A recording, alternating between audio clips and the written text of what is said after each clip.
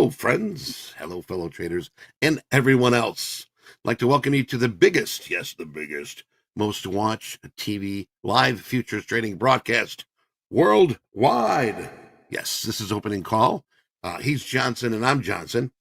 We have an exciting, informative, educational programming for you today. And throughout the week, we will be your trading buddy, your trading newscaster, your trading mentor, fellow trader, and even that voice in your head that tells you doubt kills more dreams than failure ever will. Never doubt yourself.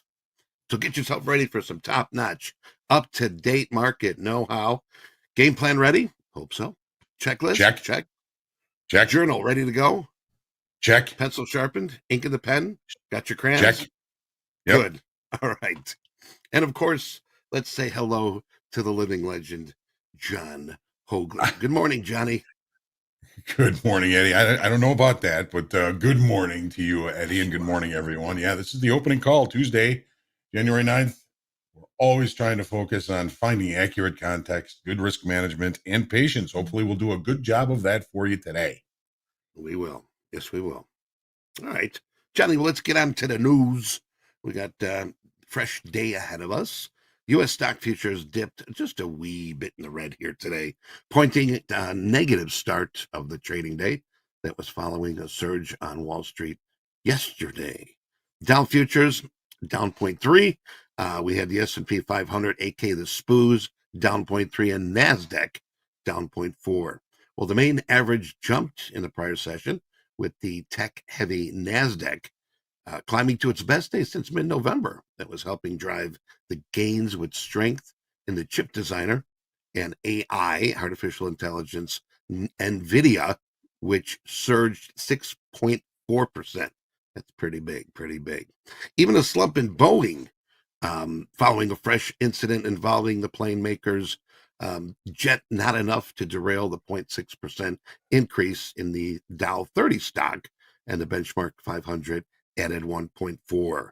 So traders are keeping an eye as well as a key on the U.S. inflation due later this week that could impact the Fed policymakers' approach to potential interest rates in 2024, which is this year. NVIDIA,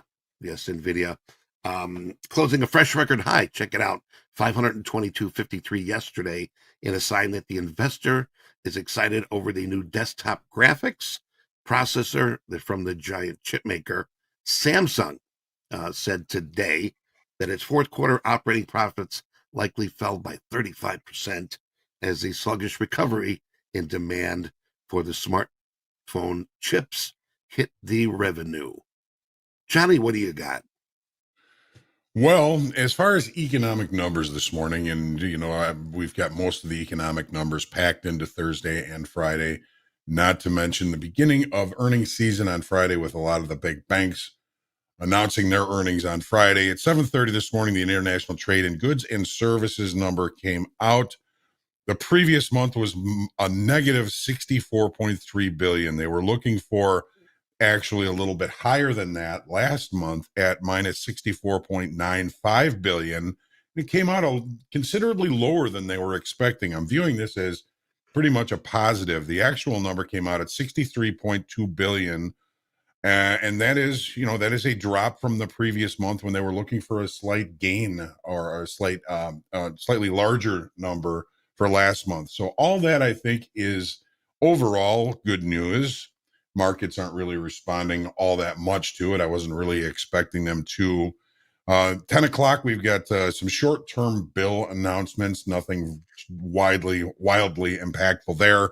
At 11 o'clock, one of the talking Feds, Barr, is due to speak. And at noon, we've got a 3-year note auction. And that pretty much wraps up our economic numbers, except for, of course, after the close, the API crude inventories number. And, of course, we'll be looking forward to the EIA tomorrow. But that's about it as far as economic numbers for the day. We do see the VIX up here a little bit, about 2% at the 13.39. Dollar index, up a little bit, largely flat at 102.35, and the yield on the 10-year hanging out there just above 4% at 4.04%. Still holding up there right above that 4% number. So that's about it as far as economic numbers and a couple of the indicators that traders look at during their trading day. We'll see what this day brings. Well, hopefully it brings some profit for everyone. Crude Mm-hmm. traders, as John mentioned here, we have a number coming out after the close. But today we are seeing that the oil prices edged up slightly. We just seen a recent break, and it looks like a recovery here. But traders are concerned over the demand, obviously, in the Middle East tensions. We did see Mm-hmm. crude up 1.8% and Brent up 1.8% also. So both the benchmarks have fallen yesterday as sharp price cuts by the exporter Saudi Arabia has raised concerns. Congratulations, Michigan, with winning the college football championship. And best to Washington also. If you are a Washington fan, all right, they had a wonderful season. All right, both teams undefeated going into this game. So it was a good game. I enjoyed watching it, but congratulations, Michigan. Johnny, we talked about landing on the moon yesterday. All right, Yes, got we did. some companies that were talking about doing it. One launched yesterday, and this was probably the first moon landing that they were looking for in about 50 years. But the company, spacecraft, developed a critical fuel leak. And so what they were trying to do is uh, fix it as soon as possible. I have not gotten an update on that, but the chimp and the squirrel so far are okay. Just to Yeah, let you they're know. they're they're saying, Houston, we have a problem. Hello, Houston. Hello, Houston. Houston's not Houston, answering. hello? Hey, I got good news on the Boeing. Um, National Transportation Safety Board said that two iPhones, sucked out of the Alaska Boeing 737 have been found. Yikes. Yes. Resident said he found one in Vancouver, Washington, and Hmm. found it on the side of the road, and it was still perfectly intact Really? because, yes, it was still in airplane mode. Oh, So it landed yikes. nicely. There you go. Anyway, but yes, they found two phones. And of course, we got our tip of the week. James, can you post it for us, please? There it is. Journal, journal, Journaling. journal. Yeah, we talked about that a lot yesterday. And Yeah, we did. got And my journal. we're talking about it Johnny's all got his week. journal. Yes, we're going to be talking about it until we've tattooed it into your brain. Use a journal. Mhm. It's only going to help you. All right. Do the work. It Anything can't on that, hurt. Johnny? It can't It hurt. can't It hurt. can't hurt. No. I think it's Or- one of the things that, people learn about trading is, you got to have a plan. You got to have a strategy. You got to try and stick to the strategy. You got to be prepared for the trading day, and you have to journal. And it seems like, a lot of people maybe start with the journal and then they decide, well, maybe this isn't all that important and I don't have to do it anymore. But it's going to be important as soon as you figure out how important it really is. So it's certainly, journaling is a very personal thing. Everybody seems to have their own way of doing it. We're going to be, of course, having suggestions along the way for you. But the most important thing is that you do it. And like Eddie says, there's nothing bad that can come from it. It can only help, and it can only speed your learning curve. So You make got sure that you're right. going to journal. Yes. All right, Johnny, you got some charts for us. Let's take a look at Yes, our ES. yes, of course. So as always, starting with the daily chart in the E-mini S&Ps. And that rally yesterday, I think most of us, I know Andre was, I think a lot of us were thinking, well, with all the information due out the rest of the week, later on in the week, that we might just kind of meander throughout the week. And there were a couple of things that I read over the weekend that maybe I failed to believe them. Maybe I wasn't really paying attention, but there were a couple of people that I was reading and kind of absorbing information from that I maybe discounted a little bit too much, was the fact that the Where the market took off on the 13th of December, the last FOMC meeting of the year, that level down there was where buyers really started to dig in their heels. And then we got down to that level on Friday. We looked at that level yesterday. And when we do kind of find that we're remaining range bound, there was no real market state break to the downside below that level. The eventual target for that would be the upper extreme of balance. So maybe we missed a little bit yesterday. And that level will be important again the next time that level is retested. So we'll keep an eye around that 4702, 4707, 4709, that whole level down there where the market really dug into the upside after that FOMC meeting will remain to be important. As of today, we had, as everybody I'm sure is well aware, we had a very directional day yesterday. It was one-sided all day long. Let's see what the end of day delta was positive, 44,499. So there was a lot of different time frames, most time frames acting in concert, pushing this market higher yesterday. And after a day like that, I think Danny says it best. It's quite often we can find some sort of a hangover day, a day where the market just kind of meanders around, accepting price after a big move like that. And there's a pretty good potential for that today. Here's the 30-minute chart. So here we go. All right. So here's that 4702 last week's low, pretty much where the December 13th rally after FOMC came out. We opened in range and value. The market just started driving higher and drove higher the entire session. Missed that one. Still made a little bit of money, but that could have been one of those nice all-day suckers that you just kind of hang on to. But we can't see that. We can't predict that. It wasn't until the market was kind of offering that market-generated information that we saw that as a possibility. Looking at the overnight session, overnight inventory is short. We added 23,000 in open interest on this push to the upside yesterday. That indicates new buying, multiple time frames, all time frames acting in concert, bringing new longs into this market.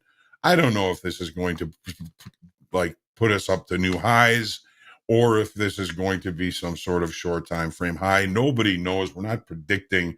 We're looking for context. And so far, with the market opening in range and in value after a big move like yesterday, I mean, the volume wasn't all that tremendous in New York. It was 3.7 billion. Look at the volume yesterday in futures.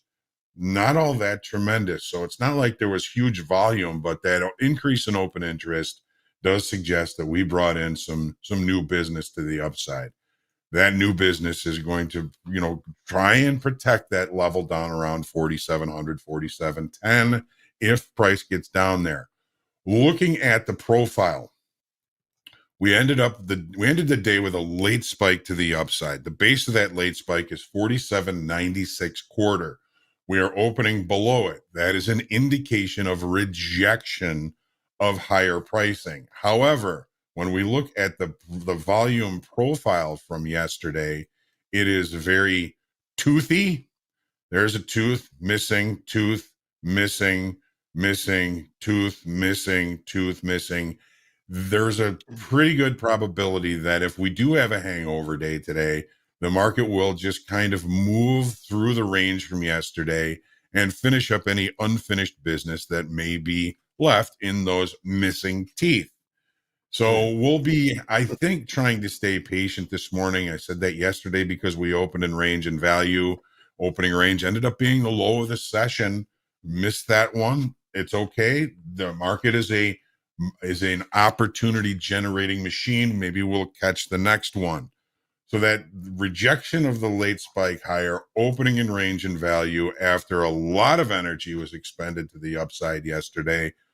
I'm looking at this as a relatively choppy day and a day that price will kind of seek areas to kind of repair this toothy profile from yesterday. We don't know, the probability state that that's likely a possible hangover repair type of day. Be careful. Those days can be really choppy. Take a look at the NASDAQ right now, which is, kind of telling the same story, but a little bit of a different story. Here's that December 13th low right here. We looked well below that in the NASDAQ, but what we did trade down to were these swing highs and this potential demand area here.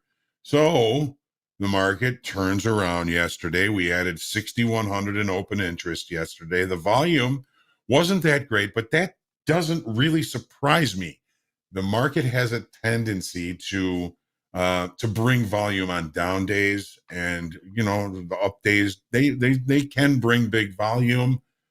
But the important thing is in the NASDAQ yesterday and the S&P is the additional open interest. So people came in looking to initiate new longs. Those traders, especially the longer time frame traders, if they were involved, are going to continue to try and protect this area down here. Where are we? We're in the middle of the weekly kickoff range now in the NASDAQ. We're in the middle of last week's range. After a day like yesterday, a directional day, the market is likely to kind of chop, have a hangover day, just look to accept the information that it already has.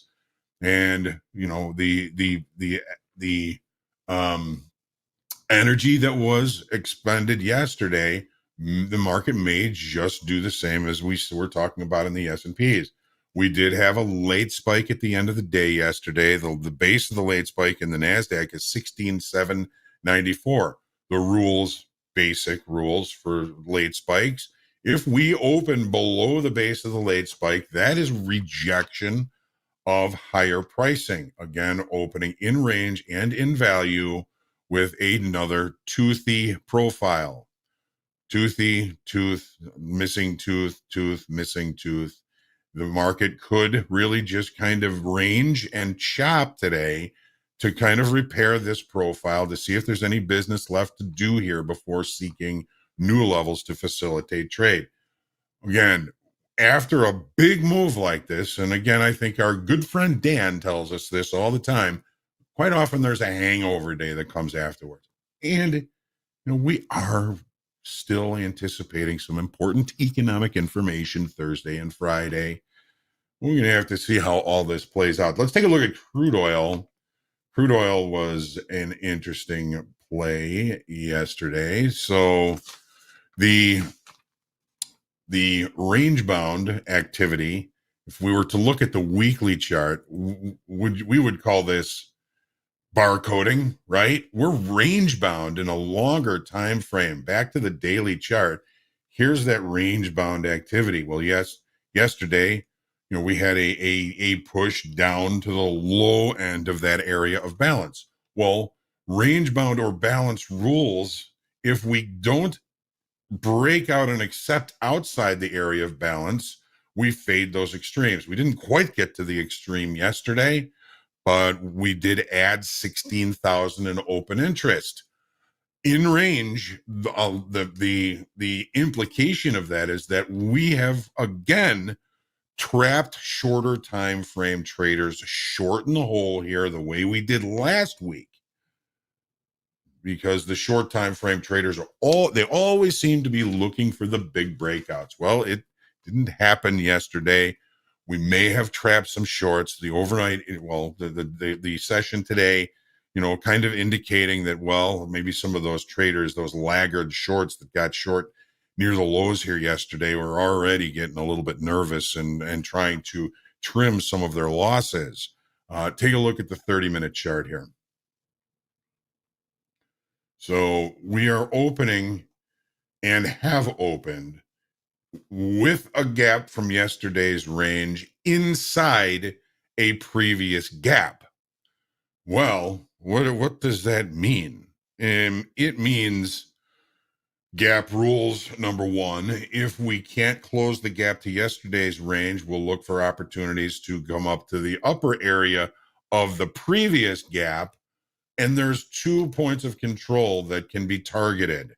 The point of control here from the 5th of January that brings us up to approximately 73.67, and the point of control from yesterday at 70.41. When we open with a gap inside a gap, the tendency is to trade to and check one or both of the points of control should they remain unchecked at some point in the near future. So we're in this range, we're in the middle of a gap with a gap. There's so much nuance and information off of this. I'm not quite sure what to do. I feel, like Anne Marie said, a little kerfuffled by what I'm seeing in this crude oil, and I'm looking forward to seeing Deanna this afternoon in Back to the Future, so we can see what she thought of all of this and how her trading day has gone to that point. Take a look at gold now, Eddie. Your gold. Ooh. All right. So on the daily, the move to the downside left excess below an important inflection level, 2031. We looked below it. So far, we've rejected price at that level. We added 16,000. Oh, wait. No, I'm sorry. I was looking at the wrong thing. We lost 2,400 in open interest. There was no interest in seeing this market continue the move to the downside. As a matter of fact, it was probably some long liquidation yesterday that even pushed us down there. Sellers would not and did not engage at that point, and buyers have taken this market back into the range between weekly kickoff high and low, 2031 on the downside, 2073 on the upside. So again, kind of looking at range bound rules again, there was a low here. We had a low there. We're looking at, a potential range being created here. And if range bound rules are true, then the failure below the weekly kickoff low, the target for an upside move would be back to weekly kickoff high. I don't know if that's going to happen, but if I were long down there, that would certainly be a target for any kind of trailer that I might be leaving on for continuation to the upside. Take a look at the 30-minute chart now. We've got, there's our failure below weekly kickoff low. It drove down there in the overnight. The regular trading hour session couldn't take out the overnight, back above, closing above. Now we've started to see a market that was largely putting in lower highs and lower lows in very short time frame, putting in higher lows and higher highs. The market has opened. It opened basically inside value and is attempting to leave value. If we reject the value from yesterday, a move to the upside would make sense. We've got a naked point of control. I didn't put that on the chart yet here, up at 2050. Again, just be careful. The market did open in range and value. It appears as though the opening range it is not the low of the day. We did look below it, rejected it. If I were to put a channel on this, we've got some a couple of points of contact on the low end here, a couple of points of contact on the upper end here. I would probably play the extremes of that channel until something were to change. So take your deep breath, ladies and gentlemen. Make sure you stay humble, grateful, creative, and centered in your trading today. And let's see what we can find today. I know we've got a packed show for you today. Eddie, what do you think? Well, you know what? Just remember, only Topstep has the biggest and best names in the trading world on this show. You're not going to find any other stream or prop firm, for that matter, that is connected with as many big names as Topstep. Speaking of big names, coming up here for Fast Market, we got Trades by Matt. Trades by Matt's going to be with us here. We've got Andre 3000. Of course, we got the legendary Hoag, and the captain of the ship, Michael Patak, will be doing Fast Market. A little later on, Shoulder Tap, we'll have John, myself, and Mick. Cortland's going to join us for Power Players. And we do have the top quiz with Alyssa. And Johnny, you've got group coaching today with JD. And you mentioned Deanna. Deanna's going to be with us here for Back to the Future's 1 p.m. Central Time. And, of course, Power Hour. We're going to have Cammy Capital. And Jack's going to run that one. So that's what we've got for today. Remember, keep that journal busy. Okay? Keep your mind focused. Positive mental attitude. And we're going to take a break here right now. We will be right back with Fast Markets, I promise. Stay tuned.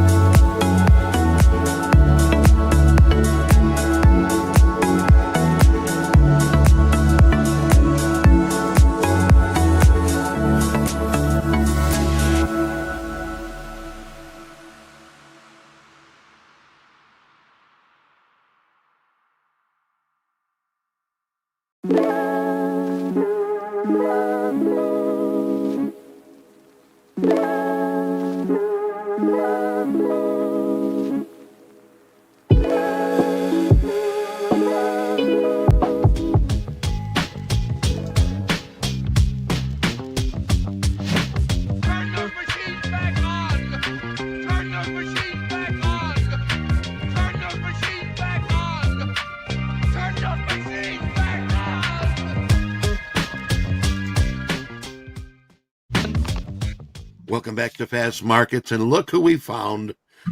We've got Michael. Michael, good morning, sir. Good morning, Eddie. There's somebody out there snow blowing, and there's noise. So if you hear that, I apologize. Snow. I don't hear it. Good morning, Andre 3000. How are you? Good morning. Let's do this. Let's get our horses, ponies in the gate. And let's get ready for a positive day here, boys and girls. Okay, We so are out of the we are gate, open. We are open. We are open. Yes. Matthew Miller will So- be joining us today, and he's the Yeah. he's the wait 15-minute guy. I We learn a am. lot from Dre, him. do we take There he is. I hear him. the opening range trade? I am not. That's your trade. I'm going to is take it? it if it's small. All right, where's it Keep at? going. Tell me about it, John. I'm setting up my. Well, right now it's a screen. 2.5 handle opening range so far. So Mhm. if that remains, then when it breaks out either side, I'm going to take it and take a small risk on it. I wish I'd have done that yesterday because the opening range Yes. was a dead ass low, and we had a 65 point 2% range. up day. Yeah. Yep. Uh-oh. Oh, look who we've got. Oh, he's coming in. There he is. Matt, good morning, sir. Someone's at the door, Michael. Chuck, let me get it. Somebody, Ma, get the meatloaf. Meatloaf. I think the mat's still super delayed, so we might have to take him out real quick. Oh, really? Your audio's Okay. live. What's she doing in there? I don't know what she's doing in there.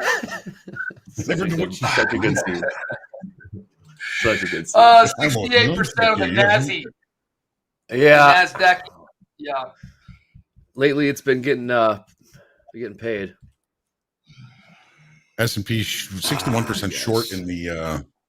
in the tilt, a little tilty. We're short because the opening range opened to the downside. Oh, hold on. Actually- What do you have? 61% short on the tilt? That's what I'm seeing. Maybe I should refresh it here in the S&Ps. Yeah. And Andre, I see 62% long. Why am I seeing that? What do you see? I've seen 62% long also. Okay. Give it a refresh, John. I just X'd it out. Son of a. Son of a gun. Yar. All right. Here we go. Tuesday. Taco Tuesday, Eddie. It is. It's Yeah. Trades by Matt Tuesday. Yeah. TBM Tuesday. Just TBM. came back from a in hunting here. trip I saw. Yeah. What do you take down there? We'll ask him when he gets on. It's hunting Looks like it snipe. was a success though. All right. So what levels NASDAQ do we uptick. have? Oh, yeah. NASDAQ is up to, so guys, levels are at the top of your charts right now. Or sorry, top of your chat right now. Levels. Get on my These are level. levels we're looking at.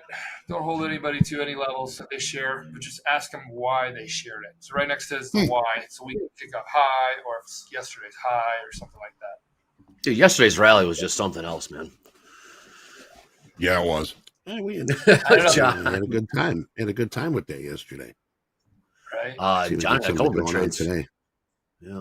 So what happened? Power hour. What'd you guys do? Power hour was the money hour. Dakota. Yeah, Dakota we once made money again. on Dakota that. and Johnny were just making money hand over fist. Yeah. I made my day back. I know that. I ended up the day up 380. Up There 380. you go. Did Nice. you get long? You must have got long. Nice. It's a win. I think it was actually before. It was actually right in the lunch hour, about an hour after. Zombie I got off rally, that. no kidding. John Brewer in the S&P's chat a little called it a tilted to zombie the long rally. side. Hey, John, what time frame are you using for the opening range? I use 1 minute. There's no right or wrong number to use. You know, I saw somebody in the chat that said that uses 3 minutes, and that's all good. Just do it consistently. I like the 1 Right. minute because it helps limit risk better. Usually, if Got you know some that comments. 3 minute, that 3 minutes is going to be a bigger range. Right. Fred's talking about this S&P you called yesterday. The base of the late spike, Yeah, he 47, did. 962 or 96 quarter. If you look at yesterday's profile, 47, 96 quarter is the first Right. single tick breaking out above the body profile. Right. Yep. That late spike rule. Late spike rule. Market was seeking that liquidity. The NASDAQ left the opening range at the low. The S&P left the opening range at the high. Uh-oh. Looks like the NASDAQ is winning. Is that correct? I don't There's- know. You tell me. There's still oodles of liquidity way above the S&Ps. There's still that 500 offer up at 48.08, Andre. 08. Yeah, 08. Yep. Yeah, but we got a long way to go before we get to that. Yeah. Okay, we just took our first loss here. We In the flirted with S&Ps. that. What do we get? 03s, 48.03 was the high yesterday. Yeah, it was 3.5. 03 hook. Okay. Now, one of the things that we talked about in the opening call, Andre, Michael, and Matt, is after that big move to the upside yesterday, there's a probability that this market is just going to have a hangover day. It's just going to kind of range and chop the better part of the day. I took the opening range trade because we're trying to do that with relative consistency, which we should have done yesterday, which we missed. But Matt, your wait 15 minutes, I think, is probably a pretty good idea because when we look at this, Michael, this is the NASDAQ. If we're looking at my charts, yes, okay. Yep. So here's that big move to the upside. Here's the late spike in the NASDAQ, like Fred was just talking about. In the NASDAQ, the base of that is 16,794. It's a long ways away. But when we look at the volume profile here, it is very toothy. A lot of missing teeth, missing teeth. If we're going to go into repair, prices just kind of meander around inside the kind of toothy profile here to kind of repair the picture there.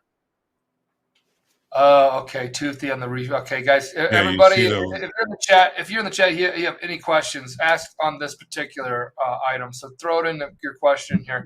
We can spend 10 seconds talking about this. So toothy on what you're talking about is the profile to the left, not the chart, right guys. Here. The profile to the left.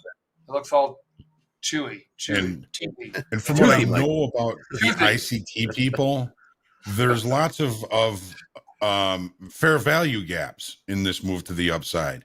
Fair value gap here, fair value gap here, fair value gap, fair value gap. In market profile, we call those single TPOs. And the fact that we're in this area between value high and value low after expending the energy we expended yesterday, there's probably a pretty good probability that we're going to just end up with some sort of a hangover day here. So right now with that opening range trade, I'm down 170.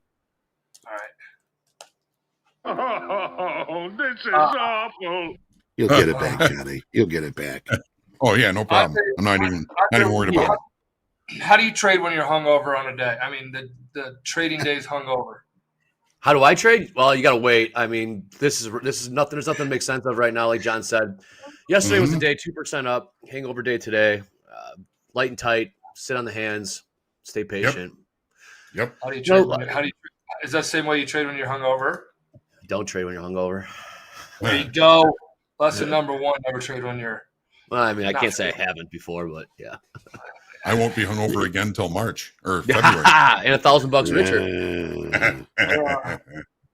Now, when you talk about hangover, what movement occurs?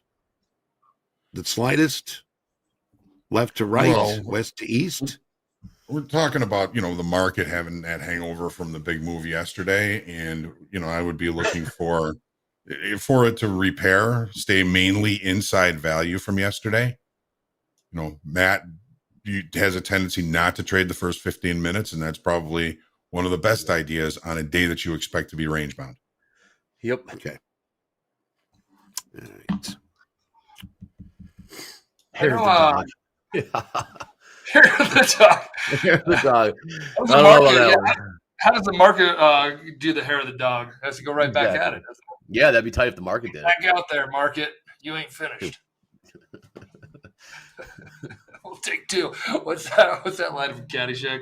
We'll take a picture of beer every 15 minutes and somebody starts puking every 7. Oh, yeah.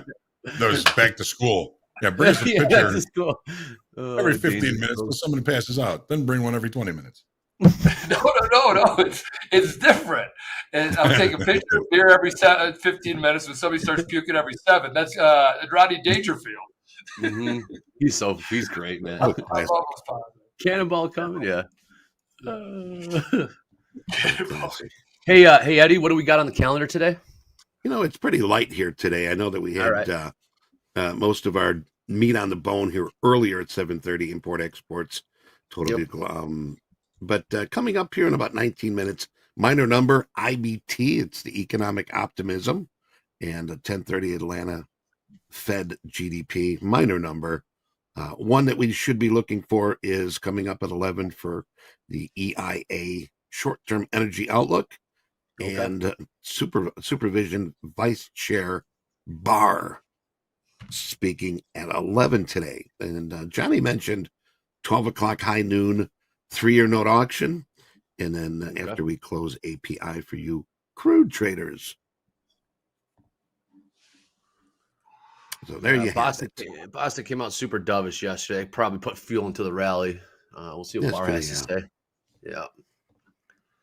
Yes. Rate cuts. Hey guys, we're working on getting Matt back on the show, so hang tight. He'll be here shortly. Yeah. So how's your journal coming, Michael? You journaling? I have a box full of journaling notebooks. Got mine right here. There you go. I was just going to ask you, Andre. Got mine right here. I'm checking. Andre's got it right there. Underneath his pillow, 2 spots. Dear Journal, the market was up 2% today. Dear it Journal, was hung over. It smelled like Dear my Journal, I fell in love with my position today. No, Deanna made a joke about that the other day. This isn't you write Dear Journal entirely. Yes. You got a lock and key for it? Yeah, exactly. Hey, congratulations, Mongoose. Mongoose passed the 150 combine today. Nice going. Wow. Mongoose. Nice job. Yeah, buddy. That money. Yeah, buddy. They're still talking about dragster drivers. Snaking All right. All right, Eddie. You got it? All right. It's 68% long. Right. Yeah, 50-50 the NASDAQ. Yeah, we're going a little too fast on that. You got to do it to McConaughey, nice and slow. All right. Let it sort of fall out of your mouth. just roll off the tongue. Roll off your tongue, right. Jay Gray loved that.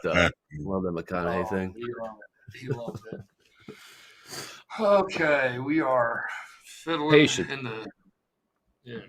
Jake was asking, not Jake from State Farm, but Jake from our community. I probably get a lot of that. Sorry, Jake. I just had to go there. How do you find the big orders? Like the one over 4,800 you guys are talking about.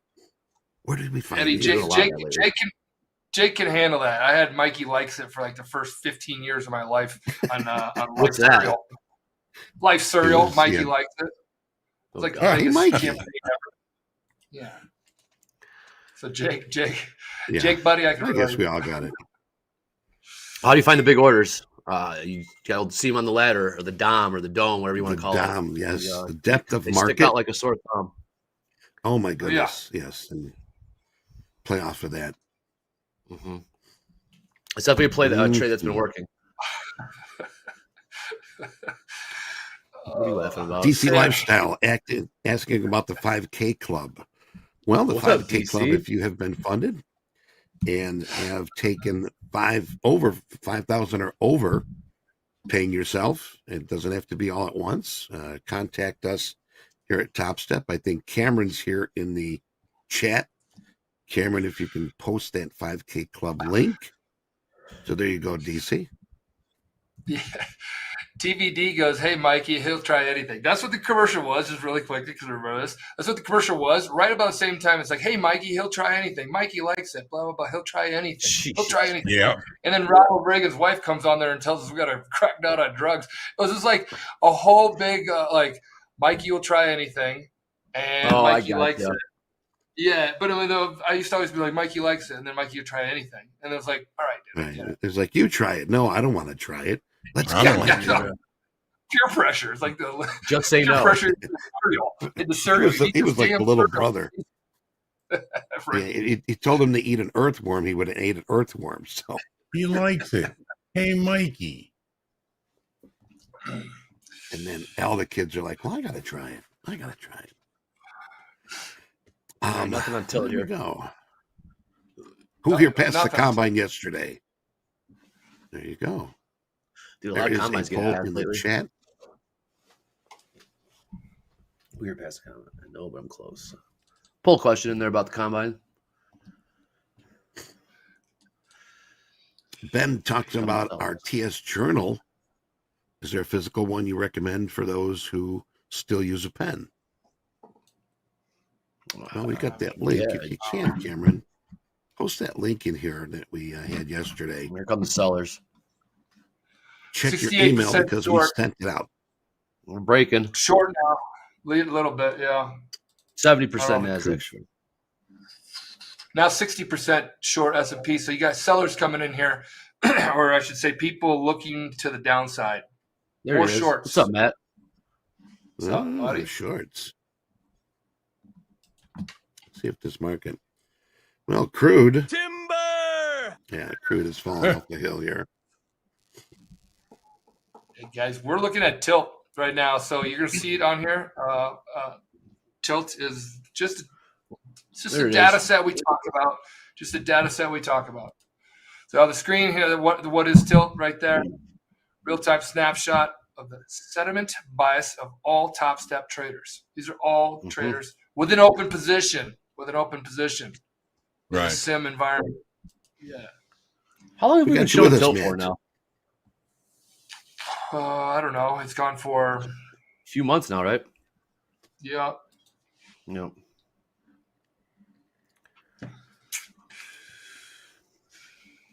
All right, downside pressure. Here we go. We're still So I mean, working this on is it here. this what we're really kind of expecting. You know, we're in repair. I'd like to see the S&Ps get down to the point of control from yesterday, which is 47.59, and then put a base down there, and then turn around and continue to repair higher. I like that idea, John. 47.59. I like that. 475. Mark that on your calendar. Mark, put that in your notebook. I just wrote it down. Asterisk. patient. We're not that far. Right now. Because I mean, in the overnight, you know, in the ICT world, the overnight, we've pretty much taken care of almost all of the fair value gaps. Right. I don't know if they prefer that in the regular trading hour or if it's all right in the overnight, but you know, we get. I think we've pretty much taken care of all of them.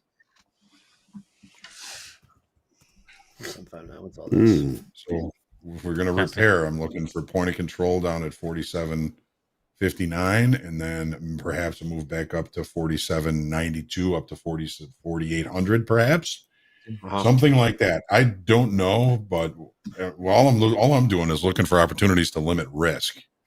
Right. Hey, while you're talking, Johnny, I got long 66s. A little shimmy and shake down lower. Oh, nice. 66. Hey guys. Hey, what's up? Hey, Are we We in? got you now. Yeah, Yes. I got you. Oh, The man. let's go. wow. Yeah. Congratulations. Get a Ligma. DVM's in the house. What's If happening? anybody doesn't know who Matt, Trades by Matt is, nobody knows who Trades by Matt. We're going to put a link up on the very top. This dude is fun to trade with. It's a buddy of ours. Man. He's A little Trades bit by forced. Matt. That was my first forced 15 minutes. You had no choice. Echo. Uh-oh. It was tough. Gotta kill this Echo. Can drive me You got Echo? Yeah. YouTube volume Michael. down? Yeah, I got out of that one, Johnny, up 600. Okay, no, that's good. I mean, I'm still liking this area down here. If you look Yeah. on my charts, the point of control from yesterday in the NASDAQ, at least on this platform, the volume point of control is 16,655. So, I mean, that's one of the targets that we're looking for in the S&P is good risk limiter. 16,665. 655. 55. Mm. Another. So you were within what, 11 points of that when you took that long? Yeah, then it really, like, I covered 82s and 86s. And We're a little tilted to the short side here. a little tilty to the short side, but it's also cruising to the short way. I didn't hold that bid too long. I know that. Yeah, blow me. What? Yep. Well, he goes, What'd you say? MP's green. Wow. He's MP's green. Wow. Meatloaf. Thought you said something else. What does it mean, though? What you doing up there? I don't know what he's doing up there. Mm. Oh, what a Almost morning. nunchucked you. You have no idea. I was trying to pronounce his name. Come on, guys. Okay. I don't know. That sort of, you I thought did the you were doing. McConaughey on that one. Yeah. Saw it out of your mouth. Not. What? Just have some fun, guys. We're just trading. Just have some fun. I didn't. Yeah. Bunch of dudes and dudettes and people just in here trying to figure out which way the market's going. Market's gonna go. What's it doing up there? Which way is it going? I don't know. I never know what it's doing. I don't know what it's doing. We got to take that. The Mowers and Meatloaf, what's she doing up there? Turn that into something to do with the markets. Hey, JT, how you doing? How's Bluebell? JT's wondering what Matt's thinking. Can we hear you, Matt? I can hear y'all. Can you hear me? Yeah, we got you now. Okay. He I says he's still have a got little bit of an echo, but it's fine. What am I thinking? I'm thinking, so I took a short on the overnight session, actually, which is not normal for me. I got short at 780, Nice. and then rotated it down to 720s. So I grabbed 60 points on the overnight 80 to session. 20. 80 to 20. Yes, sir. Yeah. 80-20, Yeah, that's my huh? 80-20 rotation. And then on the daily level, I was kind of wanting to see it kind of backfill into like 600 or 580. If it goes down there, I will probably try some stabs long. If it doesn't, then just be kind of prepared for a little bit of rotational chop, in my opinion. But I kind of like, if we get down to that 600, 70 to 80 points lower, I like the longs, or at least a shot at the longs. And until then, just kind of being pretty scalpy with it. So that's my play. What got you into that?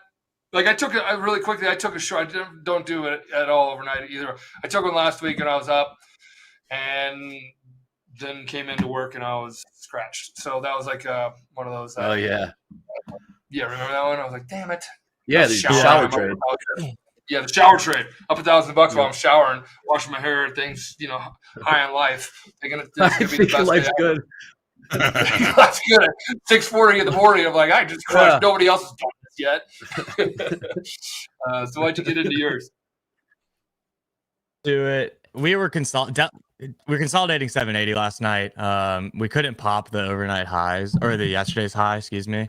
And after a pretty big rotation up, I wanted us to kind of backfill a little bit. So I had to stop above the high from yesterday. Never even got close, and I just went to sleep with it.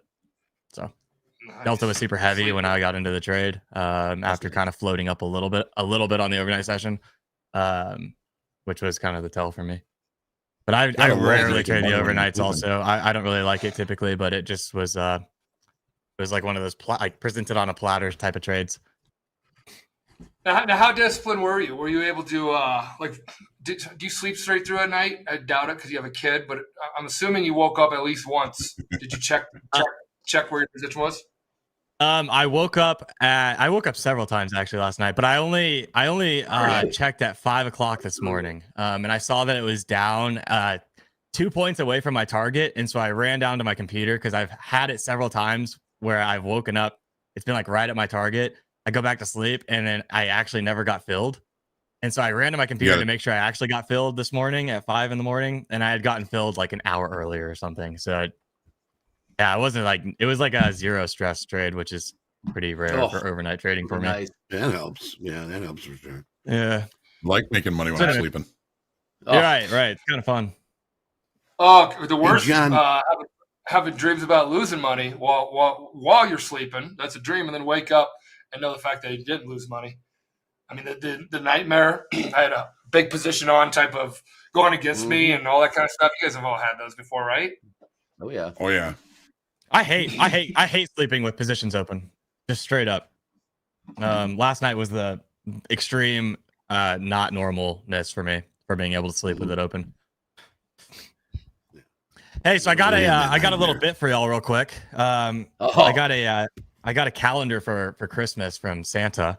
That's a dad joke calendar. So every day I've been going through the I love the those. joke for today. Are you ready for today?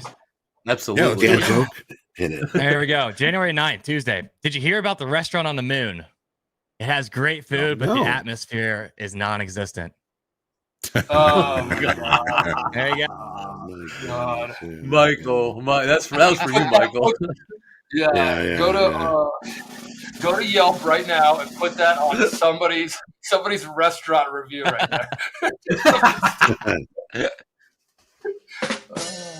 So good. What did Anthony Bourdain say about reviews on restaurants, Andre? He hates them. He hates Yelp reviewers. Yeah. Kill restaurant. We got a poll on Yelp. On Yelping. On Yelping. There's a how many hours of sleep you get nightly? Fill out the poll. Let's see how many. About Yelp reviewers, and it is the funniest. It's one of the funniest like cartoon segments of all time. Which one is worth a watch? It's I forget. Just you got to look up like Yelp South Park, and they have immediately pull up the whole bit, and it's hilarious. Putting that in my notes. Yelp South Park. I would definitely look that up. It's hilarious. Put that in your journal. That's right. Right there. Yeah, Matt. This week, the theme of the week is journaling. Mm. Yeah, it's journal, Matt. New year, new journal. Yep. My journal is basically just talking it out in real time. I used to have a hardcore journal on it when I was. This is when I was still working. 4 or 5 years ago, I had a journal that every morning I wrote out what I wanted my full year, like what I wanted my goals to be at the end of the year. And then I would write out kind of my trading. It's honestly, my journal is what helped me figure out about like giving back money. Then just over time, I started streaming and then making videos and stuff. And that has been kind of my form of journaling because I'm talking it out in real time. There you go. And then I'll review it quickly. Like I'll review like how my session went, but I'm not physically writing anything now. But I do have data that I'm looking at still. So I look at data. As long as you got something that you can review. Review and look back at. Yeah. All right. Hey, John. Like for me, like I look at stats for my for my trades, whether it's holding, how much drawdown it took, your MAE, etc. I'll look at all of that on a weekly basis, but it's not daily for me personally. Okay, Andre. John, I got a question for you. I got a question for Johnny here. NASDAQ tested the 5-day HVN and failed. Is this considered an open test drive? This is from JP. NASDAQ, I mean, I wouldn't call it an open test drive because of the well, I mean, I don't know. I don't get too like caught up in the names of the day types. I mean, the NASDAQ did open, drive higher, turned around and tested lower. And it's really just kind of right in the middle of the range here. So, the test of that high volume node is something I would expect on a day like today, where we're looking for some sort of a hangover, some sort of range bound activity. So, I'm not looking at the 5-day high volume node. So it's kind of hard for me to judge that. Andre, I'm seeing liquidity above again here. So I'm long at 43.25. Poor trade location. The Hilti's a little bit long. I'm not real happy about it, but it's where I'm at right now. So 47.73. Okay. Are you looking at are you seeing 75 half? Is that where you're seeing liquidity? 75 half, there's liquidity. There's liquidity a little bit up at 78. There's liquidity up at 80 even. There's liquidity up at 82. Like it. Yeah, okay. No, we got our results from our sleep poll.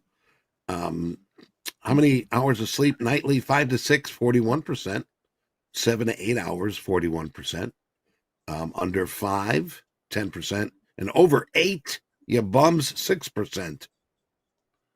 God, if I could sleep 20 hours, I would. Oh, so would I. Oh, so would I. I had to kick my wife out of the bed last night because of tossing and turning.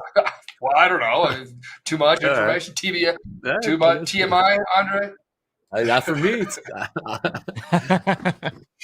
Hey, would you take care of it? No. Who was tossing and turning? You or her? Nah, I can't sleep. I toss and turn. That's what, like, I was asking you how many times you get up in a night, Matt. And mine, the night before, I think it was 16 times. Because I look at my phone, it's like 4:40, 4:48, 5:01, stuff like that. My biggest problem is that I wake up and then my brain starts and it's just, there's no hope. I'm long one, by the way. I just got long off 92.75 off that wick test. You got a little heavy on the S&Ps right now. Not just a little heads up, but your little bias long on the S&Ps is 74%, which isn't. Yeah, which is a little unnerving. 12. So melatonin may help. Yeah, melatonin or gummies. Matt, I'm gonna fade you just to one guy. Go head to head on this one. You want to do it? I'm already out. I took 13 points in like a couple seconds there, 93 to nice. 05.5. Nice try, Michael. Yeah, I know. Yeah, better luck next time. I'm sitting here naked short, but I'm sure somebody in here is fading me. I'm sure. Let's hear it. There's Anybody else? Yeah. It looks like you're fading. We got 3,000 people watching this program, and let's get the likes in here. Early likes help us out. Click that thumbs up, and if you're not subscribed, shame on you. Subscribe. Yes, Robert. We trade live every day. Perfect wick test.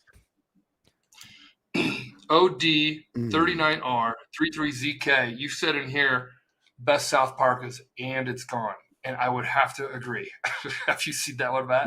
And it's gone. That's another traded meme you could just go all day with. Wasn't that all during like the financial crisis when they're like, and it's gone? They were like, they did the whole thing. Like, when people are getting wiped out right now, you're just doing a cartoon about getting wiped out. Right.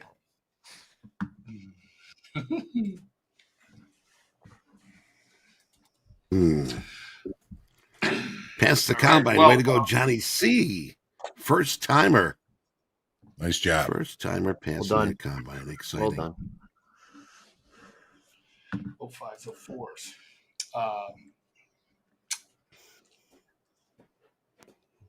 It's gone. Go.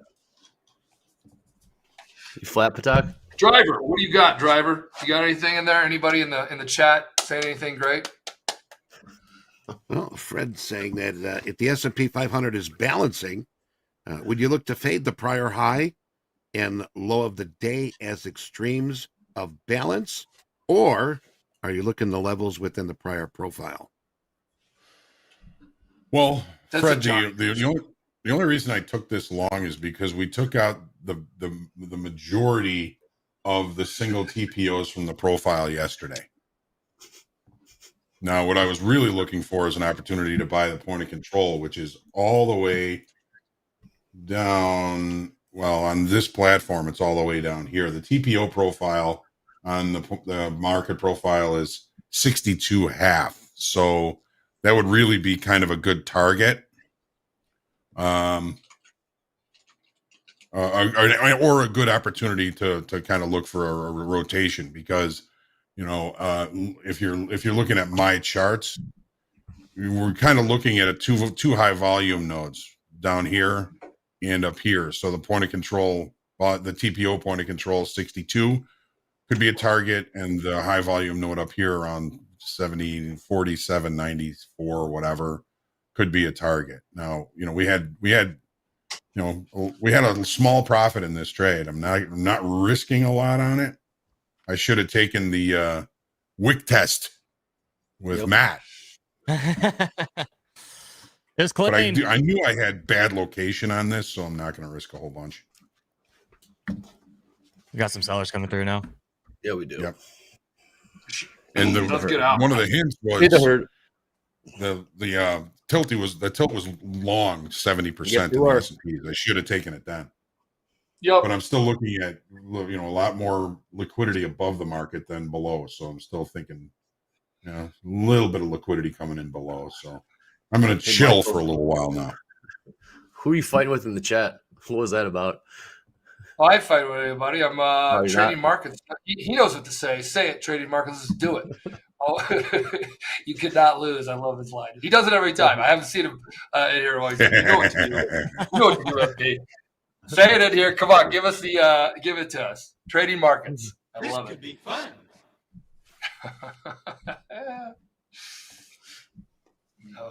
Yeah, people are talking about NASDAQ hit VWAP right here, and it's showing signs of rejection from there.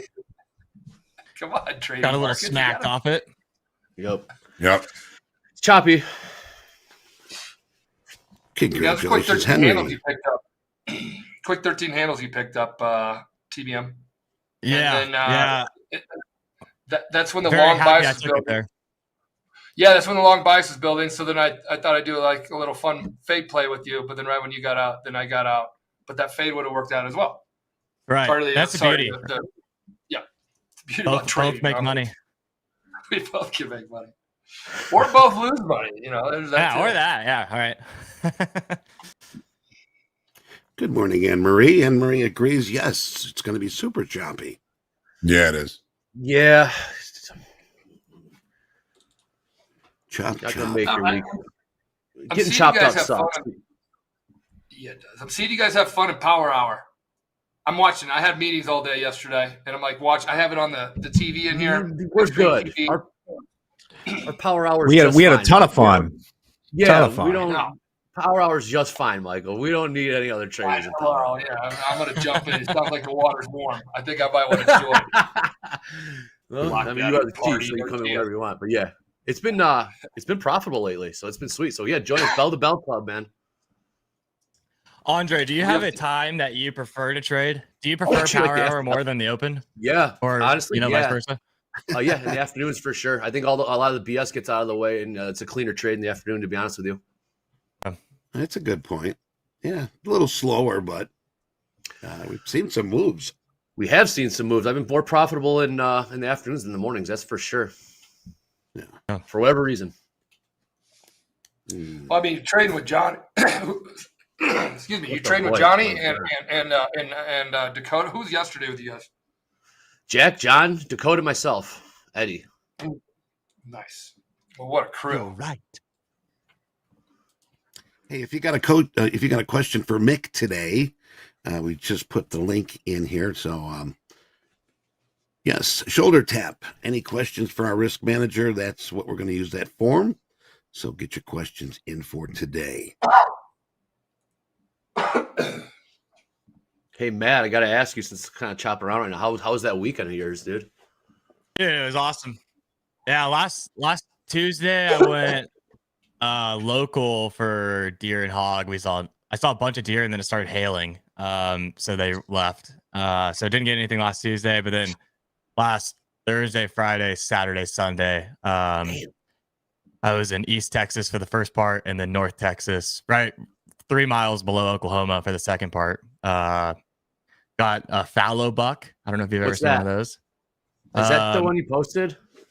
And that's the one I posted. Yeah, it's huge. I mean, I'm really proud of that. I'm getting it mounted. Yeah, it was. Oh hell yeah! Before getting gutted, it was 199.6, so it was pretty heavy. And the antlers are super. Yeah, cool. There it is. Good work, production. Damn. Oh, nice! Wow. Look at that thing. Oh, nice. Holy moly! Yeah, TBM, dude, we got cool. we got the best working behind the scenes. They caught this one, and it sounds like you caught a kick-ass one. That's a nice. What kind of Where's Matt? I can't see him. Yeah, who's holding? I don't know. Floating head. Damn! Look at that sucker. Yeah, so it's called a fallow buck, and they're cool because on the it's called palmations. So like it's a deer, but it almost has like a blend of like moose antlers in a way, with the way that it's kind of like spider web. Oh, flat, flat antlers. And those are called palmations. So it's super cool. He was a big boy. How many and points? then went duck hunting on Sunday morning and limited out on teal, which was fun. So your freezer's gonna be full. Freezer. Yeah, I dropped it off yesterday, and yeah, I mean it was 99 pounds of meat. So I'll be munching on that for a long time. Yeah. Can I pay shipping? Can I pay shipping and have you send me some? I would love to have some of that. We'll eat it on the show. Yeah. I'll send some jerky or something to y'all. I already ate the tenderloins. Jerky. But I'll do the jerky sticks or something like that. Yeah. It tasted really good. It tasted a little different than normal deer. I liked it more, honestly. So first time. It's cool. And then Nice. the duck, I let everybody else take the duck because I've had plenty of that, but it was fun. What kind of rifle? For the deer, I have a Tika T3X Lite with the fluted barrel. And then a muzzle brake on the back or on the front thing is loud. And then for ducks, I use a Benelli Super Black Eagle 3. Ooh, look at you, rich asshole. Benelli? Benelli, yeah. Yeah, I know. When I was growing up, when I was growing up, I dreamed about that gun. Dreamed about it. Yeah. You know, like growing up in the country, you don't have like these awesome guns. You get like a Winchester. I mean, that's kind of a high end one. Right. Well, I got the Benelli for myself for Christmas. Of course, so they're bad. It's brand new. The Tika is also like very, very. I love that gun a lot. I've always been kind of a shotgun guy. I just kind of prefer it, but the Tika's taking the cake right now. Did some coyote hunting with my thermal, but didn't see anything. What's so that? fun stuff. What do you have? An arsenal. Yeah, he does. I live in Texas, man. Oh yeah, Live in Texas. We got a lot of Right. guns. You can buy guns at the photo mat. Yeah. Right. Hey, Andre, have you noticed the tilt skid? I have a one lot short right Heavy here, long. 28. Heavy long. Yeah, but there's liquidity upside here in the S&Ps. Yeah, I'm long again. Yeah. John, you're long. What'd you say? I'm long again, 47.70. Yeah, 47.77. long. Let's tilt. Just 75 poor on trade the SP. location, but I keep going for that liquidity above. Yeah, I see that. I think it's a good play. I think that overrules the tilt. Matt, what levels do you have up here? In the 720, 730, 750s, 760s? Anything around here? I like the 730. Right where we're at right now. It's also where I took profit on my trade on the overnight. I like this area as kind of rolling, but until then, I mean, I think we probably straight shot 40 to 80 almost. Would be my guess. Delta doesn't look bad, and I think just like almost like a return to settlement kind of play could be potential. Yeah. Up into yesterday's value area high, so like the 80s, 90s, overnight high, all of that stuff. That's also with like yesterday's close. It's all right around the same spot.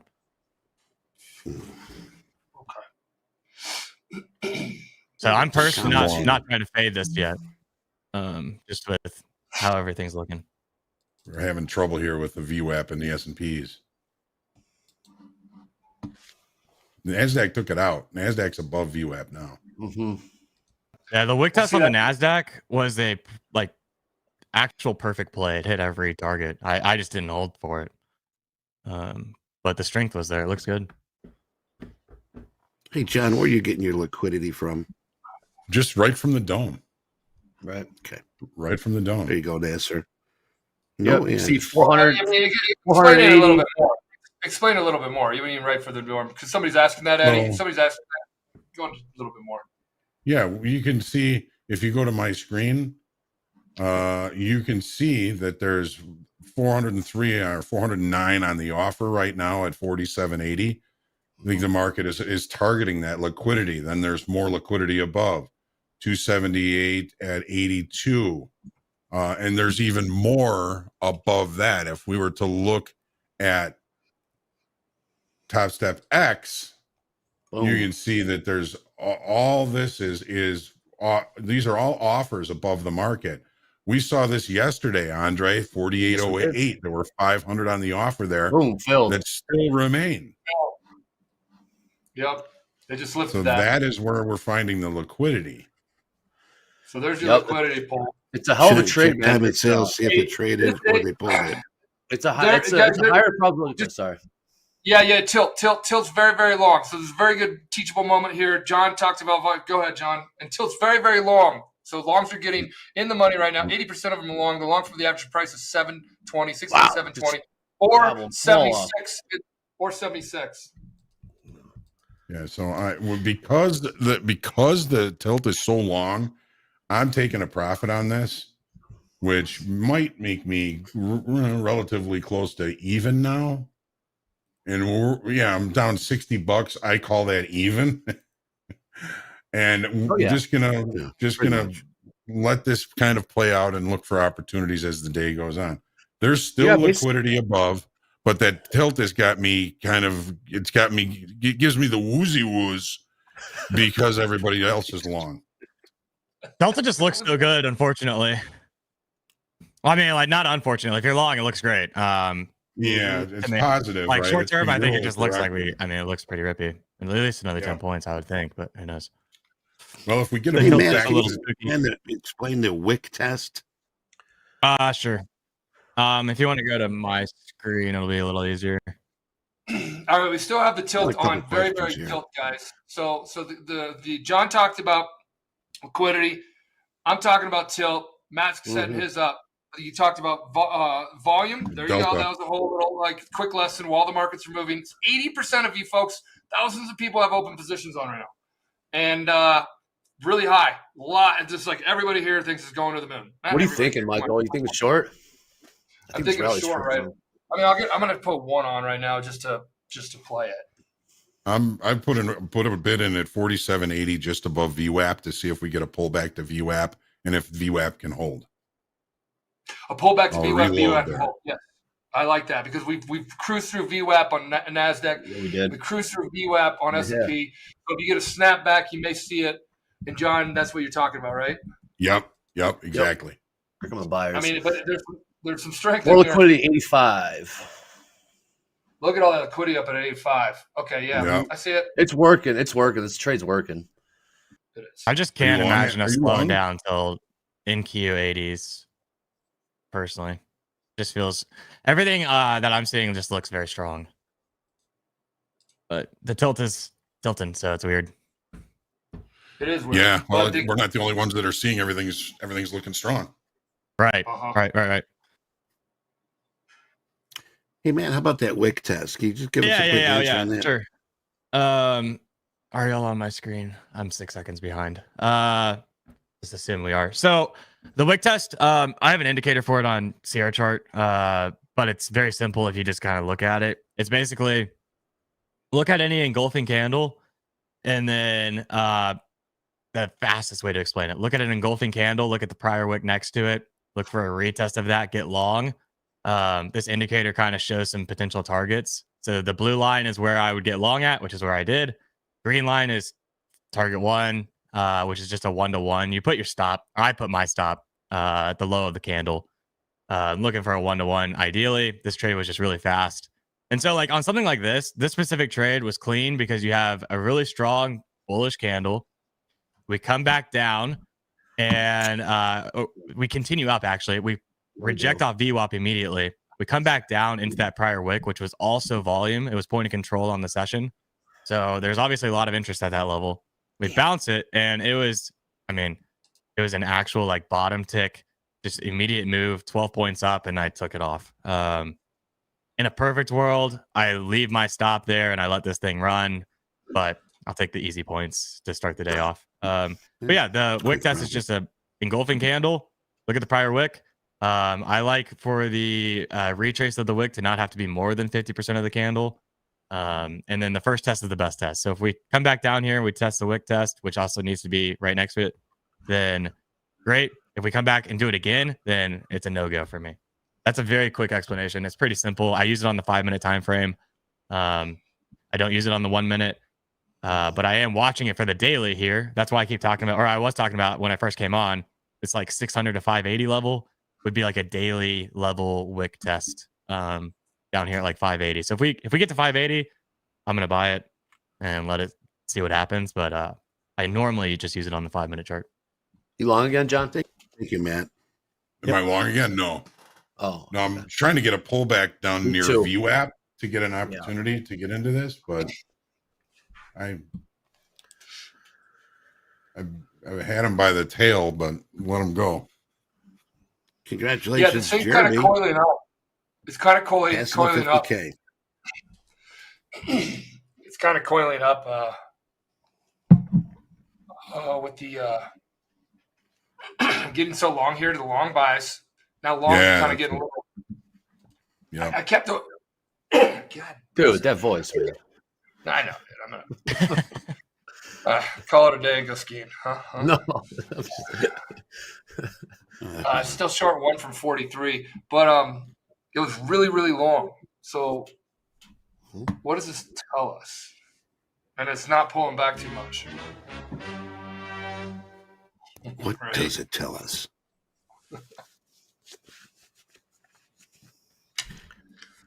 Do we have news today? I didn't even look.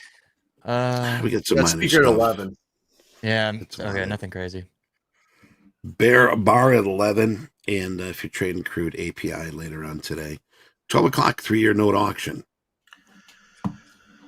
I have some news as well, Eddie. Oh, Jack, what do you got for us? All right. Glad you asked. Take a look at these inflation expectations. The blue line is the median of 1 year ahead. The gold line is the median of 3 years ahead. So you can see there that huge peak. So just good to know what the expectations are, because that's what's already priced in, so to speak. If we don't get down to 3% relatively quickly, say the next year, there will be ramifications. So something to keep your eye on.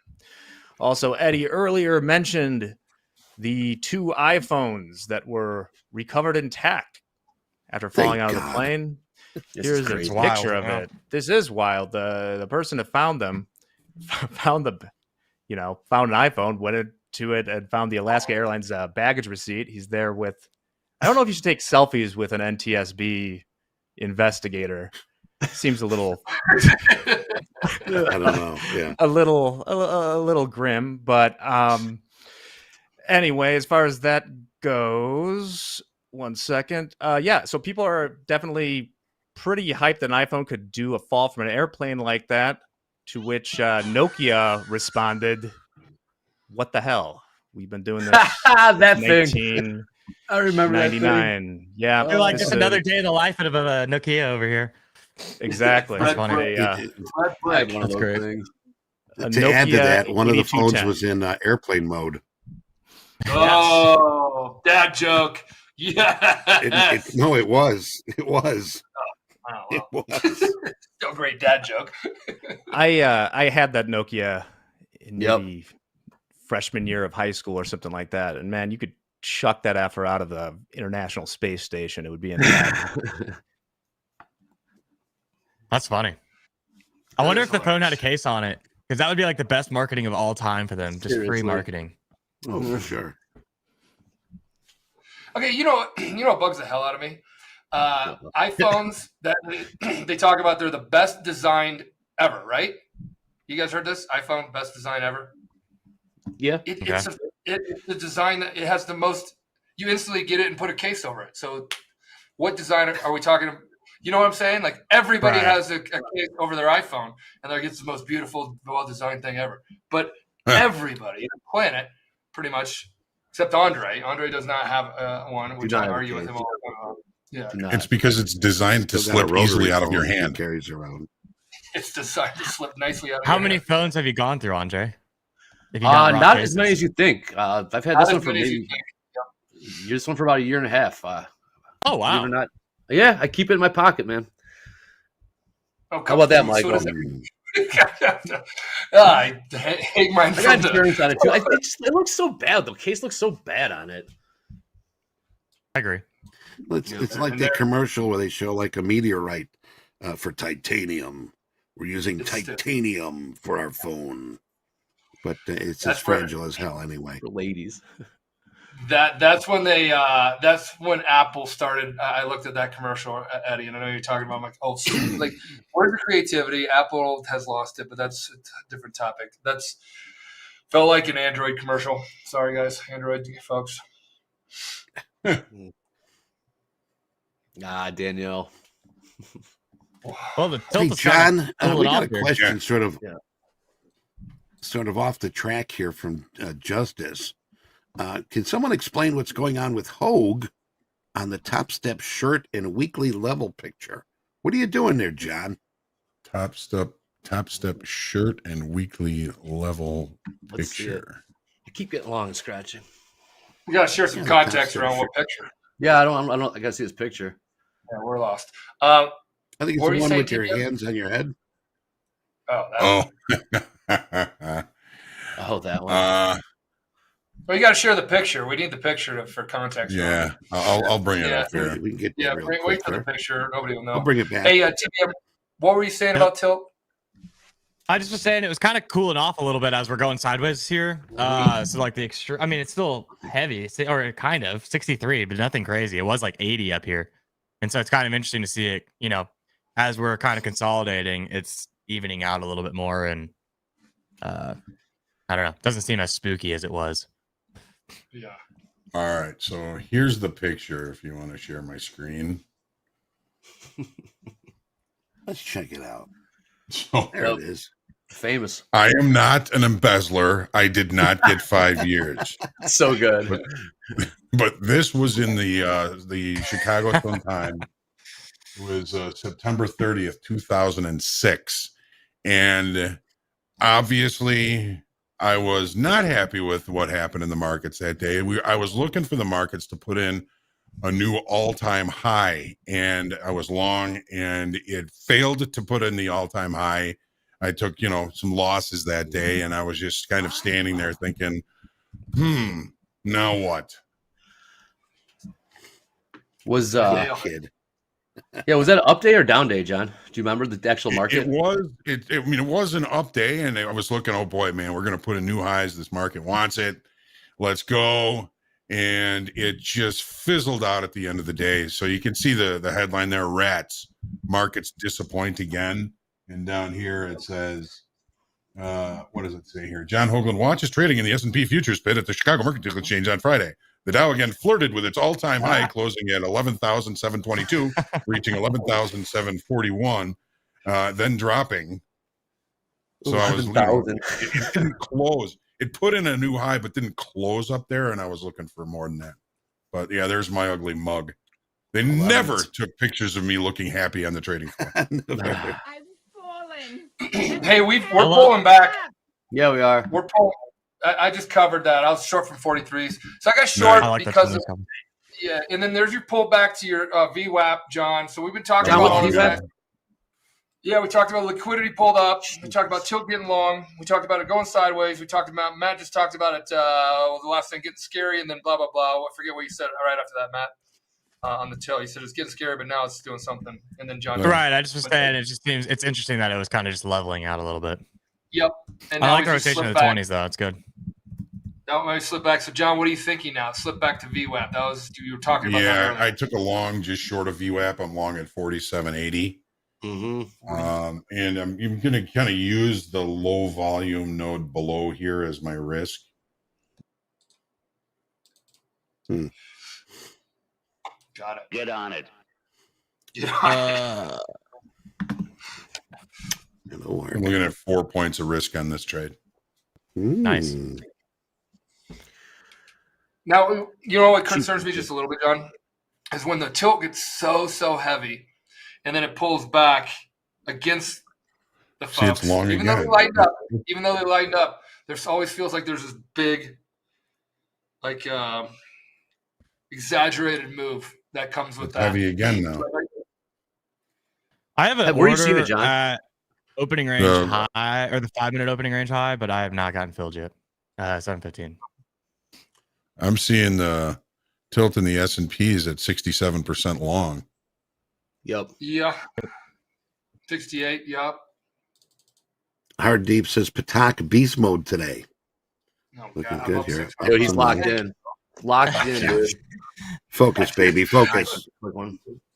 Every day is varying degrees of beast mode with Patak. Yeah, I know. I'm here to trade and to evaluate a shit ton of traders and back them. That's my role. So He's spinning a lot of plates, folks. Yeah. Hey, we got a poll in the community. iPhone or Android? Get your vote in. I'd like to see this one. iPhone or an Android? Oh yeah, I would like to know that one. We know it's 50-50 chunky and creamy in peanut butter. So we're 50-50 here, folks. No, 50% like chunky peanut butter? That's shocking. Yes. Would you think it should be more or less? I think it should be significantly less. Really? Okay. I took a lot of shit for saying creamy. Yeah, I like no, creamy. I would assume that like Dude, 80% like creamy Matt. peanut butter.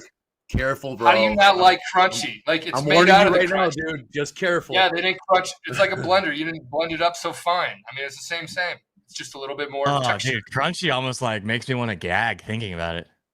Careful, get man. outta here, Matt. I took a lot of shit, dude. I'm not scared to take shit on this one, to be honest. I mean, there's a right way to do things and a wrong way, and I'm just defending the right way. I'm just looking out for it because I care. Yeah. No, I mean, Michael's muttering Chenner's breath right now. This guy goes, massive food opinions should just straight up be ignored. That's valid, honestly. Now, you guys are talking about peanut butter. We mentioned this last time. It's one of the most controlled foods in the FDA list. So just remember here now, okay? Average of 1 or more rodent hairs and 30 or so insect fragments are allowed for every 100 grams. So if you get that chunky, or actually I should say the smooth, and there's something chunky in it, most likely it's an insect. A locust or a grasshopper or something. Those bugs give me my vitality, Eddie. Protein in those bugs. Protein, baby, yeah. Vitality. Okay, Spider-Man. Okay, so chunky and creamy, around 50-50. iPhone and Android, Eddie, looks like it's starting to square up to that too.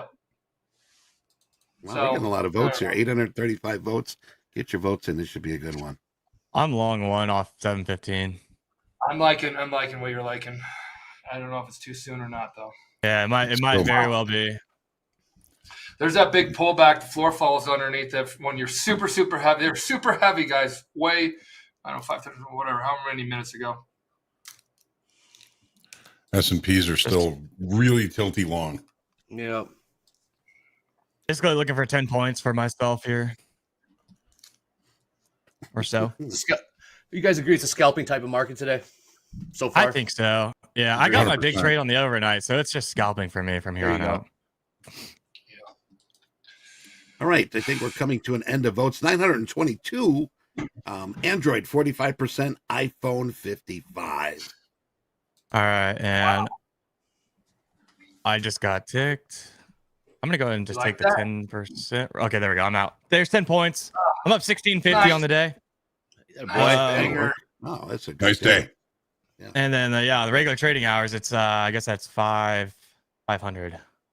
What account you in? No, just 450. What's up? What account you trade? I'm on the Robbins account right now. Oh, I'm on my Robbins account. How's that going, dude? Yeah, how's it going? Yeah. I'm on so let's see here. I'm currently up. I started at 10,000 and I'm at 12,585. So 25%. There you go. Is that right? Nice. Yeah. 25. Dude, let's get it. Yeah. God, that Robbins. Let's stop it. How many light years did it take you to open up that brokerage account? Me? I just say nothing against Robbins. I've known about these guys since like 1997. I'm just like, I mean, they've been around for forever, man. Ever. And they haven't changed anything. So it's just kind of like,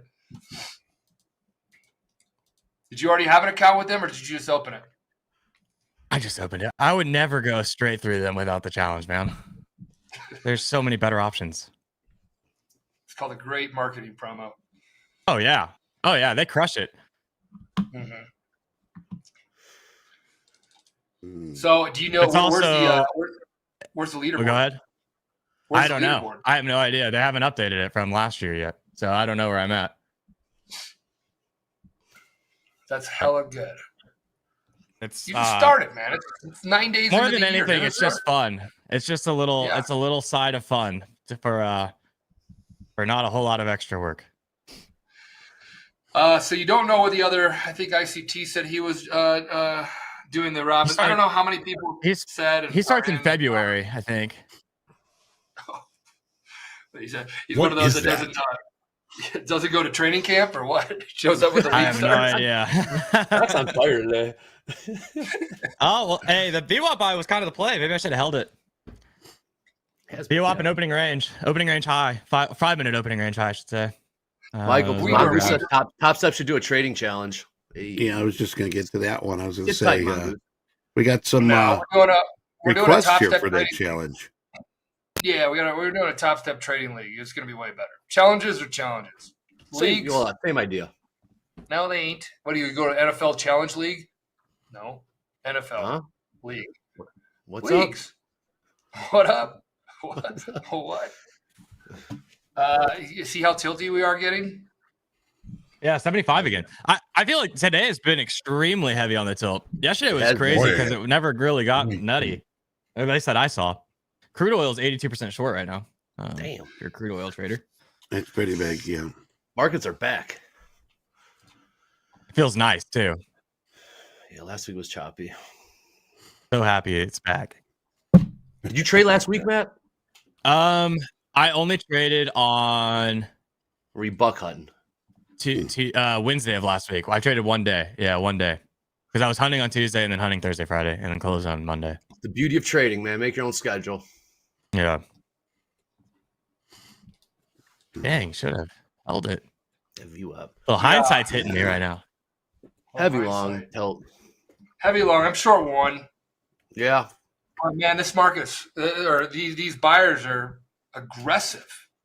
Yeah, I like the short here. I think that's what you said. You said you got short right here. I'm short boys. 37 for put a 10 handle on this one because it's risking 20. 80 levels pull back. Well, keep the focus. Keep the focus, folks. Who's got positions here in our community? Let's share some positions. How are you doing so far this morning? With an hour into the day. You got the 50 session moving average you're dealing with there on that 30-minute chart, Michael. Yes, I'm looking at my 30-minute as we speak. And then I got a big volume, or do you have this volume? Well, what do you got? The volume shoulder at 46. Up there, right? How do you see that volume shoulder? There we go. Yeah, I mean, right. The high volume node is 39 right here, right where we're at. Yeah. But you're also looking at the overnight. I'm looking at the regular trading hours. Yeah.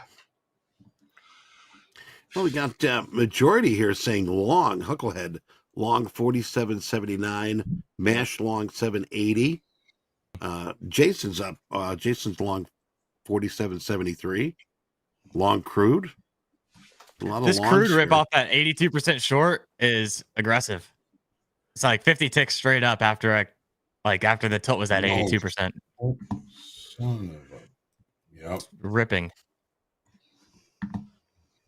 It seems like Matt, what's your profits? You're up 16 on it, right? Yeah. That's nice. Got some other players here too.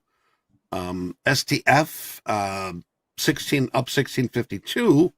Very short day. So they're catching these quick moves. Tyrone's up 1330 with the NASDAQ. 1190 out of mine though is from my sleep trade. So I'm really That's what's up. He just Slump said 1600. It's a up nice day. I'm 8K like, on the day. Done for the high water mark. That is a stupendous day. Yes, done. new highs. Barely Craig's up ticked it. 7K. See the pressure here? Yeah, buyers. 78% long on that baby sweep of the highs. I mean, I want to get short. I know. Shorter than what I am. There's a lot. I mean, yeah, tough trade area. It's all right. So you want to go? You want to go against the grain, Michael? Huh? I want to go with the minority of folks, and the VWAPs are down below here. I have an order at 45 and a quarter. I don't know if I'm going to get filled. And then I'll just, we knock out the highs, I'll be out. But I like the way Delta's we're starting to get a little bit of a divergence down here. Delta's still tilting, and we barely swept those highs. So we'll see. Yeah, but it's building, and this is what the part about it is. All right. Where's your 45? 45 quart right there? I just got short. Yep, 45 and a quarter. Okay. Big swinging tick says MP, don't do it. Big swinging tick. Don't do Don't what? do it, man. That name. That's pretty good. That's funny. Big swinging tick. Go fund yourself, Michael. Go fund yourself, Andre. Yep. I mean, I want to load up right here, but I'm just like one of those. This is like, speaking out loud, this feels like a trade that's setting up for some bigger move right around this area. I'm still just looking for 10 points. So 35 and a quarter, I'll be out. Correctamundo. Nice short profits. Take what the market can give you. That's all we can do. I like to go fund yourself. Yeah, that was the name of our softball team, Hector Ortiz. Yeah. Go fund yourself. Back in 2014 or something. Yeah. Big hit. That's funny. The league loved it. The league loved it. We're like, what is that? We're like, yeah. Well, Big Swinging says 47.97 quarter divergence on the ES. Thank you, Ticks. 47. Okay. 47.97 quarter. That's a name for a South Park episode too. What? No, the chat cracks me up sometimes. Oh, dude, they're hilarious. Hilarious. Did you take that short? I'm short one. I did. I got short at 45 and a that was quarter. a nice entry, Matt.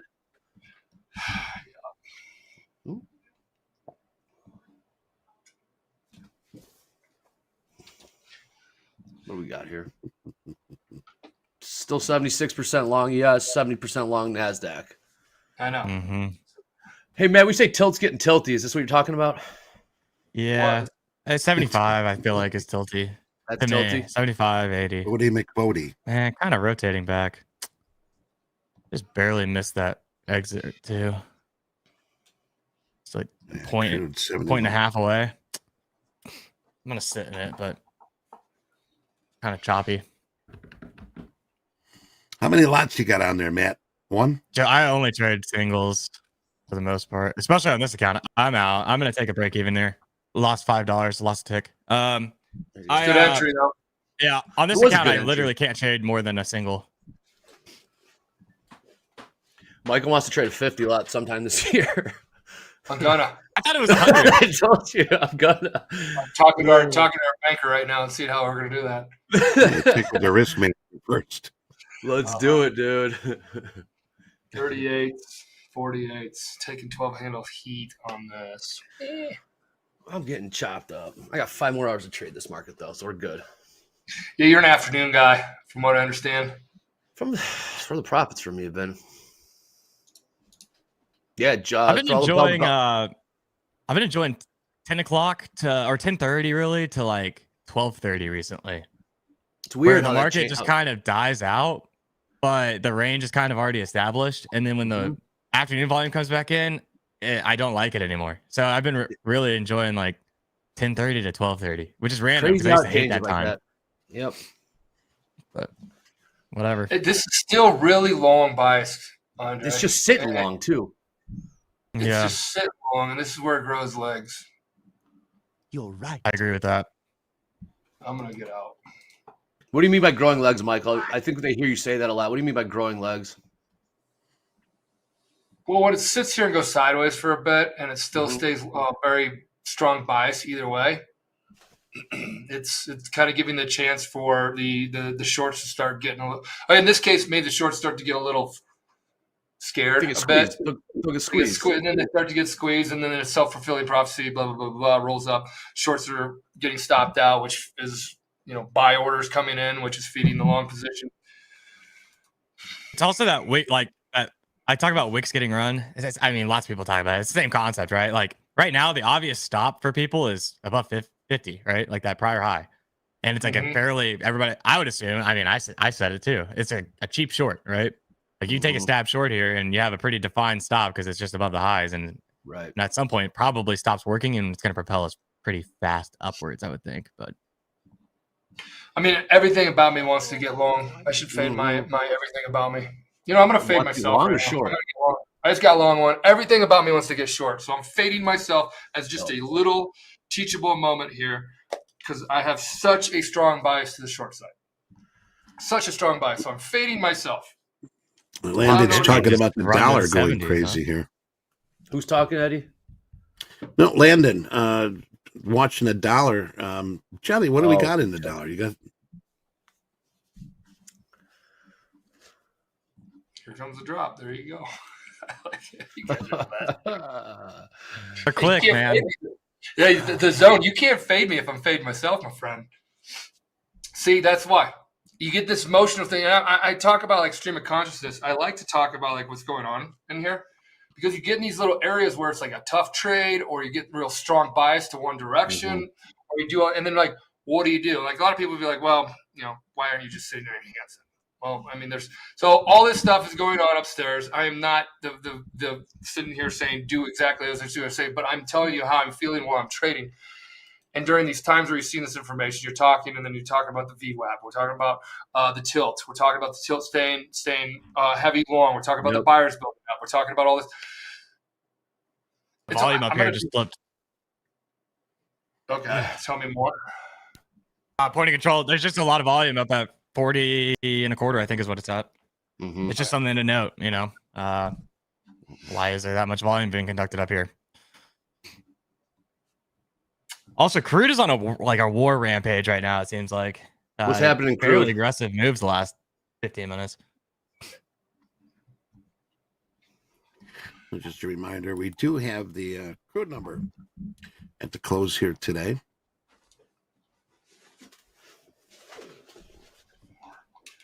$44, and so I put a 20 handle stop either way. I'm fading my strong bias. I'm fading myself right now. I'm journaling this. What's your entry look like? Your journal entry. Dear journal. Yeah, Andre has annoyed the shit out of me all morning. And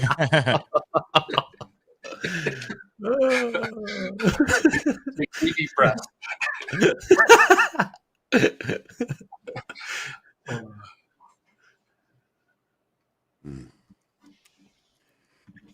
Matt, I've got a question for you.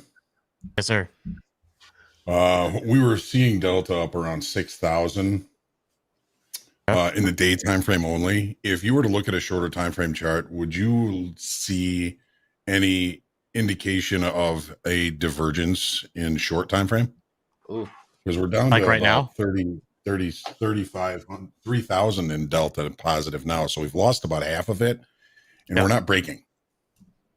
So I'm looking at the NAS. I don't have the S&P up. On the NAS, on my shorter time frame chart, I do see a delta divergence. Yeah. That would be more for the short side. But it kind of has already played out a little bit. Whenever we kind of start going sideways like this and consolidating, especially on volume and things like that, if it's not super heavy on the short side, you can barely see it on my screen. I apologize for that. Pull it up even more, maybe. Like whenever we're starting to see this, like, yes, this is heavy in comparison to where we were at, but there's just something about like slow grind, the stops up here, etc. That just like all of a sudden we'll just see a huge burst of buyers, and so I don't really Right. trust this type of divergence that much. I'm trying to find a good example. I saw a good example earlier. Just a kind of a question, because I'm still sitting here in this long and losing 3,000 and we haven't been able to kind of come off the highs very much. Right. Is making me feel like there's a possible divergence kind of starting. I think it's very important to see when we pop the highs, like what happens. So like here, right. Like we just barely ran the high on the NAS by 2 ticks. And like we didn't really get that much surge. So to me, that's a little sketchy for longs. But at the end of the day, it's just like, what do you think about the total price action here? Because we obviously had a really nice move without a ton of people like being super aggressive earlier. Just like the offer getting or the ask getting lifted, right? Potentially. Right. And if they go into the ask gets lifted mode, like we saw yesterday, and then we obviously know what happens, right? It's just grind to eternity. Zombie rally.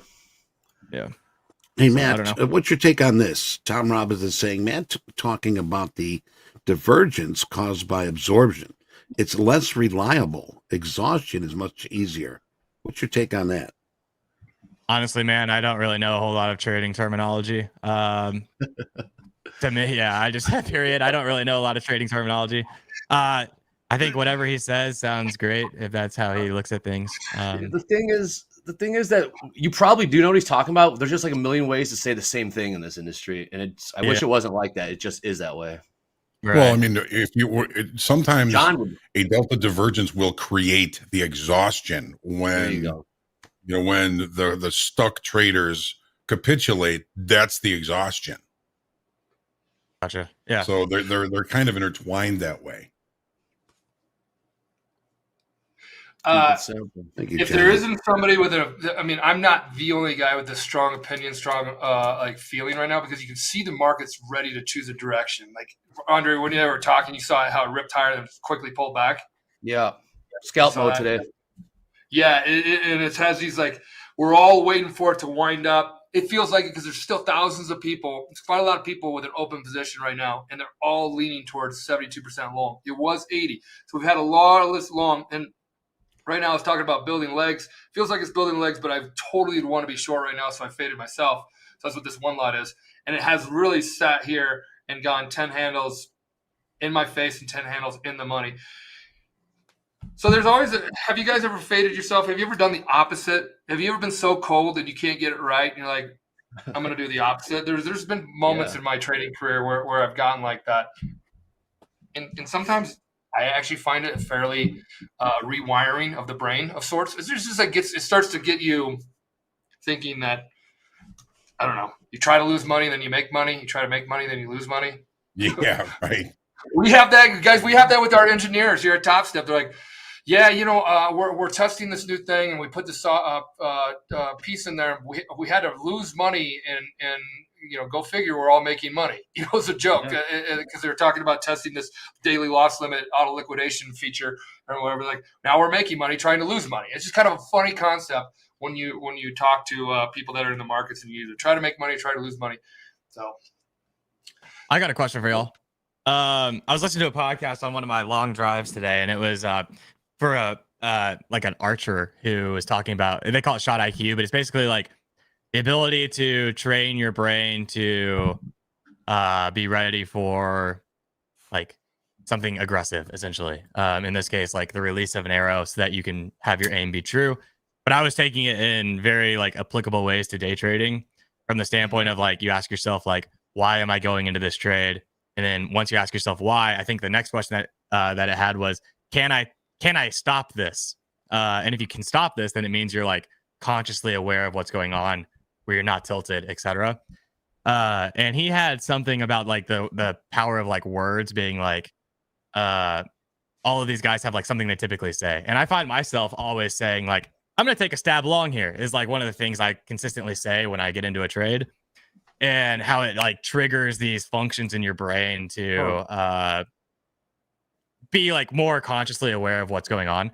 Do y'all have anything where like I'm not talking about like physical trade setups, but more like mental checklists or like things that you do or say while you're thinking about getting into a trade or Really in a trade. Does that make sense? Do or say. Yeah, go ahead, Andre. No, I was saying that's. It sounds like you're being very serious. That's something I'm trying to work on in 2024. Try to be more in tune. So to answer your question, I don't, and I think I need to be. So like, what exactly? Like, what are your thoughts? And what are your like? It sounds like you're being super cerebral when you're in trades. Like, so what are you thinking and what are you feeling? Well, give an example. Teach me, teach me. Teach me. I want to learn. Yeah, I'm trying to figure it out too. I mean, this is very fresh. I was just like driving in the car, like thinking about how can I apply this. And it looks like a few people in the chat have had the same thought with Shot IQ. But it basically is just like, how can I take a step back from the motions to be very conscious in what I'm doing? Because with trading, it's very easy to press a button and fire shots, right? Sure. And so for me, I think what I'm trying to do is say, why am I going into this trade? Do I feel confident in the ability to stop the trade? Which I think is something that I personally do need to work on. And it's like a very like kind of mind-opening thought process on like, not like get stopped out of the trade or whatever. Maybe it is. Maybe there's moments where I don't stop myself out or whatever. But like, if I was to kill the trade right now, would I be able to mentally move on to the next thing and like still be functioning? Is like kind of step one on like discovering that conscious. And then like kind of having like those buzzwords or like that like the thing that you do consistently to bring yourself back to this is why I'm taking this trade. So like for me, it's like maybe it's like I'm gonna take my stab blank entry because that's just like what I say for whatever reason.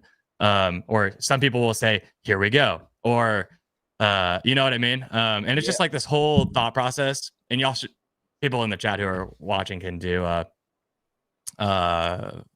research on Shot IQ to look at it more. Shot IQ. Yeah, Shot IQ. Okay. Matt learning to use stops is first step. Yeah, I've actually been using stops a lot, Ocean Blue, so I do appreciate that. Shot IQ.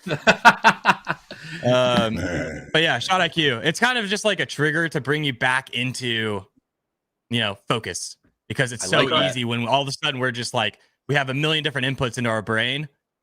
All of a sudden, that it's very easy to be wiggly. What you're saying basically is a concept that I call centering. Yeah.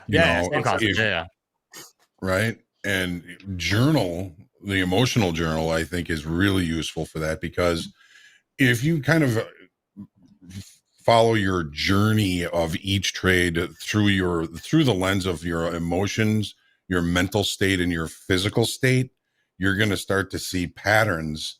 There's one person I just saw that says when he starts swearing, he stops trading. That's his trigger that he knows he can't stop. I'm writing that shit. I'm writing that down. Yeah. Okay. My bad. Yeah. Shot IQ is an archery thing. So you're taking archery and you're bringing it into trading, and it's usually right before you release. What do they call it? The home? No. When you pull it all the way back, there's like and you're ready to release. Yeah, it's called some point of release. I don't know. It's like a hold or something like that. Home drawn arrows. I know Killers because Brandon Fowler talked about it. He's like one of his latest songs. It's a long story short. I'm a huge Brandon Fowler. He talks about pulling the arrow back, and he talks about archery. He says when you get to the very back point, it's called home, the home spot or something. He said. Yeah. And we release, he's like home drawn arrows. Comes from the home, then it's drawn, then you release. Anchor. Drawback, anchor. Full draw? Maybe. I don't know. Draw. There you go. Whatever, yeah. I don't know, but or archery. So you're bringing in archery and trading together to find this and it's all about kind of inspiration more than anything. Yeah, that was really cool. Yeah, thanks for bringing that up. I never had thought about that. That's really good. That's good stuff.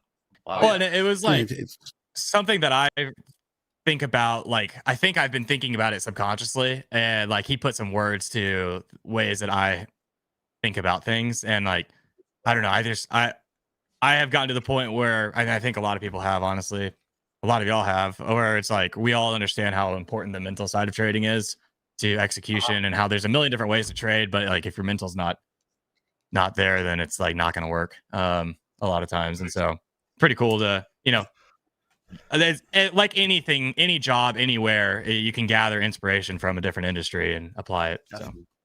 Damn, Well, good stuff, don't man. take Mindset. I gotta agree with you there. don't take your industry Mindset terms from a musician, because I guess home drawn arrow is not correct because I got a lot of LOLs called draw.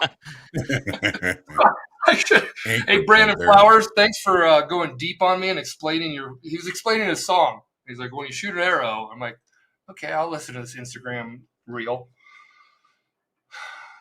Okay. So I just got stopped out. I'm down 270 on the day now. And I was watching something that Anne Marie was talking about last week, using the tilt and the average long price and the average short price. Oh yeah. So when we were, back up above VWAP, we had very positive delta. It was positive 76%. And the average long and average short price were within a couple of ticks of each other. And now that's what she was saying is when you see that and you've got a pretty good tilt in this case, in the long position on the long side, you're probably going to see a pullback lower.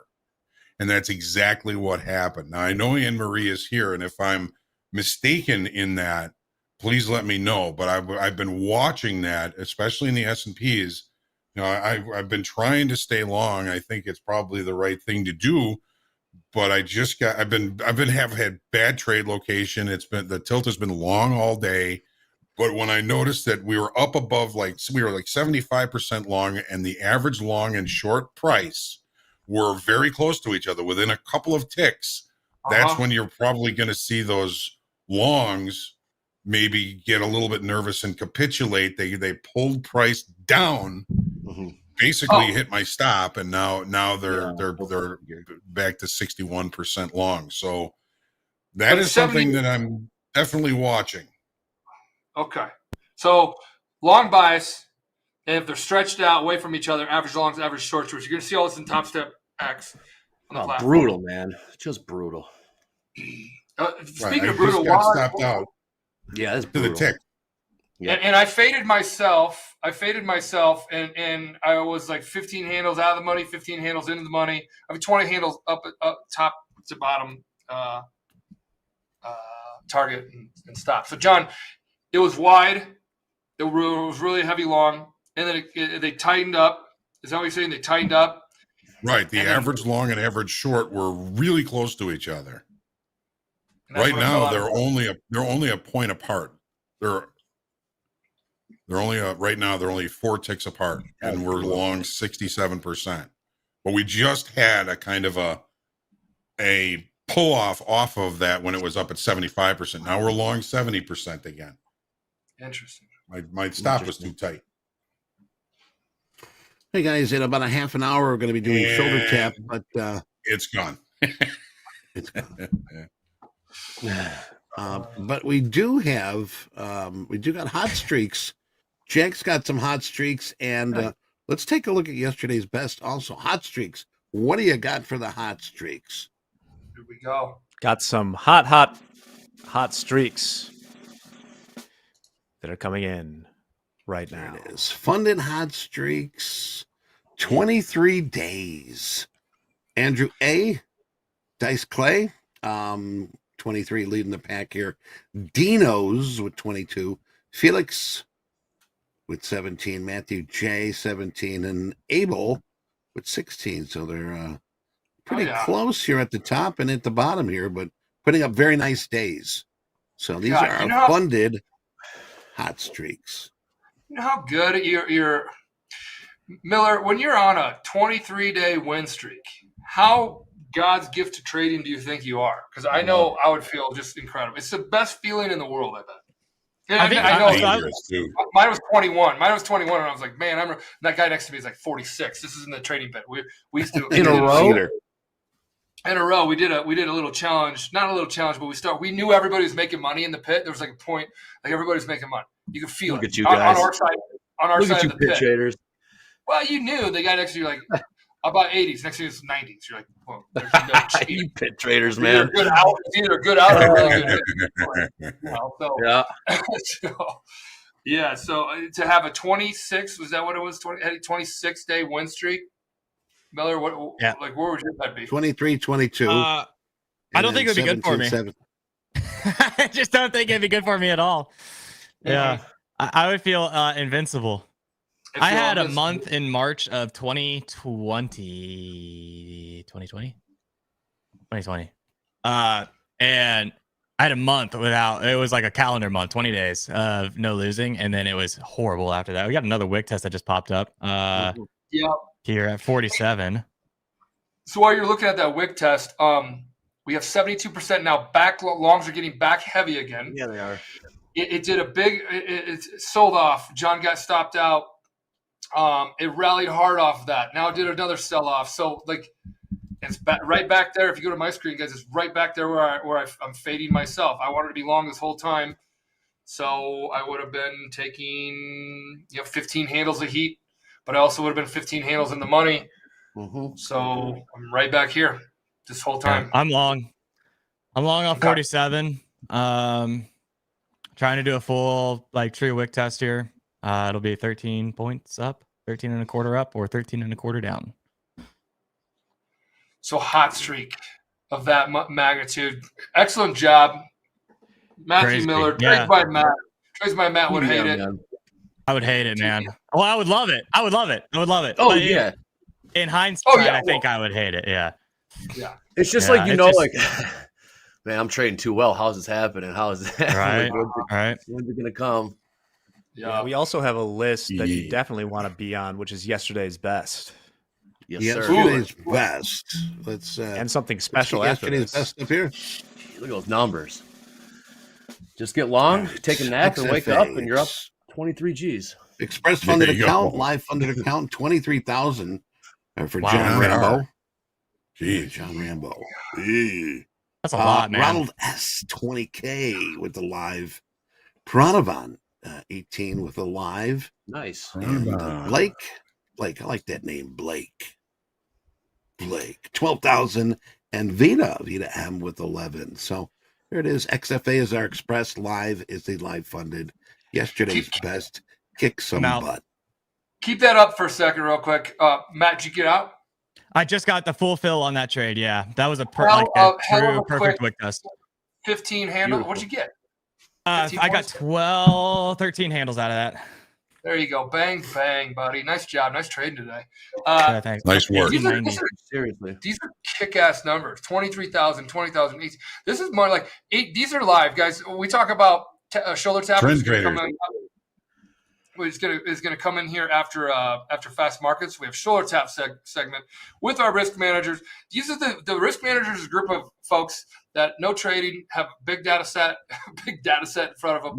And come on, what, Andre? Nothing. What? Big data set. You need a sufficient sample size. Yeah. By the dip, bro. And look at the 3 live guys. And I gotta go. I'm saying this because kudos to our risk management team, who the more data they get, the more understanding they get, and then when they pull somebody up to trade live, you're all getting the same financial opportunity, no matter if you get pulled up live or if you stay at the express funded account. You're at the funded level.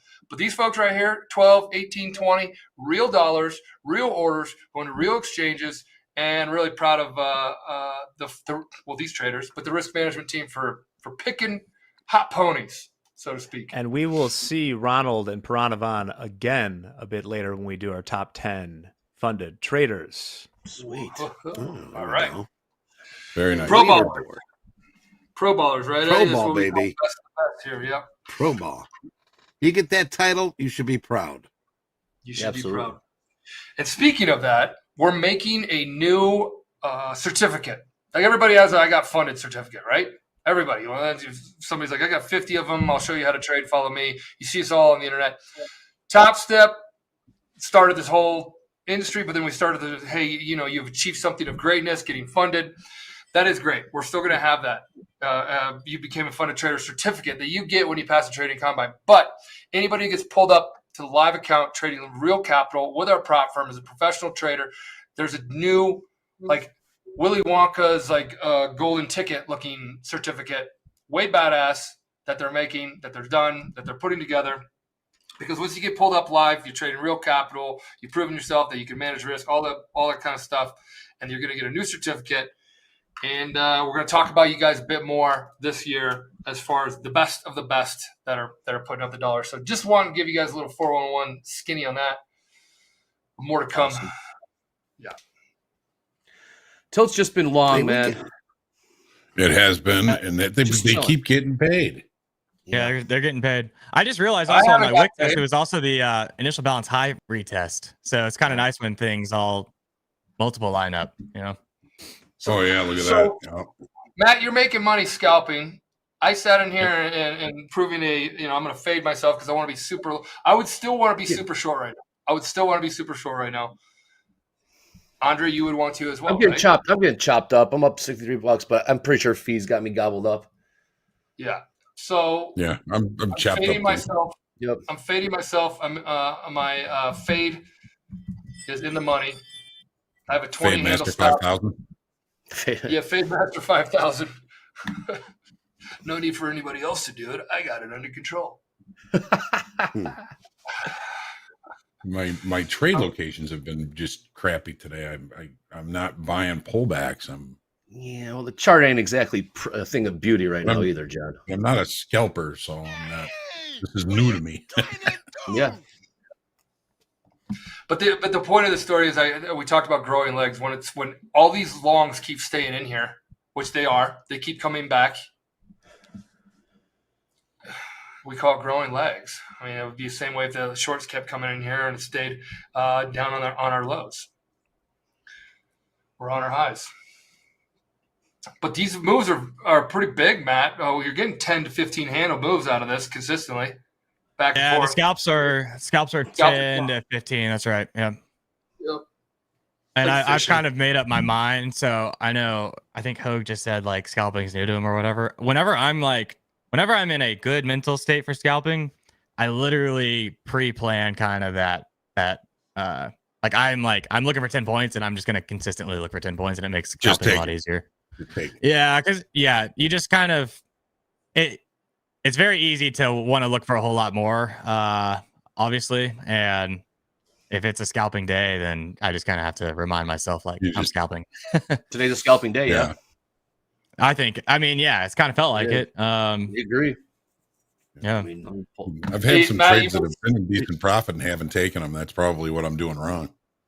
Yeah. Matt, you've been scalping. What's your P&L today? 1890. Scalp Mafia. Scalp Mafia. Yo. Again, represent, Matt. Here's the thing, though. You got to remember, I am up 1190 from that overnight short. Money's money, man. Whatever. I'm up $700 on the session. That was not a scalp. 700. That's a good one. Yeah. The 60 point was not a scalp. That was a long trade. That was like hours and hours. But Scalp Mafia. The 700 is all scalps. So we're Scalp Mafia. We're getting your jerseys and hat designed as we speak on Topstep. Don't worry about it. We're not sending any invoice, but it's we have the Topstep Trading League, not a challenge. It's a league. No, Andre. We're putting that together. So you're gonna have take a look at it. You're gonna have final approval, of course, but Nice. We're gonna be shooting you over some cool stuff. So Scalp Mafia is what Matt is calling his when we're putting the Topstep Trading League together. Oh, nice! I like it. Matt will have that team, and as you guys can already tell, he is. What does Scalp Mafia call it today when you're carving the market up? I mean, kind of not to be like trying to long against the VWAP again here, and let's see how this plays. There's something to be said though about like maybe today is not super scalpy. The first wick test that I took on the day, like 92, I'd be up 60 points or whatever. So I would technically have just made more money just kind of sitting back and doing nothing, but still trying to carve it a little bit. Anne Marie said it. It's a buy the dips kind of day. Mm-hmm. Yeah. Hey Jack, we've got some more here that we want to share with the community. Jack, can we do the what do you want to do first? Do you want to do the caption or the top 10? First, we got to do top 10. We got to wait towards the end of the segment, but for the captions, we promised we would show. We asked people to caption that lovely screenshot of Andre and God. Co. Here's some of the ones we got. What does it say? Let's go. I want a that 5K ring. My face when the Bears secure that #1 pick in the draft. Hey, I'll take it. And Andre's light bulb in his head going off. Something like that. Oh God, well done, Jim Charlton. That was a good one. That was a good one. We're gonna, Jack, tell us about it. We're gonna continue this, caption this, and we've got some swag gift cards that we're gonna be sharing with the winners. So well done, this is our first one. We're gonna have more pictures, and we hope that you participate. I got covered. I got my 20 handles on my fade. Faded myself. There you guys go. And Nice Danielle job. says real quick that the winners will get a free reset or swag. Sweet. Oh, Wow. There you go. Thanks for contributing. Cool. Yeah, Mike, guys, what were you keep doing? contributing. Hey, Well, I told you I was fading myself at 44. So I wanted to get short, like as I kept saying, I want to get short. I had this strong feeling. Long bias, kept staying long. We talked about the VWAP. Matt was doing the scalping moves, making money in between this one position that I held on to. And I don't know, the whole story is just about like having a flexible bias. You know, we talk about strong bias here and that they were like, keep staying longer. 78% of people, everybody is staying very long. Stay creative. Yeah. And the market had kind of jumped back and forth, and now they're all getting paid right now. New high, or not new highs they yet. are. But We're headed up to Yes, that we're back. liquidity above. Yeah, we're gonna go to the 80s, 90s. I just feel like are written right now. There we go. well, Yesterday's what are you value looking for? high at like 87 or whatever that is. The settlement looking for is a somewhere short? up there as well, right? Are you So looking it to shall short be at the written. 80s? I'm not looking to get short necessarily, but I just I want to watch us ride up into it and then see what happens. See what the strength looks like when we're up there. Tilty But top. right now, buyers look great, so I'm not shorting this. Yeah. John, you get in there? Yeah, I'm long. All right. 47.80. Yeah, that's good. All right. I sold 2 at 80. Matt, I'm going to do a light and tight with a 10 handle. Yes, Yeah. 80-20. This is a Matthew Miller 80-20 play. I'm not saying it's I don't Right. wanna say it. It is. because It goes is. wrong. It is a rotation. Yeah. It's a rotation. I like yesterday's value high a little bit better than this like the true 80, but overall I like it. Yesterday's value high 87. But yeah, I mean, it's just a lot of buyers, and this kind of goes back to what you were talking about earlier about like with Delta down during this consolidation. And like how we kind of talked about, like it matters when you kind of get the breakout. And this time you finally, like when we popped that 60 level, so many buyers came through. Yeah, that was all their level. stops. Right. Matt, what's your P&L right now? 1890. I haven't taken another trade. Nice. 82% long. This is I the see tiltiest that. I've seen it. I know. God, it's killing me. So damn tilty. I'm holding this 80 short. Matt's 80-20. He told me about an 80-20. It's just really interesting. I mean, that's literally the overnight trade I did last night was an 80-20. If you look at my screen, it was a long 80-20, man. At least the long and short average prices are 2 points apart in the S&Ps. That's giving me a little bit of refuge from the 82% tilty longs. God, man, this is the tiltiest I've seen it. This is the tiltiest I sold it. I'm People, you could get annoyed when we're saying tilt, but it's like so many people here trading here at Topstep are one directional, like bias. Yeah, leaning one way. Yeah, leaning one way, strong one way for the last 30 solid, easy minutes, if not more. Now, don't get me wrong, there are people getting paid all day long, but it's just really interesting information. Now, hey, Andre, Boomer Yes, sir. says you better pull a 10 handles from the market, damn it. I want to go to Taylor Swift this weekend. Oh God! Oh, God. They might be. I think she costs a little bit more than 10 handles these days. oh God! Whoa! Cut that up, guys. Set Wait that a minute! to it. That came out wrong. That came out wrong. Not with that 100 contract trade that That's NP is not going to that be doing. came out wrong. 10 That's handles not, with 100 points or 100 contracts. no, yeah, stop. Hold on. What happened there? I don't understand what's going on here. Well, let's tell you. That engagement ring. She's added 3 carats onto that engagement ring request. Lab grown. That came Lab out grown. That's great. I might take the exact same trade I took overnight at 86.75. I'm pretty interested in that value area high trade again. Oh, we got liquidity 85. See what happens when I get up there, but I'm interested in it. You do 85s right there, liquidity, guys. On the S&P, 47.85 even, 400 of them, and it's... They're getting gobbled. Take them. Just pumping away.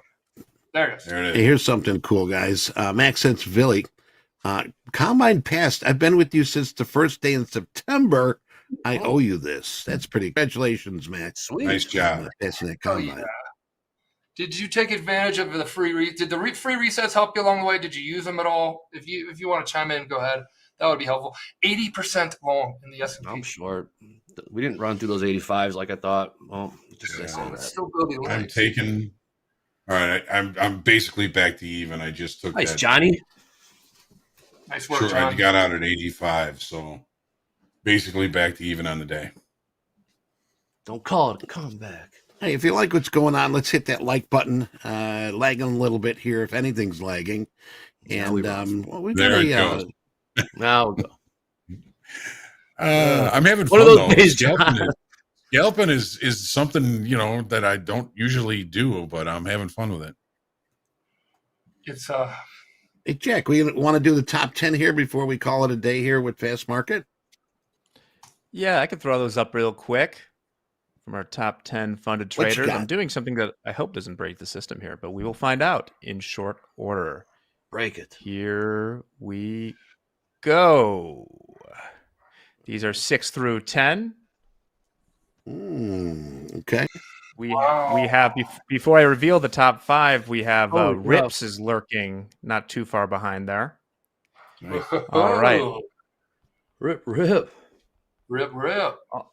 And numbers 1 through 5, including Ronald and Piranavan, which we mentioned. Donovan. Damn. Very nice. Look at that money, man. Dennis Rodman's taking out 40K in payouts. That's right. Nice. Good to see. The worm. Taking out 40K in his pocket. Oh, that sounds like something a chicken would say. No. Rooster. Rooster. Oh, wow. This is size. Nice job, guys. Top 10 live funded traders. Great work. Great work. 83% Amazing. long. Hey, 83% long, yeah. I know. Like I want to get short the farm right now, but I wanted to get short the farm back there when I faded myself. So my emotions are definitely are my. Are you still short? Yeah. I'm still short from 80s. Yeah. Nice. I kind of want to fade myself again though. Oh no. I got an order at 83%. 86.75 to short, but we're not there yet. And I'm saying that kind of today I'm using it as a learning day. Look, it's the beginning of the year, and last week I lost money every single day. I mean, it wasn't bad, but it was bad enough that it got me a little shooken up. And then I don't like starting the year off losing, and I need to get my mindset straight. My mindset's not straight. I'm not going to keep resetting my account. I'm kind of putting myself in. And if you're in the trading combine, you want to keep resetting. You want to keep resetting. You want to keep resetting. You want to keep resetting. Don't do it. Take your way out. You'll be a better trader for it. You'll be a better trader for There it. you go. Well, as Torres says, I really appreciate you guys and your trading lives. It shows everybody that struggles are real. We're not alone. It helps to have more realistic expectations. So thank you, Topstep. Thanks, Torres. Getting paid. Remember down there, Andre, I had those. I faded myself in the 44th, and it went all the way down to like 14, 15 handles out of the money, into the money, out of the money until I got 20 handles. Yeah, until it did a 20 handle move, and then it went. So that's another lesson on that. I think with NASDAQ, Matt, I'll go to you because I know John and Andre trade the S&P. A real move is what, after 30 handles? Because, 10 handles. I don't know, man. it can dance around 10 handles from your entry back and forth. Oh yeah, for sure. I would say like 15 even is like 15, 20 is pretty wiggly. A lot of times. Yep. That's why I have a 20 handle stop, because if my entry's poor, my entry's good. Gotta get that wiggle room. Yeah, wiggle room. Yeah. I think 20 wiggle room, 15 wiggle room is actually pretty close. I got one of my friends is helping me with some analysis on kind of like based on the volume of the day and where the VIX is at and all of that, like what the wiggle room should be potentially. But we're still working on it. And it seems like a lot of times it's like anywhere or like 15, 13, 15, 20, somewhere in there. All right, we got I literally got like one tick away from getting filled there. Maybe didn't even. Yeah, one tick away from getting filled on that short. Hey, Dallas in here. Man. And I'm going to go and take the order off. I don't want it anymore. Dallas in here goes, how do I get a free reset? Keep that there. Bell to bell, baby. I'll tell you why. Because Bell to Bell Club starts. Bell to Bell Club starts. Bell to ding a ding ding and a ring a ding ding. You're on one today, man. You're making me woozy. Yeah. I got good sleep last night. Did you? Why? Because I told Casey I needed the whole bed. She's like, "Are you okay?" I just needed one night where I could just sleep. Good. Bell to bell, baby. Thursday starts Thursday. We're gonna do. I don't know how we're doing it. I know nothing. I know nothing. Except the fact that we're doing. Yeah, except the fact we're doing bell to bell. Yeah, bell to bell. Clip that. Yeah, clip that one. So yeah, bell to bell starts Thursday, and you'll get a free reset, folks. Consistently. If you're bell to bell, it's gonna take a little bit of you doing the struggles of tuning in all day, the pain of listening to, staying in tune with the markets, which is all good things you should be doing, and all the lessons that you learn throughout the day. Which, speaking of throughout the day, Eddie, can you share the schedule? Yes, schedule throughout the day here. We've got just a couple minutes. Today we're going to be having Mick with shoulder tap. We also have power players. Going to have Cortland, the bond trader, with us here. Alyssa's going to join Jack for top quiz.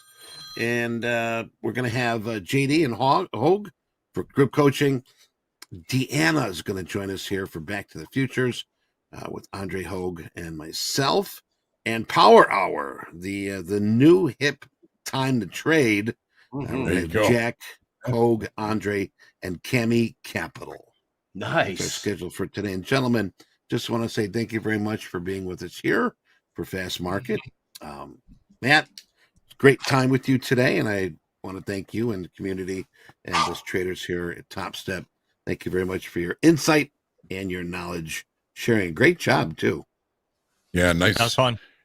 Great trading with you today, Matt. Yeah, likewise. Matthew Miller, great job on your hunting trip. Love trading with. I look forward to Tuesdays. Tuesdays are TBM Tuesdays. Tacos and Trades by Matt. There you go. And Michael, thank you very much for being with us here early. And you walked out of here with a nice day. I'm up 800 right now, and I'm short one from 80. But my 300 of it came from fading myself. So there's lots of lessons to be learned, and I'm putting it in my journal right here. And I'm going to learn each and every day of this 200 and some odd trading days that we have this year. All right. We're going to take a break, folks. Once again, Matt, thank you. Have a great week. Thanks, everyone. See y'all later, Matt. Take a break here with shoulder tap. We'll be right back. Take care, everyone. Be good.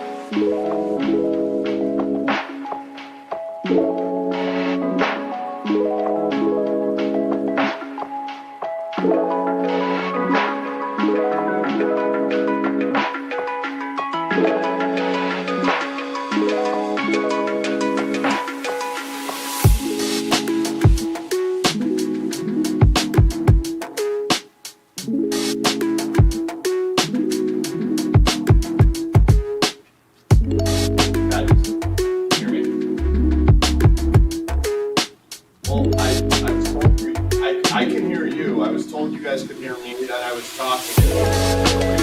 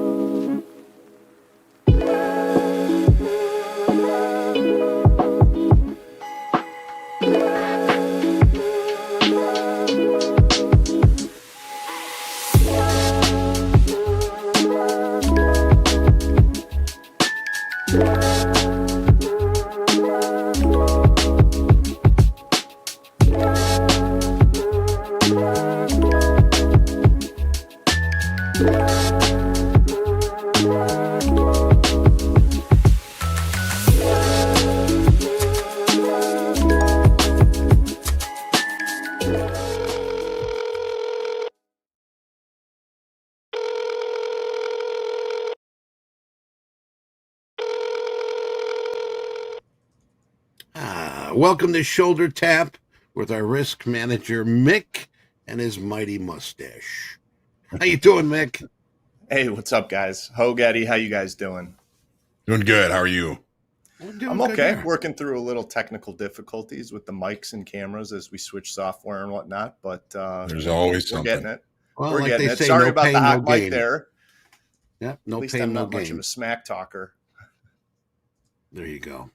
Well, Mick, we had a top 10 list. We looked at top traders, and I'm sure that you've got some of both for us today. What do you got for us today, Mick? I want to talk about some of the people I saw in the top 5, the top 10. I know we recently got some data accuracy updated on that, and it's looking good. I'm happy about that. Obviously, some nice good names on those leaderboard lists, and I do want to talk about at least 2 of them today on the trading cards. Shout out to Michael. See, he was up about 500 before I turned my desk chair around and started doing this. One thing I'm going to start doing is talking about the live traders. I've already been talking about who we call up. I'm going to start talking about accounts that we offboard too. So yesterday, or I should say this week, well, yesterday was the first day of the week, 2 offboards. So we closed 2 live accounts for hitting the max loss limit. We called up 1 person from XFA yesterday. I'm not going to use a trading card for them. I want to talk about a couple people in addition to that. But something we're going to do differently here, and I want to continue doing. It's something we've seen questions about, received feedback about. You know, I talk about these traders that are doing well in their live accounts. I talk about the traders that we're calling up from XFA to live. We talk about leaderboards, payouts. There's a lot of traders out there that are watching that are looking to improve their trading. And we have seen people submit questions about saying, I wish you could analyze my trading combine. I wish you could analyze my trades. We're going to talk about one of those individuals today on a trading card, my second trading card in particular. But I want to get into, before I get into the trading cards, other shout outs for people in live accounts. Amr up 3,600. We featured him the other week. He's in a live account. He's been trading well. Jack M, he's up $2,700 today. Other than, some other names, we're seeing actually a lot of red on the boards today. It's been a losing day for a lot of our traders. We're seeing some of the bigger names that we have talked about also down money. I'm not going to spend time talking about them, but if you remember going back to me talking about Hughes and Kyle K, we have a couple other traders that have had big balances that are kind of in similar scenarios where their account balance is kind of whittled down and they are risking too much of that account. Hitting those daily loss limits. But aside from that, Ronald S., one of our live traders, he was featured on the leaderboard. I want to pull up a trading card for him. He made $20,000 yesterday. He's only been in this live account for 3 days since we called him up. And I want to talk about this $20,000 winning day yesterday. Nice. Now, Ronald put up 20 grand yesterday. I've said it a few times now. I talked about him a little bit yesterday. He started buying the NASDAQ right on the open, actually 5 minutes after the open yesterday, added to a position that the market was telling him was working, and he closed it out not long after. So it was 20,000 made in very, very short order.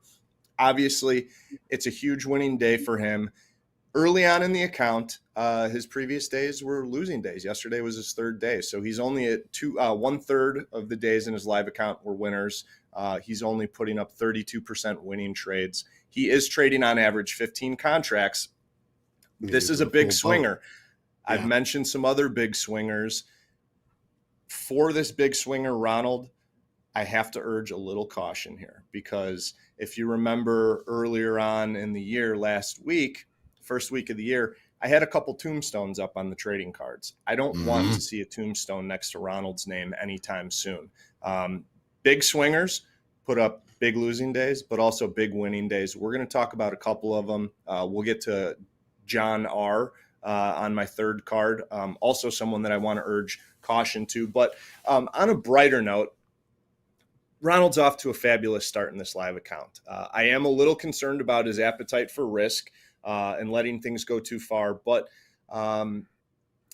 so far, so good. And I'm thinking, I don't know if we can queue up the leaderboard, but there's a big balance next to his name. And I'm hoping that he can be one of our new traders that joins this 100K club. I think it's very, very possible. He's only about $22,000 shy of that, at least coming into today. I did see he was back in the markets trading 15 contracts. He's down about $3,900 on the day today. So he's got 3 losing days so far in the account, 1 big winner. Ronald, we need to make sure that we're not, getting death by 1,000 cuts. Because when I talked about the Hughes and the Kyle K's, there's a lot of losing days that either follow big winning days. And we need to really, he's in a very, very comfortable position with his account balance. But I need Ronald, and we need Ronald. The prop firm, we need Ronald to be able to call it quits if he's finding himself in a multi-day losing streak. Pump the brakes a little bit, scale down his position sizing, and maybe take some time off. I think Ronald, there's a great opportunity if he's not journaling, if he's not taking notes and reflecting on what he's doing in the markets. He really should be doing that just like everybody else, just like I do. Hoag, Eddie, you guys talk about it all the time. Journaling would be a big thing. We need to be very realistic with ourselves and take a close look every single day after the trading session at what's going on with our trading and planning ahead for the next day. One of the best bits of advice I could give traders, Hoag, you always talk about prep, trade, reflect. Eddie, I know you do too.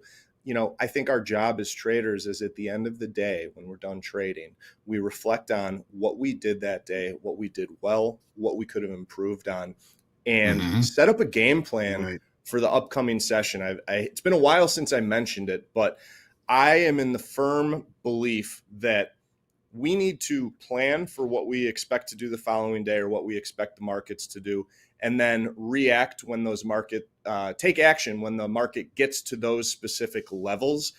I don't see a lot of people who have no plan coming into a trading session and then sitting down and then having to process their thoughts and their plan in real time when the market's moving. It's very difficult to do that. So my suggestion to Ronald and everybody else out there watching is do your journaling, do your homework, prep after the close for the upcoming session. And, Ronald, if I were to talk to him on the phone today, it's like, yeah, you had a $20,000 winning day, but also your 3 other days were $3,000+ losing days. And, I would talk to him about the Kyles and the Hughes and say, you don't want to be one of these people. So there's always, if I can add, Nick, please. One of the things, go ahead, you finish.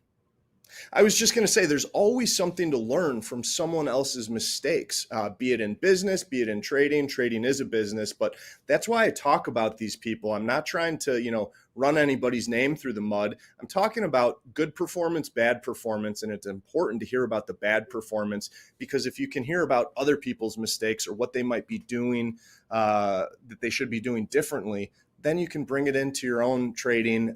It's a free lesson, basically. And that's what I want to give to these traders when I talk about things to be cautious about. Go ahead, Eddie. After looking at so many trade reports, talking to thousands of traders and so forth, a lot of traders pull out those home run bats right away once they get funded. And I'm seeing this here, and I think he just caught a good day. The best thing to do is once you're at this level, is we talk about this, is set a foundation, right? Get yourself a little cushion instead of swinging for the fence right away. And we can see that. A 15 lot down over 3,000. That's a quick loser. When you've got pedal to the metal shooting 15 lots and the market goes against you, you're going to be hitting that DLL like very quick, and it's going to shoot your day down. So absolutely, this is something we have to watch once we get funded. Take it easy. Ease into your funded trade, your funded account. Yeah, what is it? If I have 15 S&Ps on, I'm at a $3,000 daily loss limit if the S&Ps move 4 points. And correct me if I'm wrong on the math, but I think if I have 15 NASDAQ on, it's 40 ticks to 3,000 or 10 points. Like that, you guys, 4 points in the S&Ps, boom, like that. 10 points in the NASDAQ, boom, like that. It happens so quickly, which is why I keep talking about trade location importance. And then, adding to that max position sizing when the market's going in your favor. Because if you're trading 15 out of the gates, all in, all out, we get a lot of questions about all in, all out or scaling. Your back is against the wall with a $3,000 daily loss limit if you're going to trade that leverage. And personally, people might say, oh, that loss limit's too small. No, it's not too small. You're taking too much risk. You need to work into it. You need to manage the trades differently. It's not about the parameters on the account. It's about trade location and adding leverage at the respectable right times. Yeah, that's another thing to journal about too. How you do that, all in, all out, leverage, deleverage, that kind of thing. These are notes that we should be taking and thinking about on a weekly basis. Mick, I'm kind of surprised how, two of these down days, I mean, he was in these trades for less than 2 minutes. With 15 lots on, if things don't go your way pretty quick, you better try and get out. Maybe try and work that back. I have the same concerns as you, and I'm looking at just a little bit of information here from this trader. He's not in these trades very long. To put up $20,000 with an average trade duration of 4 minutes, that's, to me, a $20,000 winning day is catching a trend and keeping it all day. But this trader is doing more scalping than anything longer time frame, it seems to me. And to hit a daily loss limit within 2 minutes of the execution of the trade, you're trading too big in that regard. I mean, either that or you're just going to have to learn to limit your risk even greater. But that may also cause a situation where you're going to die by 1,000 cuts. I have high hopes for Ronald, but just listen to Mick. Ronald, listen to Mick. And listen to John. I like what you said, John. I mean, you're speaking gospel here. 2 minutes on holding a trade for 2 minutes before hitting your daily loss limit. There's 23 hours in the session. Like, you are missing so much opportunity to pick up money and take money out of these markets. If you're only positioning yourself to participate for 2 minutes, that is, like you said, John, you're way over leveraged. So that would be an area for improvement. Like, think about giving yourself a bunch of opportunities. We talk about being selective with the trades, but yeah, that's a big shame. That's having your back against the wall and trading outside of what boundaries I think they should be trading in. I don't want to spend too much time talking about this because Ronald's one of our live traders. There's a big account balance there. He's definitely doing things right. He's stringing things together. But like we've seen, it's very hard to maintain this big risk, big reward, over a long period of time. So I want to see Ronald keep this account. I think he's going to have to deleverage a little bit and give himself a couple more swings at the plate on a daily basis in order to do so. Right. Let's move on to, and this is a new trading card. This trading card I'm going to pull up here for Jasmine. Jasmine Z is someone who I've spoken to in the past. She's also been very good about submitting questions for the, Ask a Risk Manager or anything. And she had wanted to, among others, they've wanted to get some feedback about their trading. Jasmine's not in a live account. She's not in an express funded account. She's been with Topstep since 2020, and she's in the trading combine right now. She's actually in an ineligible trading combine right now. So I want to talk about Jasmine's trading for a number of reasons. One, I want to help people. Two, we're going to have some takeaways to give her. Three, and this is what I respect the most, is she's someone who's looking to get better and she's asking for help. She's having conversations with me. She's having conversations with other people. She's putting herself out there saying, hey, I'm not that great, but I want to get better. And I have areas that I need to work on. Can I talk to somebody about working on those? And we're going to talk about her right now. I think Jasmine's got a pretty cool story. Like I said, she's been with Topstep since 2020. And she actually got into trading from her father. It's something that they do together. Cool. It's a ton of fun. Yeah. I mean, Hoag, I know you spoke with your father about trading. I spoke with my father about trading, Danny Hodgman too. So, having someone close to you like that, where you can, no doubt they're having real conversations with each other. And this is a space, the trading space, to definitely have those real conversations. You're not going to get any better if people are sugarcoating things and trying to coddle you. It's a performance-based business, and you're only going to get better if you get direct feedback. So I'm not going to cut Jasmine up. I actually have very good things to say about her, especially like I just mentioned, her desire to ask questions, get better, analyze me, tell me what I'm doing that I could be doing better, and tell me where my areas for improvement are. I looked at a few of her trading combines, more so recently, this one that's ineligible. She's in a 50K. The first thing I can say about this trading combine is on day one, she's got a $2,000 max loss limit. Day one, she risked $1,100. So she got cut by more than half, cut in half on day one. I use examples about this all the time. You can't risk over 50% of your account in a single day and expect to be sustainable. So Mick, isn't she in a 50K? She's in a 50K. Did I not say that? Yeah, she's in I thought you said 100K. 50K, $200 max loss limit. Day one in the trading combine, she lost $1,100. It's too much of your account to be risking on a daily basis. It's not sustainable risking 50% or more of your account. I always like to paint it in different terms to traders. If you had $100,000 trading account, that's like losing over $50,000 on day one. If you were managing money for somebody, if you were managing a fund, you could get sued for losing that much money in a single day. You're swimming with the fish.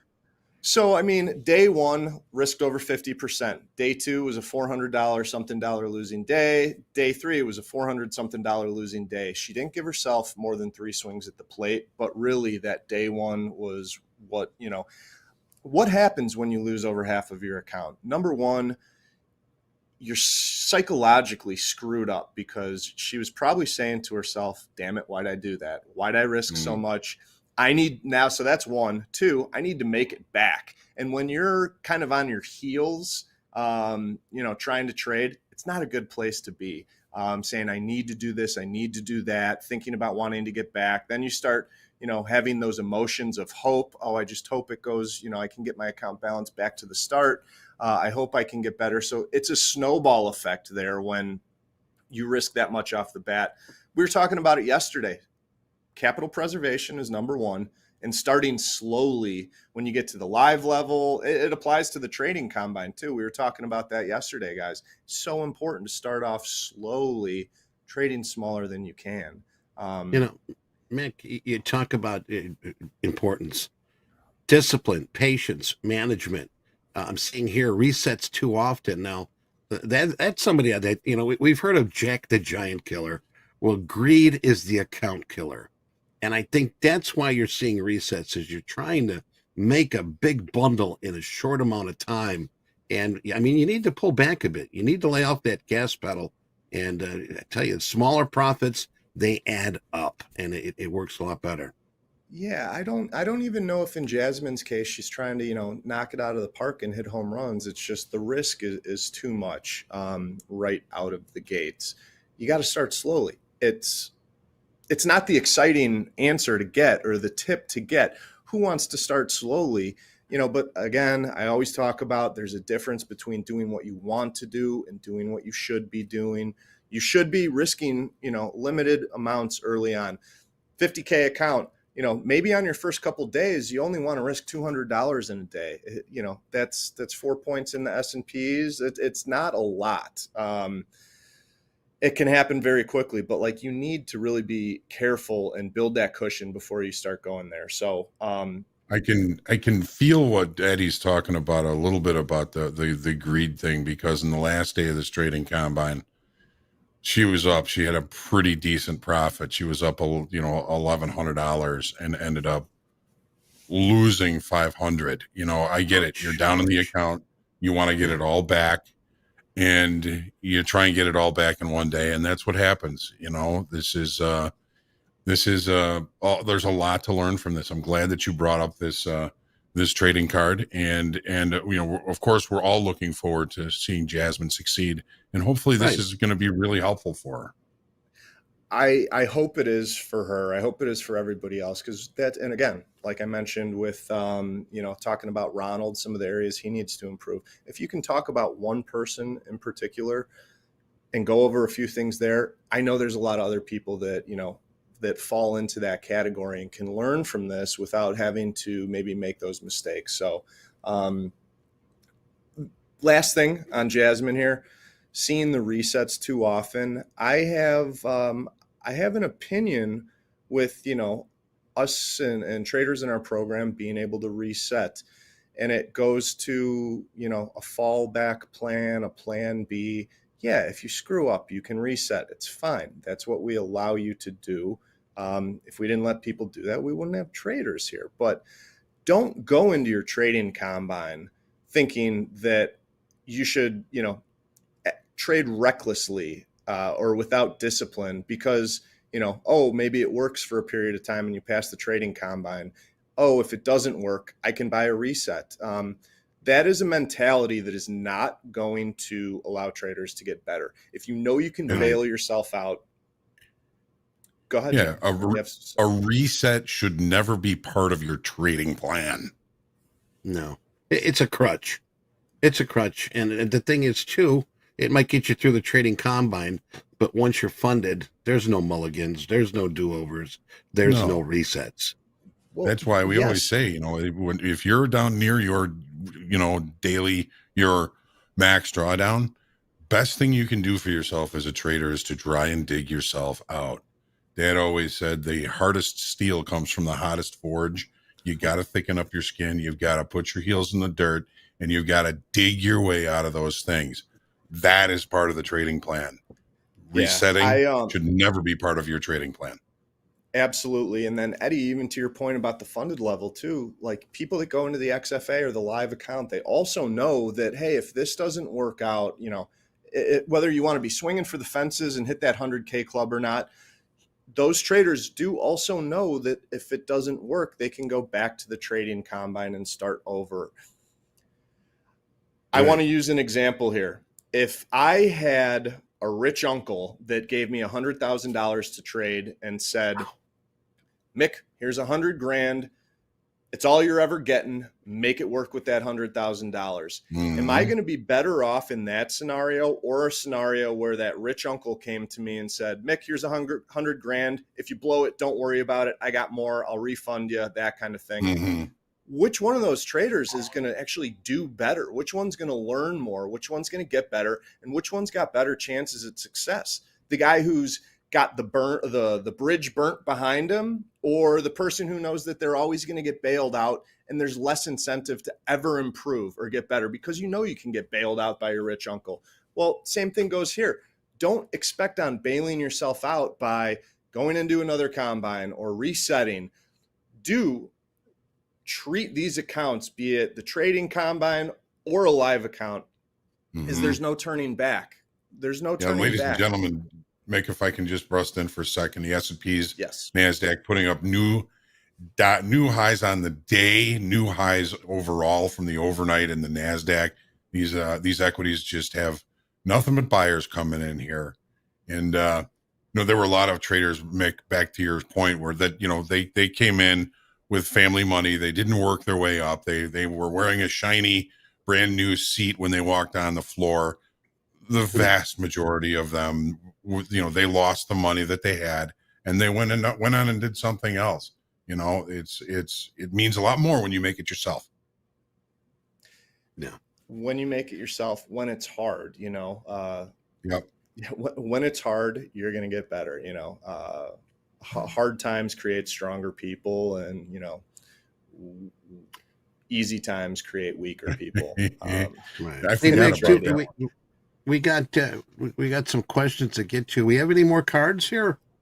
I've got another card, but we can talk about it tomorrow because I know that John R. is going to be on our leaderboard tomorrow still. So I don't mind pushing that off because I know there were questions from yesterday we didn't get to. So let's cut to the questions. I have a ton of fun with these. As a matter of fact, I was going to say, hey, can we have some questions from yesterday? We got some good questions. We'll start here. We mentioned Jasmine. I got that question for you, or did you already answer that one? No, I saw that today. Let's go with that Jasmine question. Yeah. Rapid fire, okay. Well, Eddie. Jasmine, as we saw her card, is simulated data feed for combine accounts and XFA different from live market data? She says, I know they're similar, but could the change in data flow affect your trading performance? Sim is sim, whether it's trading combine or XFA. There's a simulated data feed and there's a live data feed. Live data feed, I'll say sim data feed tries best to replicate the live markets or mirror the live markets. The live data feed, so it has some interpretations in sim. The live data feed has the actual real participation there. So the buyers and the sellers and their size are in there. The biggest example I could make is, if I'm trading S&Ps and I go and try and I buy a 5 lot, but I'm behind 500 on the bid or 500 on the offer, they're going to need to trade 500 at that price before I get my 5, because I'm at the end of the queue. Where on sim, there's slightly different fill algorithms for that, and chances are that there's a lot more people bidding and offering at a certain price, and the fills in sim are slightly favorable in regards to the queue, but it's all real time trading at the same price. But because sim mirrors live, there is an element of interpretation there.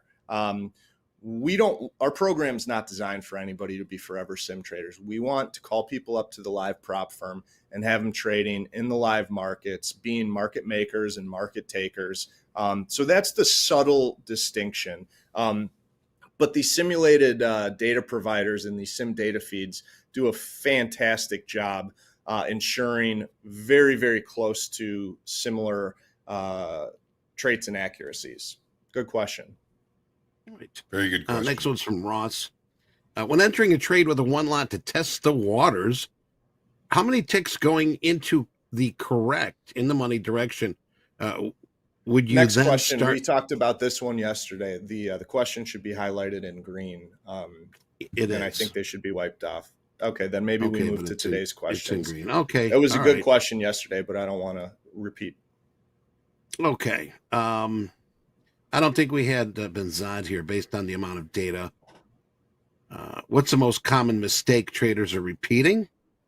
Talked about it yesterday. It's risking too much of their account. Let's start from the bottom. We're going to scroll down then here. All right, this is from MS. Bar is due to speak right now. I'll keep an eye on it. All right, thanks, John. Mm-hmm. MS says, do you take high risk if you see high confirmation, or do you keep constant risk-reward ratio? I think risk-reward, that's a great question, by the way. High risk should always be associated with high reward, and low risk, low reward. But markets are always changing and making different formations. Different opportunities present themselves. I personally, could take a trade where I've got 1-to-1 risk reward, which I don't always recommend. It should be at least 2-to-1. But based on the situation or the setup or the scenario, you could also have a 20-to-1 risk reward ratio. So based on the market environment and market state, your risk reward should be varying based on factors. I don't think anybody should box themselves into, I'm only 3-to-1 or I'm only 2-to-1. I don't like that. I know sometimes shorter time frame scalpers will do that, but I'm not a big believer in short time frame scalping. Your risk reward should be based off of the trade setup and where you think the market can go to with how much you're willing to risk on that trade to make that much money. Awesome question. Thanks, Mick. Mohammed's got a question here. I'm a speculator on the 15-second frame. My trades often take less than 30 seconds. If I execute more than 20 trades a day and their duration is less than 30 seconds, is this considered gambling and a violation of rules? It's not a rule violation. No, we used to want to see traders hold their trades for longer than 20 seconds or more. That's no longer the case. I will say, if you're trading on that short of a time frame, I view that as trying to ice skate uphill. You're going to have a very difficult time being successful consistently successful over a period of time. I always get scared when I hear traders talk about the short time frame. I don't know this, whoever submitted this question. I don't know your strategy. You might be doing really well, but I do not see traders being successful trading on those shorter time frames. My suggestion would be try and take what you're doing on that short time frame and start working your way up to, a 1 minute chart or a 5 minute chart or 15, because you're going to get a better chance to catch a piece of the trend for the day. If you are looking at a 15 second candle, which I don't even, I haven't seen those. I haven't looked at them. I'm sure your platforms can do it. You are missing everything that's going on in the market. You're missing the forest staring at a tree, and you're looking at the market under such a microscope. You probably have no idea what the bigger picture is, unless you do have a top-down approach and you're looking at other, time frames on the day. Eddie, John, I can't tell you how many times I've seen, a trader say, "Oh my God, what happened in the market?" And it's like the market moved like 20 ticks, and it's like, well, we took out a swing high or a swing low, or yesterday's, swing high or swing low. It's like for the traders that are missing that, thinking that a 20 tick move is a big move, like you're missing everything, staring at the microscope, in my opinion. It becomes a blur. Yeah. Yes. That's why I can't even look at a 1 minute chart. It gives me heart palpitations. Yeah. It's not good. All right, John. let's keep going. Rapid fire. We got some 10 minutes. Ron would be best strategy. Okay. What would be the best strategy, or at least a solid strategy, to consistently pull in higher profits than losses? Best strategy, solid strategy, consistency. So for someone looking, when people are looking for strategies, if you're kind of fumbling with what you're trying, maybe you're looking at too many indicators or something like that. I mean, we as traders or money managers want to be buying strength or shorting weakness. So there's the leader laggards play there. You could look at your quote board. If the equity indices are up, what's the strongest one on the day? If it's the NASDAQ, maybe you want to go long the NASDAQ. If it's the S&Ps, maybe you want to go long the S&Ps. You always want to buy strength and sell weakness. So if you're looking for a strategy, that's an easy one to do. You can sort your quote board on your platform and say, oh, this one's up. This is a strong market. Look at all the strong markets and find a pullback to go long on. If you're looking at the weak markets or the laggards, whatever's weak out there, if there's a little pop or a rally in that, sell that market. You're getting in, you're ensuring that you're in line with the trend for the day, at least potentially at that time, but then you're getting a low risk entry if you're buying, flushes to the downside or pops to the upside for shorts. All right. Thanks, Mick. This one's from Blobber. Blobber says, I'm doing well scalping the markets. Listening to you, I switched to take position and hold longer, but I am only sucking at it. What should I do? Okay. Blobber, don't change what's working for you. If you're doing well with the scalping, and I don't see many people doing well with the scalping, don't just listen to me blindly. Stick to with what's working, and then work on, if you want to try and get to a higher time frame and catch a piece of the trend for the day, do it in your practice account. Everybody with Topstep's got a practice account. That is where you try new things.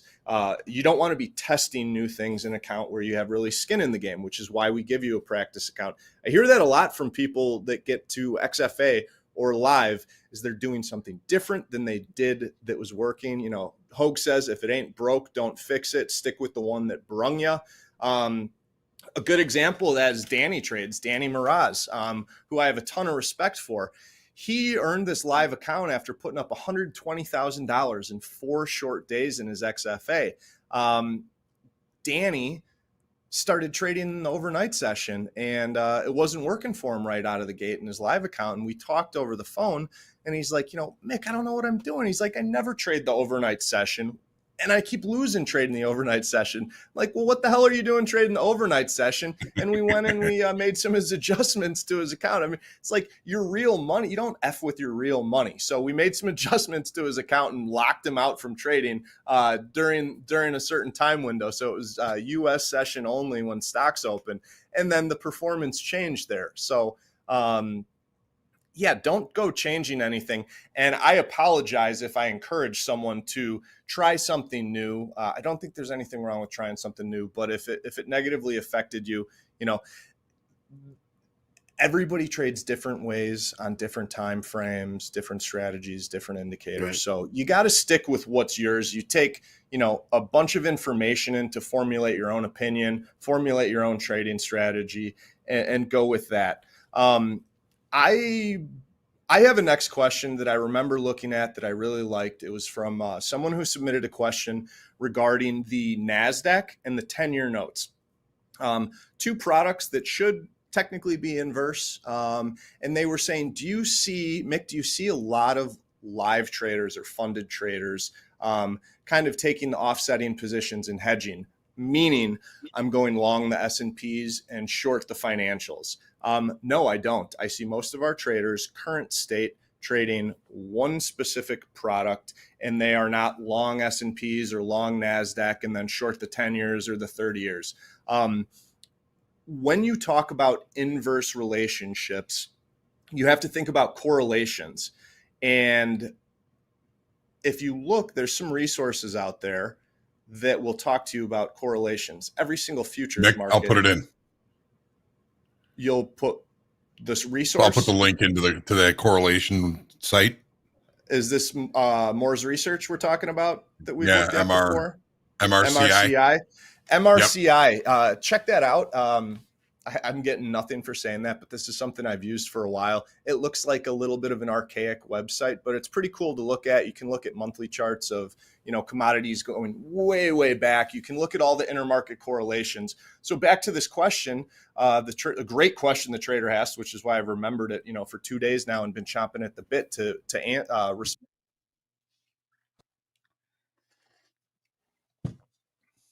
Oh, what happened? We lost Mick. Yeah. Cortland, sign out. Mick's got to. Cortland. Oh, got you. My bad. One moment. All right.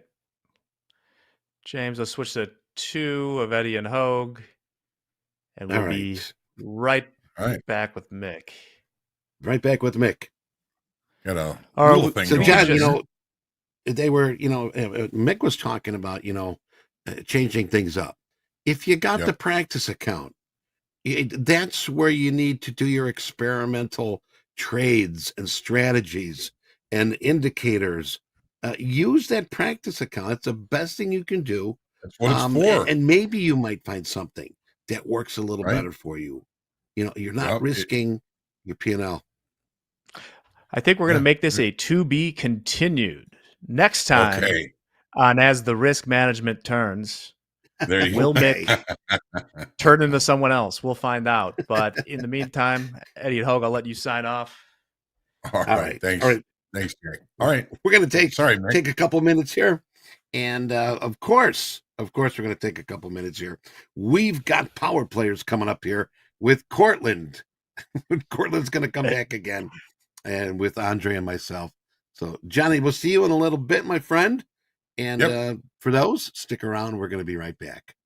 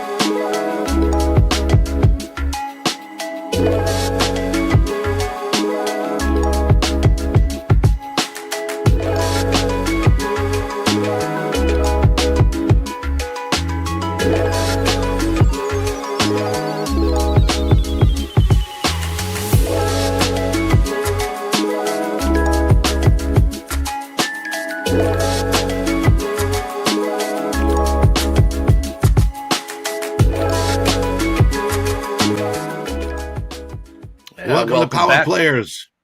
Oh, go ahead, Eddie. My bad. Go ahead. Hey, go ahead, Andre. You're up. Yeah, I say welcome back to Power Players. That was a great shoulder tap segment with Mick, our risk manager. As we get back, we see that markers are getting close to the day highs of the day. I think we hit the all-time or the day highs back in shoulder tap. I've been continuing to get short on the way up, getting stopped out. Got to take a little break. I have a trade on right now, but we're going to continue to drive this line. Welcome, Cortland, a very familiar face, a friend of the show. Hello, Cortland, how you my trading today? friends. How you trading today, my man? I can't complain. I've taken just a couple of sim trades, but nothing any funded accounts yet. Also, I'm pretty much waiting on the PPI number. I'm not going to trade CPI because I'm not trying to stand in front of a train, but PPI is more of my liking, so that's what I'm waiting for. Very good. Tell us what. All right, so I want to talk to you, Cortland. The theme of the week on TopstepTV is journaling, right? And first of all, do you journal? And if so, can you tell us what some of your journal entries might look like, what you're looking to reflect on, what you're trying to add to your journal entries? You know, we're really trying to push journaling in 2024. For New Year, just be more self-reflective on your trading and your market. So, you know, do you journal? And if you do, tell us what that looks like. So I journal a lot, actually. I didn't take really much notes in college or in school, but when I started trading, it's like it like picked up. I kind of had to do it, type of thing. Like, it's one of those things where if I'm making the same mistake over again, I like to see when I'm making that mistake and maybe like why I'm making that mistake if I'm writing down emotion and things of that nature. But yes, I do trade. I do journal. And the way that my journal has kind of got comprised is over the past 4 years, it's kind of evolved. Like, I used to use a Trello board, and I would just put my notes throughout the Trello board, and then like whenever I was looking up or whatever I was learning, I would put it on the Trello board.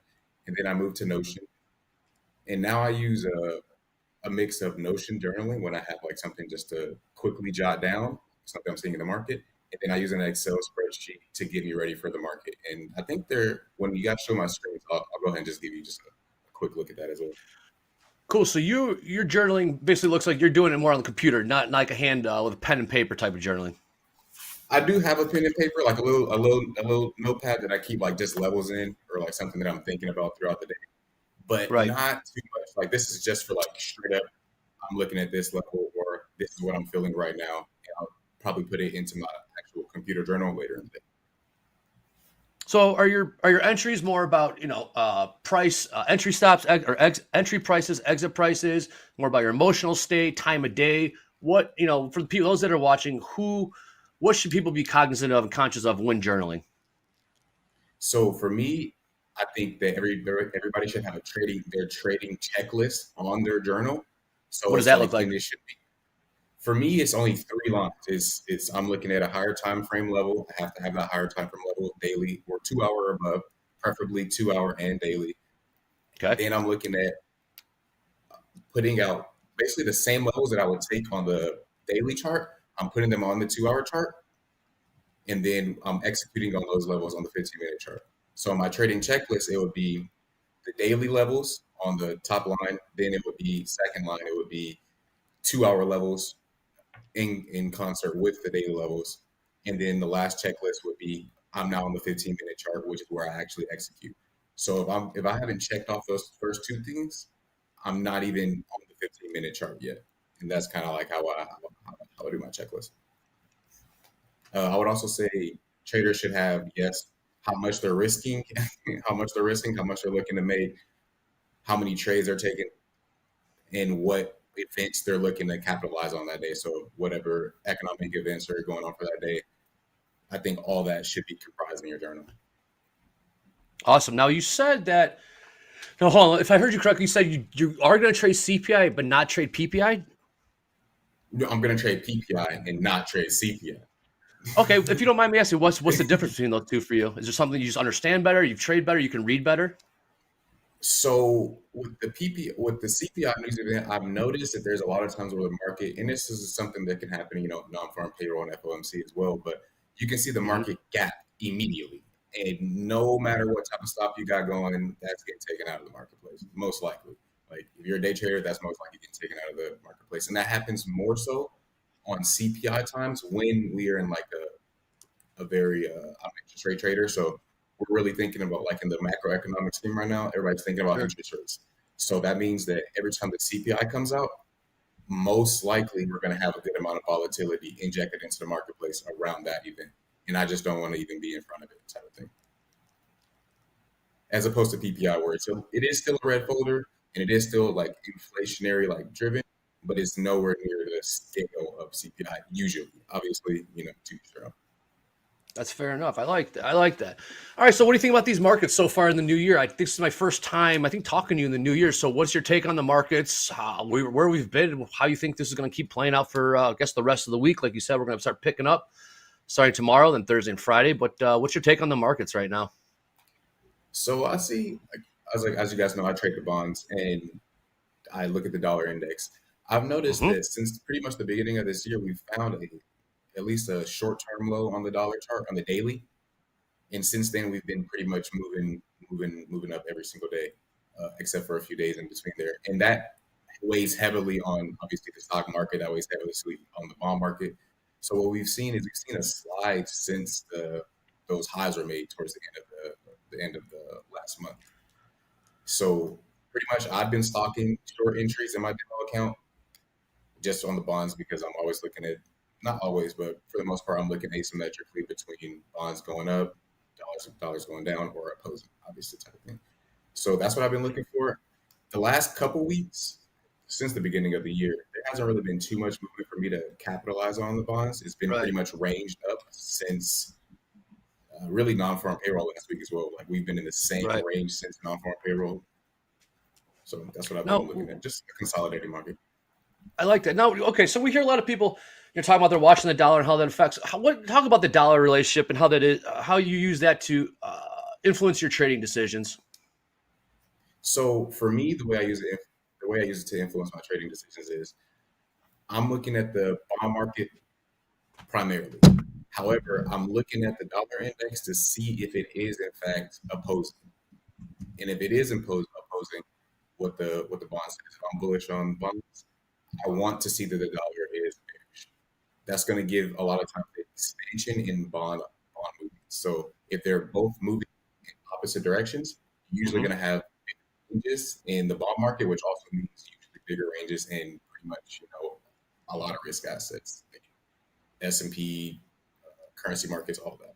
So that's what I'm pretty much looking at the dollar for. If the dollar isn't making sense to me, I will stop using the dollar and only look at the 30-year, 10-year, and the 5-year. It's not a necessity for me, but it is a big add-on, something that I look for.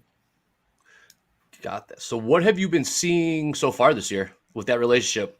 For the viewers out there, what's the relationship you've been seeing, and how have you been able to trade it? So with the relationship that I've seen since the beginning of the year, like I said, the dollar has been pretty much rallying since the last week of December. We had some consolidation after NFP, but for the most part, we've been rallying since the last week. So the way I've been using that relationship is I've already noticed that we slid in the S&P and we slid in the bonds since the beginning of the year. So I've been pretty much shorting based on the daily chart. Mm-hmm. And every time I go into the marketplace, I'm looking to see, is the dollar still agreeing with their relationship? And if it is, I'm willing to risk a little bit more on the trade, but it isn't the end all be all. But I really look at it. I definitely really look at it. Very good, very good. Eddie, what are you looking at right now, Eddie? I see you're really focused on these markets. Tell us what you're taking a look at over there. You know what? I was watching the S&P here, and just tagging the highs 47.98, and I'm a little hesitant to put a trade on because I'm not really seeing too good of a movement yet. I was watching gold, going back to gold here, and it's sort of doing the same thing, just sort of sitting there right now and not really giving me any momentum. It's not giving me any patterns. I'm looking at the dome. I'm not seeing anything I can sort of get an edge on. So I'm going to work on my patience again. I've been working on that for probably the last month, and I think it's coming around full circle. I like that. Is that the gold chart you have up right there, Eddie? I got gold up there right now. That's gold. 15-minute candlestick. Cool. Okay? Because I remember people in the chat earlier were saying that gold's getting hammered, and I see that those big red candles, it did get hammered. What time was that at again? If we can go around the world a little bit right now and see checking out some other markets. 9:45. Okay, and it seems to we bounced back.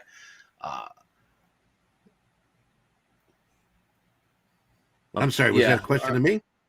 Yeah, I was just saying how gold reacted today, like to the downside, and we see that it's kind of bounced up. I'm trying to think if perhaps there's another short in there. I don't know. I haven't taken a look at gold. I know you're a gold expert. Just want to see what you're seeing over there. I mean, if you see here, I mean, we got patterns. There's one there. There's almost a repeatable pattern here. Once again, the market went to its highs. But this sort of threw everything off when the sellers came in strong and pushed that market all the way down to the. So, I mean, we're pretty tight. As far as our high goes, we're looking at 2048 and a low 2031. So my question is just looking for momentum, and if I could catch another pattern here. I like that. All right, Cortland, my man. All right, so how are you done trading for the day, Cortland? You didn't tell us if you're up or down today. I think you said you did take a couple trades. How's the P&L looking so far for the day? I took a couple trades this morning. All the way, actually, since I'm in demo, I'm not trading the specific time zone that I normally trade in, just because I'm in demo, testing out strategies. So I am flat for the day. I think I'm down maybe about $50 from this trading from the New York trading session on. I took just a couple directional trades, a couple shorts in the bond market earlier this morning, and then a couple buys in the bond market as well. I just was, like I said, I'm in demo just until maybe I'll take a trade tomorrow. It depends on it really depends on how the market looks closing into today. Like I said, I've been 100%. The market's going to dictate whether or not we're going to capture opportunity or get into the markets. Like what? There it is. You're a bond market, you're a bond trader. So what are you looking for exactly for the market to tell you if the markets are good, it is attractive time to trade. You said you're not going to trade PPI. You're going into that market with your mind already set that, maybe we're not going to trade this. Is there anything that's going to change your mind with that? Or are you going to stick to that, maintain that discipline that I'm not trading no matter what? So for the CPI day, no, I'm not touching that thing. Like I might touch it with the demo. I just don't ever want to be in a position where even though it can happen in the market, it is more likely, or I should say, the probability favors getting like gap stopped out on the CPI day above other days. So for me, it's like, why would I even attempt to trade against that day if I know something like that is going to happen? Like maybe if I had a position on like an hour or like a couple hours before the event dropped, and like let's say I had like I was trading some minis for some micros, and I had like 3 on, and I took 2 off before the news event, and I was move my stop up. That would be the only time that I would say, okay, let's see what happens in CPI. But that's me already funding a position before we get there. Like other than that, I would not. I wouldn't stand in front of it. But PPI, like I said, it'll have a reaction, but it won't. It normally isn't as volatile as a CPI can be. I like that. Hey, Eddie, I see you clicking around, checking out different markets. What are you seeing over there in some of those markets? I'm trying to find some momentum here. I'm not in a rush at all. Seems like I missed the bus, and I'm just waiting for the next one to come back. Yeah, you'll see that, right? Like I said, it's the lunch hour trade right now. Probably be slower, for the next hour or so. So it is very important that we keep disciplined. This could be a good time. Like, our theme of the week is a journal. This might be a good time to take a little journal break. A couple bullet points. What you've seen today. For instance, for myself, I'm down pretty decent today. Trying to get short all the way up. Kept selling kept selling what I thought were the highs and just kept buying it and pushing this market higher. So journaling and reflecting for me is a look at probably I was over trading a bit, maybe even getting a little tilty. I was up a little bit this morning and proceed to give some of it back. And, that really kind of gets in your head, gets in your mental. So right now I got to take a step back, take a breather. I know I got we got 3.5 hours left of this market, so I can't come back. Sure. I know last Friday I was down pretty good. I was able to bring it all the way back to a positive day. So, just think of mental self-reflection right now. I took some trades in the morning, had some good reads. I really got to pay more attention to reading the ladder better and looking whether there's block orders or, liquidity to the upside. I know John always talks about, look for those orders, look for size. Paper gets filled in these markets, and John was able to capture some of that. And I was actually looking to get with the paper, and I need to self-reflect on that perhaps and adjust accordingly. So I know I got about 3.5 hours. I was one of those dummies getting short all the way up, and now I'm in the red, but it's nothing I can't come back from. So, it's kind of, I think that's what we're all talking about. We've all been there, but this is my little journal moment for the day, if you will. So that's kind of where I'm at. Eddie, I know you haven't traded. Courtney, you've taken a couple trades, but it's important that we maintain this discipline moving forward. Courtney, when you're having a down day, how do you handle that? How do you deal with that? And you just really hit it on the head with journaling. Like, it's one thing that I've had to make myself do over time is journal even when I have a bad day. Like, I will have the easiest time journaling when it would be a good day, but then I take a few losers and I'm trying to sit there and think about what I went through in the past, and that's something that was actually hurting my development. Because you really want to know, if I'm having a bad day in trading, obviously, I'm planning out ahead of time that I'm going to take 2 trades per day. If I go in and I think, I've already journaled the day before, I think I know exactly what the market's doing, and then I get in and I just miss it, or I take some bad entries. The best thing to do at those times is to write down and take a screenshot of the chart, see what happened, what I thought was going to happen, and what happened. And if I had a good bias, if I had a bias that the bonds were going to be bullish and that it was bullish that day, if I took some bad entries and it still went up, I want to make sure that I'm encouraging myself in my journal. I don't think that anybody should beat themselves down in their journal. They should really cherry pick the words that they use, use very, very encouraging words. Still, if you took 16 trades and you said you're only going to take 3, you got to be accountable and be real with yourself. However, your brain does keep those negative words that some people could use, and they keep them in the head. It makes it more difficult to trade going forward. So things that I would do is I would encourage myself in my journal, look for the good things I did in the day, and then make sure that I note down, okay, this entry was off because, I was waiting for my level, but then I got too, anxious and I took it before I got to the level, something like that. And then I also think that you shouldn't berate yourself in your journal. You only need a few bullet points, like a good paragraph every day, a good paragraph and a half every day is really all you need. Because it's really to be able to go back through multiple days and see, okay, this happened this day. Or like if you're going through a losing streak, being able to go back to your journal and see how like you were seeing the market before and seeing how your targets are getting tagged, things of that nature. That's really like it builds your confidence in trading. So that's really how I help myself.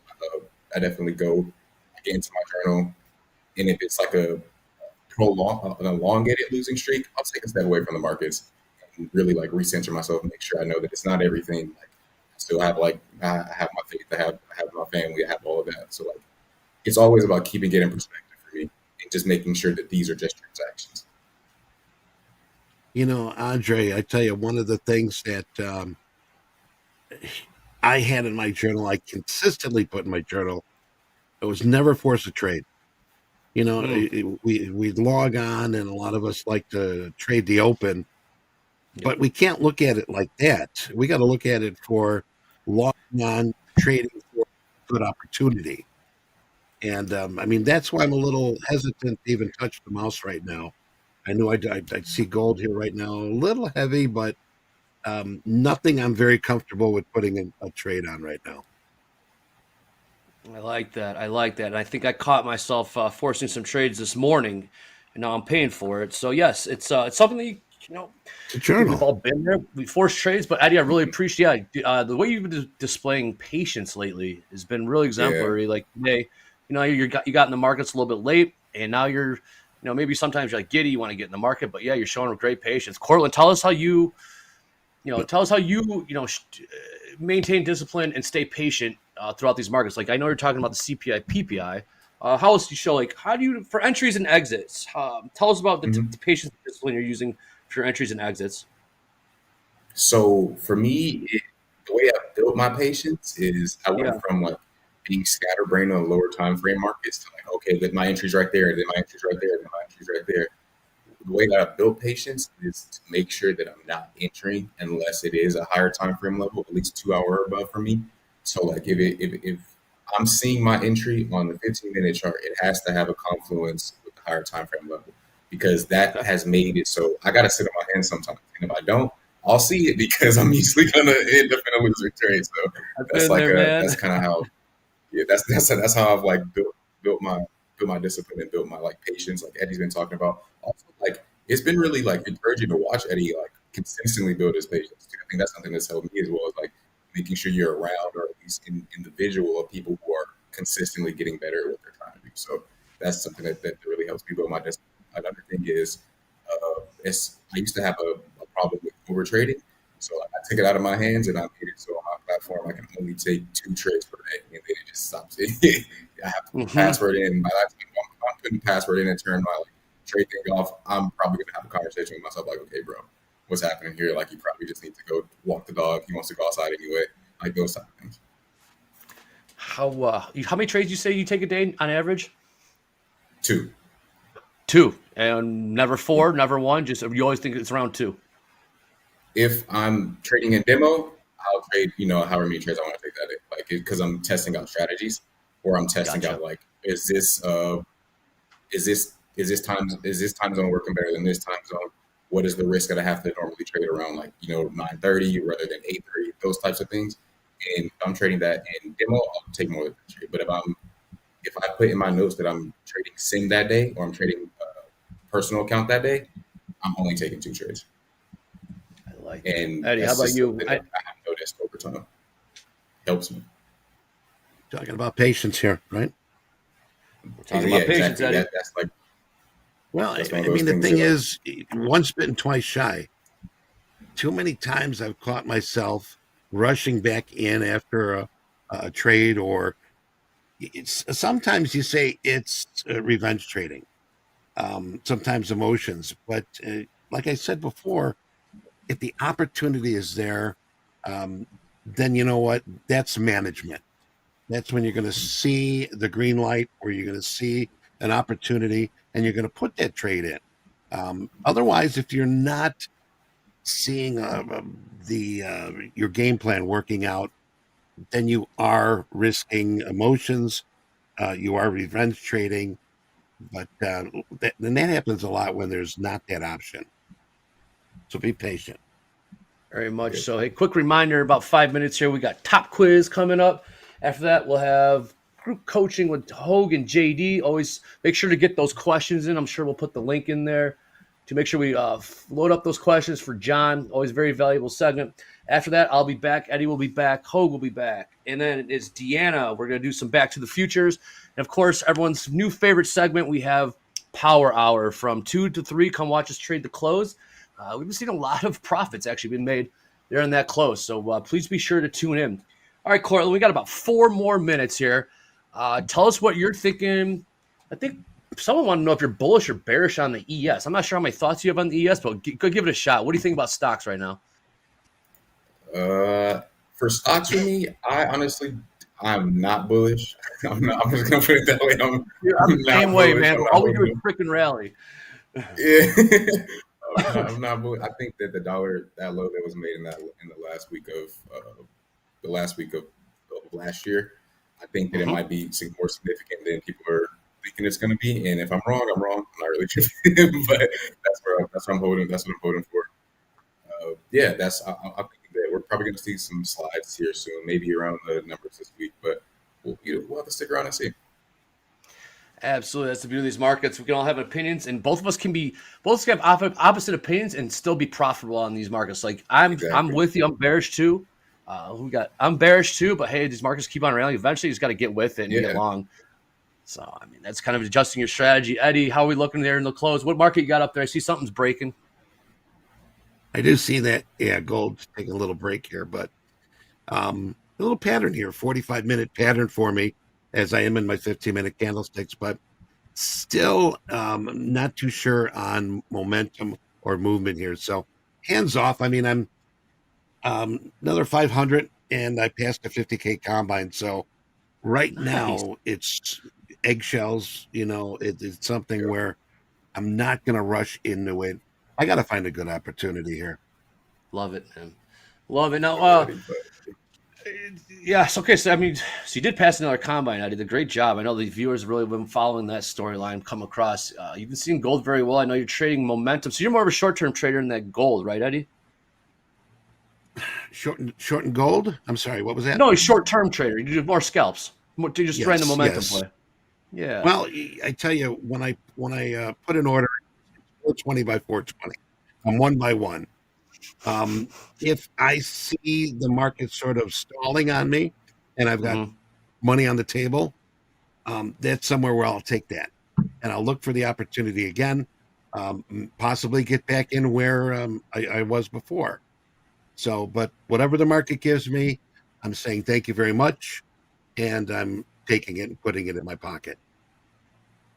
Nice. Yeah, the other viewers here are picked up on your 420 risk reward there. There they are. They're loving that shit. They picked up on that, man. But yes, that's something you stick to. Hey, they're kind of fun numbers, but hey, he sticks to them though, folks. So it's his numbers. They working for him. So if it ain't broke, don't fix it, like we were saying. All right, Cortland, we got 1 more minute. Is there anything else you want to share with the audience? And I'm sure you're going to be back with us soon. But yeah, man, it's a tough level for the ES. I agree, Kenny. Final thoughts, Cortland, while you joined us for this. Final thoughts would be take advantage of that journal that Topstep's providing you guys. I wish I had that 3-4 years ago. It would have took me that long to get to a journal that I like. So take advantage of it. Like journaling is so important. And if you guys do it consistently, you'll see how important it is. Well said. I know Eddie and we've been really pushing the journaling. That's the theme of the week, if not the theme of the year. So everyone out there, please make sure you stick to that journal. We're going to keep pounding it away on that, and it's going to be a recurring theme. But yeah, I think we're going to see results from that, and everyone's going to make a little bit more money just from being some more self-reflective. Eddie, we're going to sign out here. We got top quiz coming up, and I'm going to see you this afternoon. Yeah. Yep. All right, take care, guys.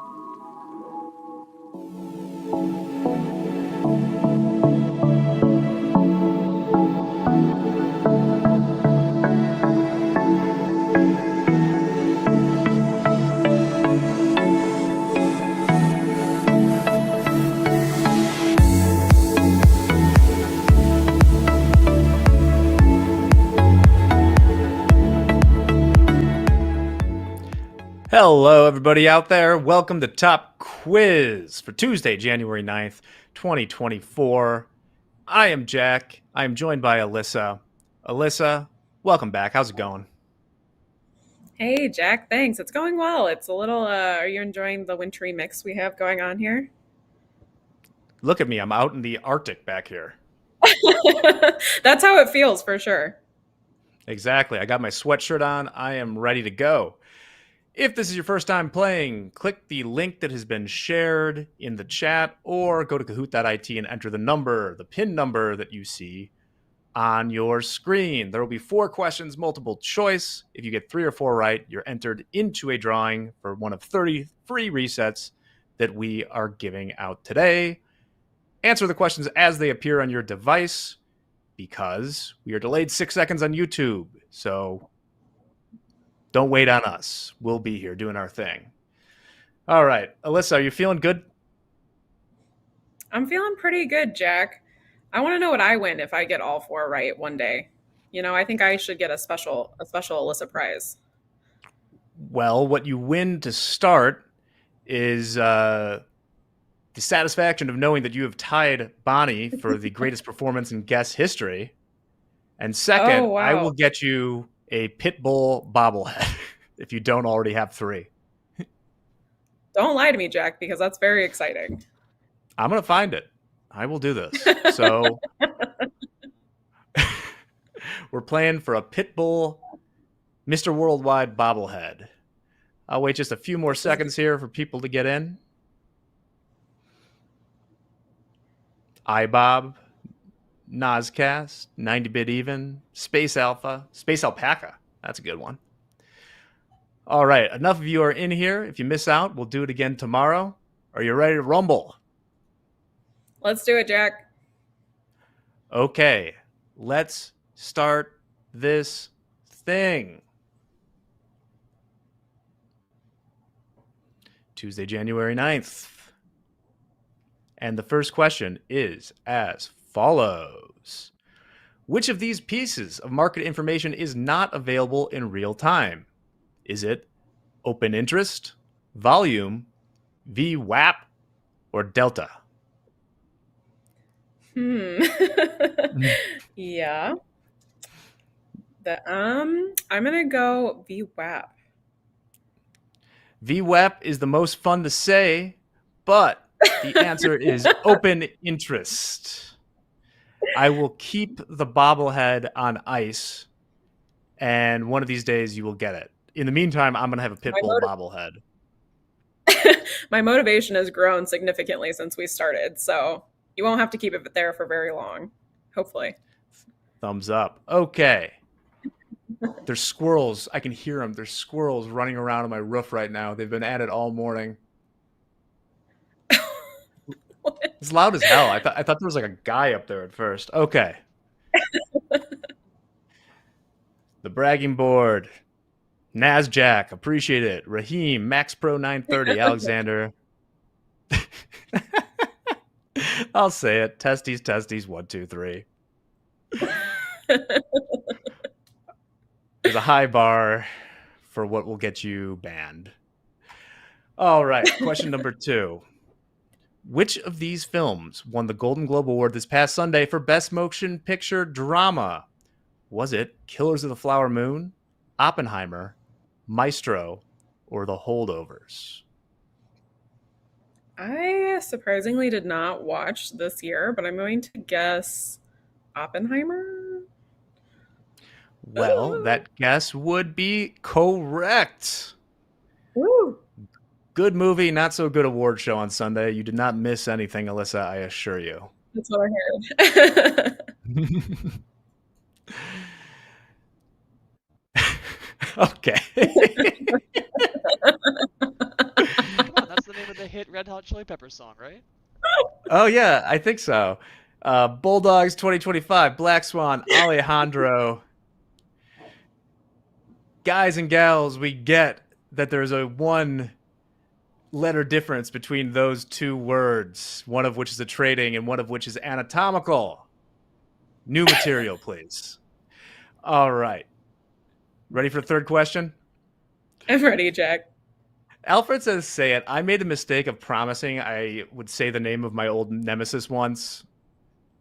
And I regret doing it. Nobody made the clip, and good luck finding it, but I won't do it again. All right, next question. What is the name of the trading competition that Trades by Matt is competing in currently? Is it called the Grey Cup, the Jones Cup, the CME Cup, or the Robbins Cup? I was watching for a little bit earlier, and I heard the word Robbins come up. So that's the best I have to go on, Jack. I think that's my answer. You are correct. It is indeed the Robbins Cup.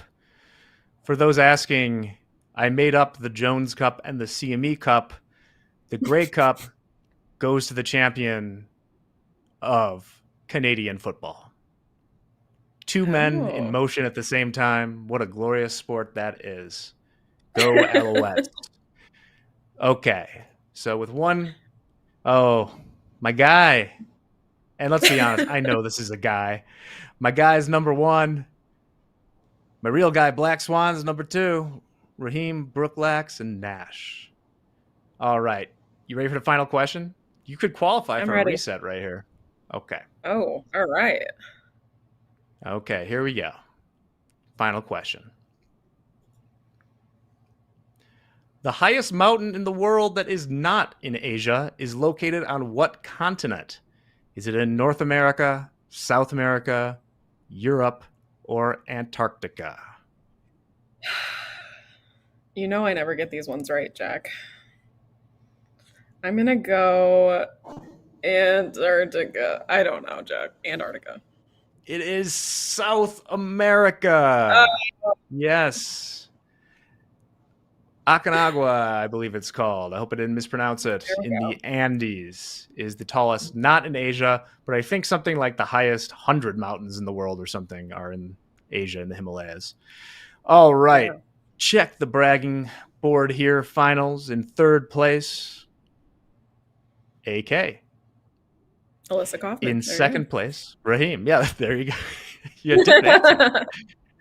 And Perofil. See, isn't that nicer than what was on top before?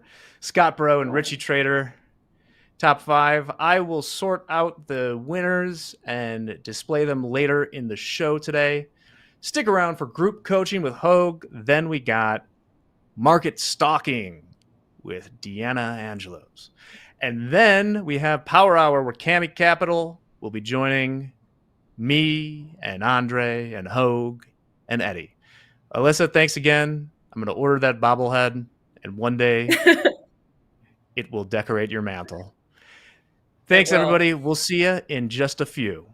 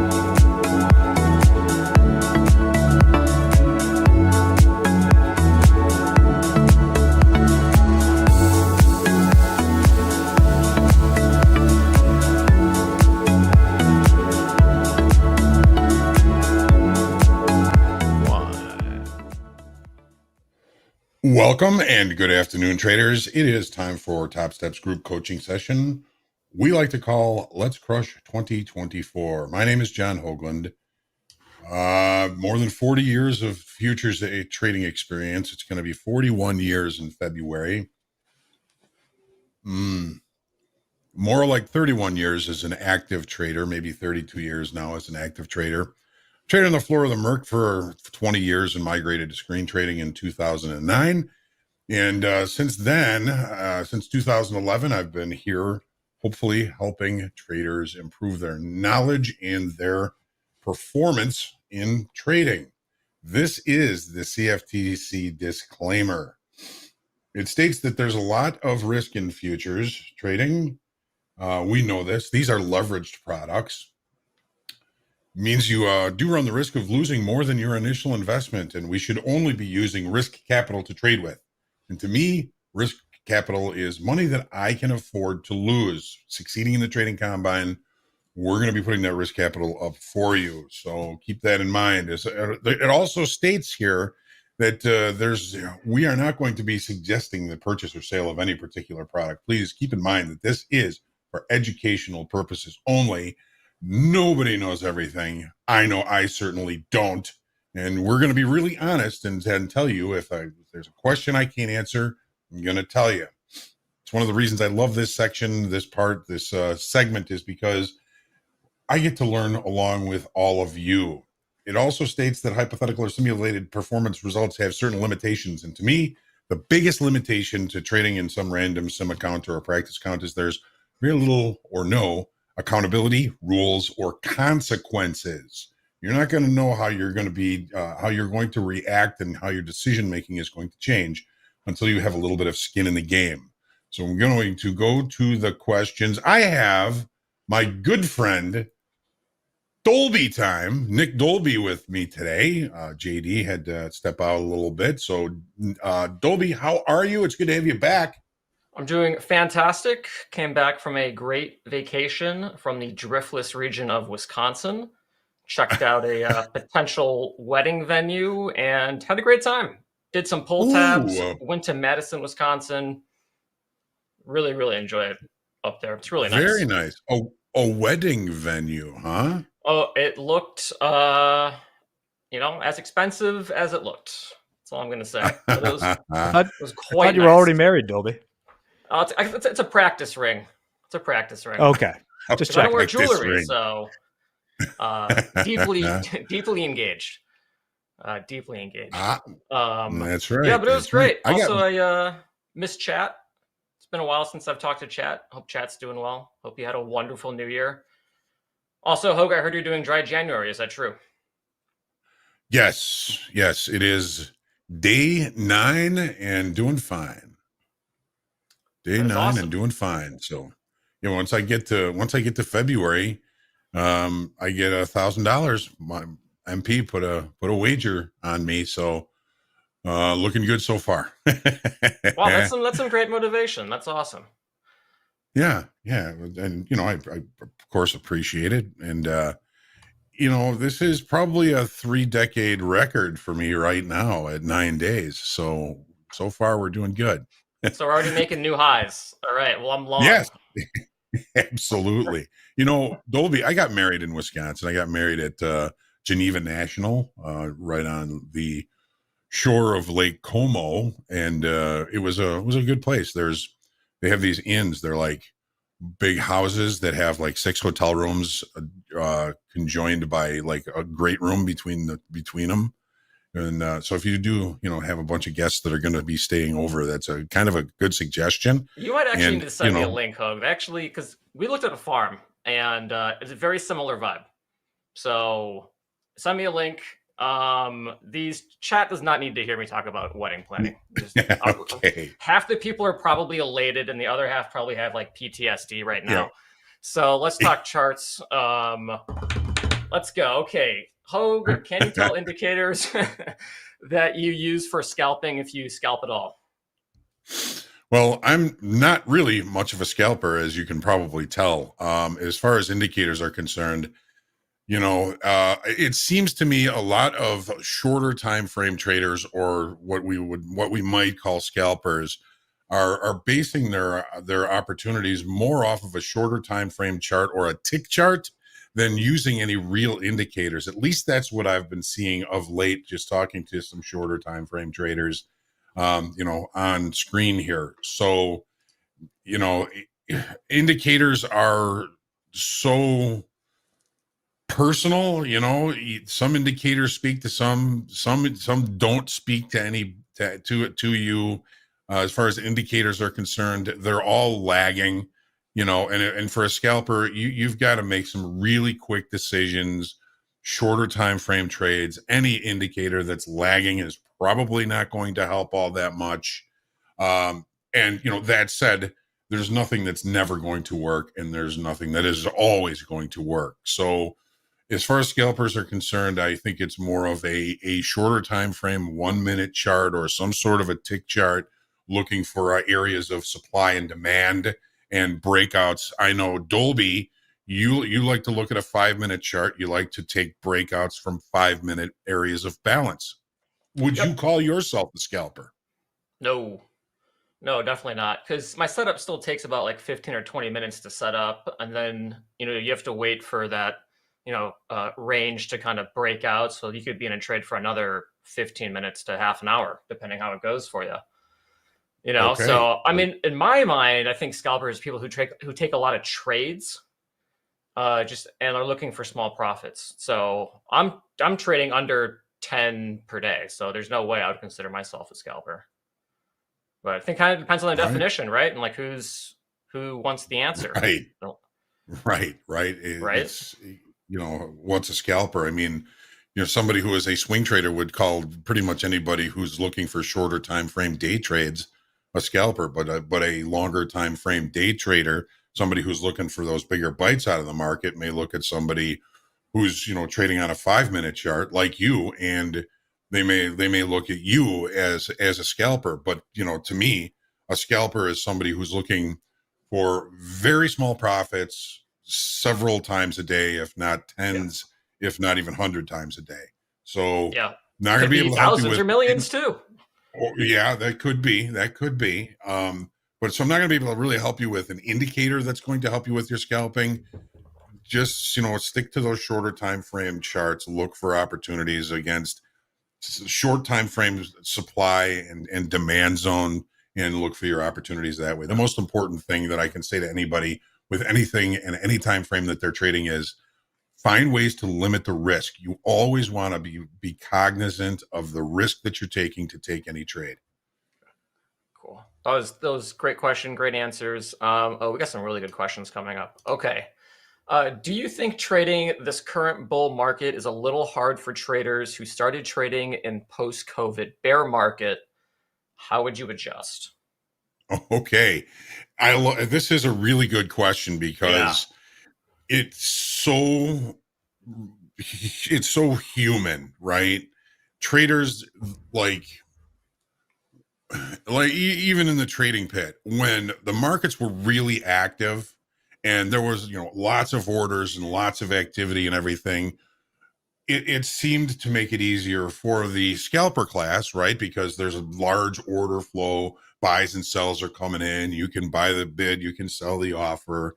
And a lot of those traders, when the pit started going away, they were the first ones to kind of have to leave the industry and find something else to do. As far as getting into learning about markets in a specific market state, you're talking about, what was it? COVID? Yeah.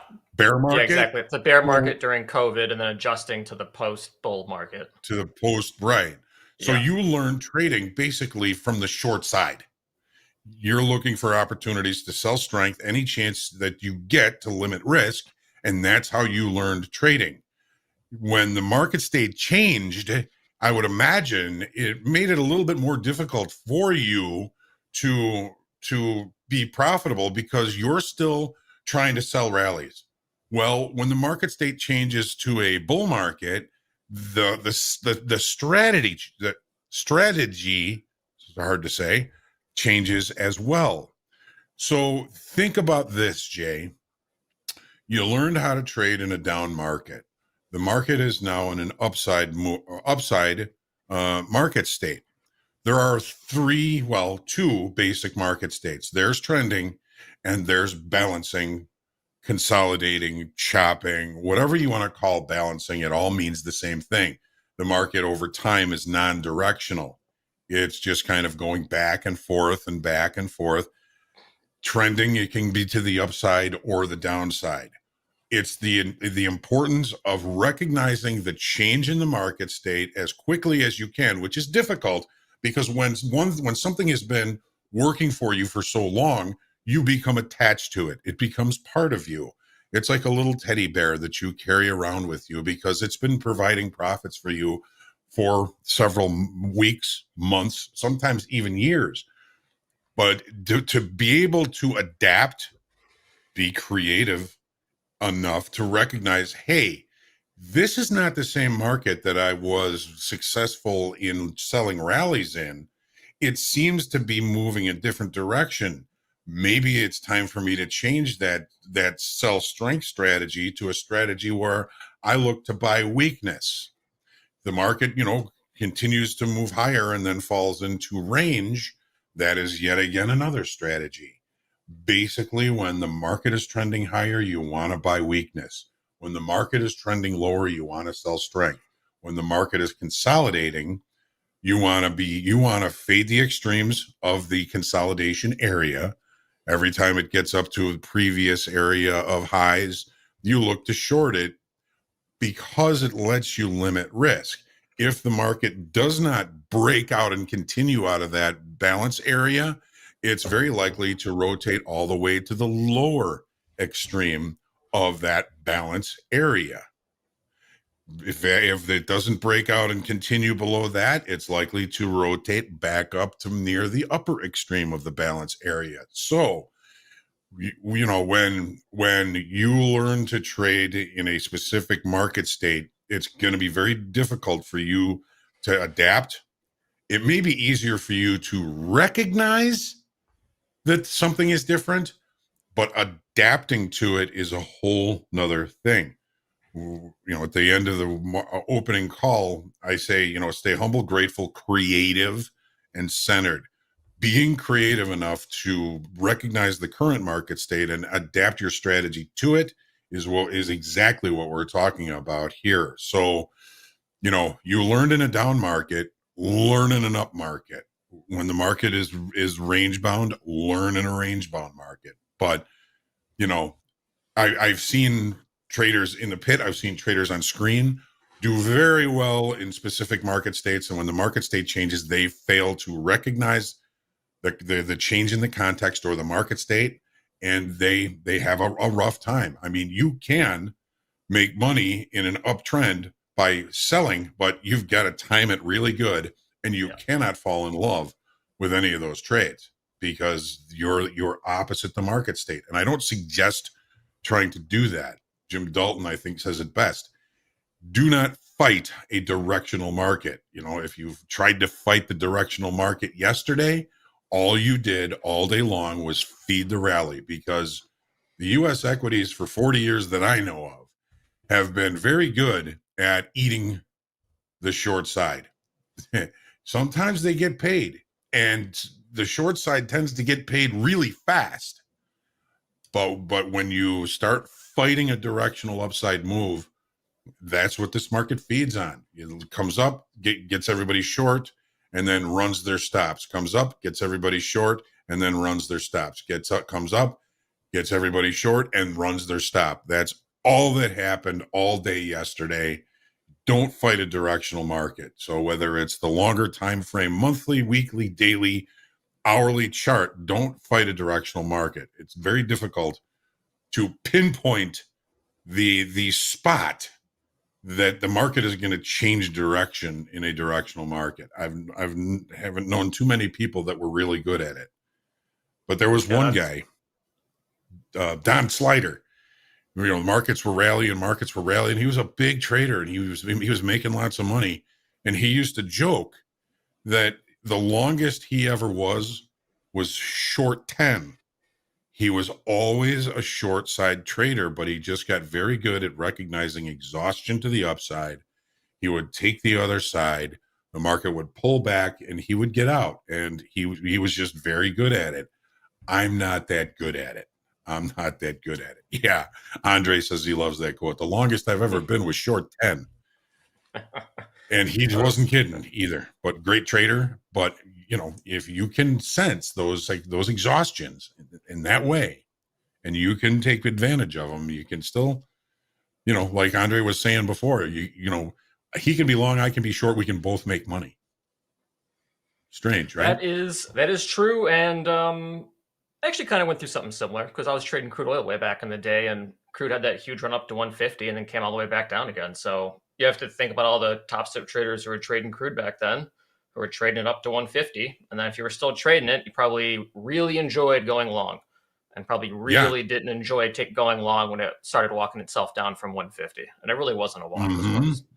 I remember that because yeah, that daily chart, there was a perfect triangle pattern. And once it finally broke out of that triangle pattern, it dipped, went back to the lower trend line, and dropped like a rock on the daily chart. I remember that. And I know other people that are probably listening remember it too. I'm pretty sure Fred Decker remembers that because I was doing the futures trading 101 through 104 every month, and we were talking about it at that time.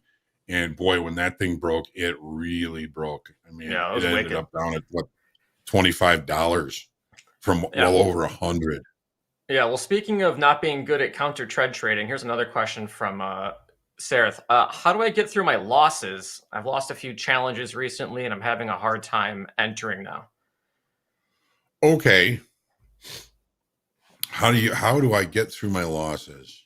Lost a few challenges. I'm thinking like trading combines, and you're having a hard time getting back into it now. Yeah, I think maybe more high level instead of at the trade level. Like, how do you get the motivation, I guess, to maybe get back into a trading combine if you've lost a couple? Yeah. This is one of the things that is a barrier to every trader. We are going to take losses. And you know, a series of losses makes it very difficult to maintain any kind of confidence in what we're doing. But if you've, you know, been going through trading combines, if you've lost a couple of accounts, anything like that, it's part of the learning process. There are things that you have been doing, or maybe you haven't been doing, that can help you, I believe, get past I think you're just feeling a fear of even trying to get into the markets right now. And it's completely understandable. You know, it goes back to how many times do you put your hand on a hot stove before you figure out it's a bad idea? It leaves a bad taste. It leaves bad feelings. And it makes it more difficult to even get into the ring after you've gotten your nose busted a couple of times, right? But this is part of the process. There are people that are really successful traders that spent years losing and building money back, and losing and building money back before they really were able to get their head wrapped around how markets really work. And not just that, it's more about, Sarah, how you really work.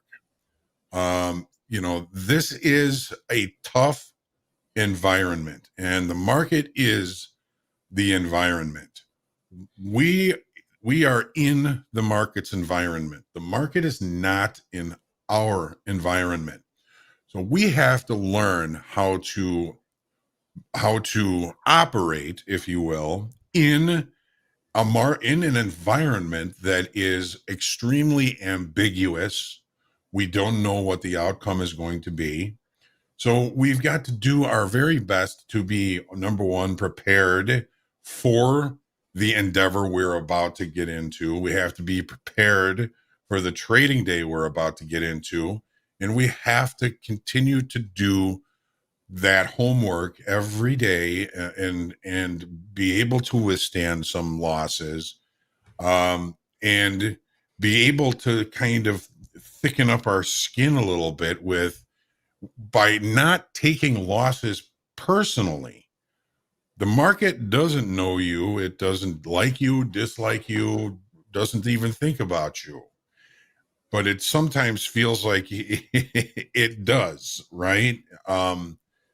So, you know, all of the things that you're experiencing, I believe, are just part of the continuum of learning to trade.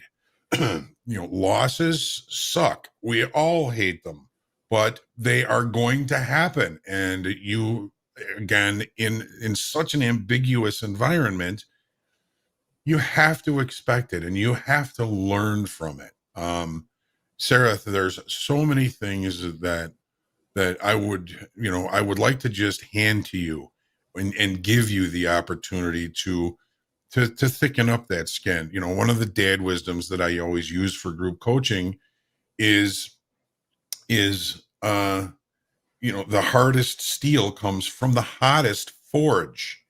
So to steel yourself against the fear of actually even getting into the marketplace or getting into a trade is something that over time, hopefully, with some degrees of success, you'll be able to feel yourself steeling against those losses, not taking them personally, and to be able to take the trades.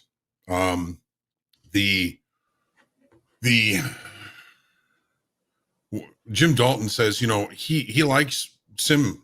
He likes for people that are new to trading to trade on sim for a certain period of time, because that's going to help them kind of recognize the tools that they see well. Not everybody sees every tool the same way, but you got to start to develop your ability to see where the market is kind of what the market is telling you, using market generated information. And that's the whole idea behind market profile, is using market generated information to make your trading decisions. And he says everybody should trade on sim, but when you get to a certain point, you should trade a real account, whether it's micros, whatever it is. You should move on from sim to get into a trading account, because as I mentioned at the beginning of this session, every day, you don't know how you're going to respond to the duress of having skin in the game. You've had a little bit of skin in the game, Sarah, with the trading combines.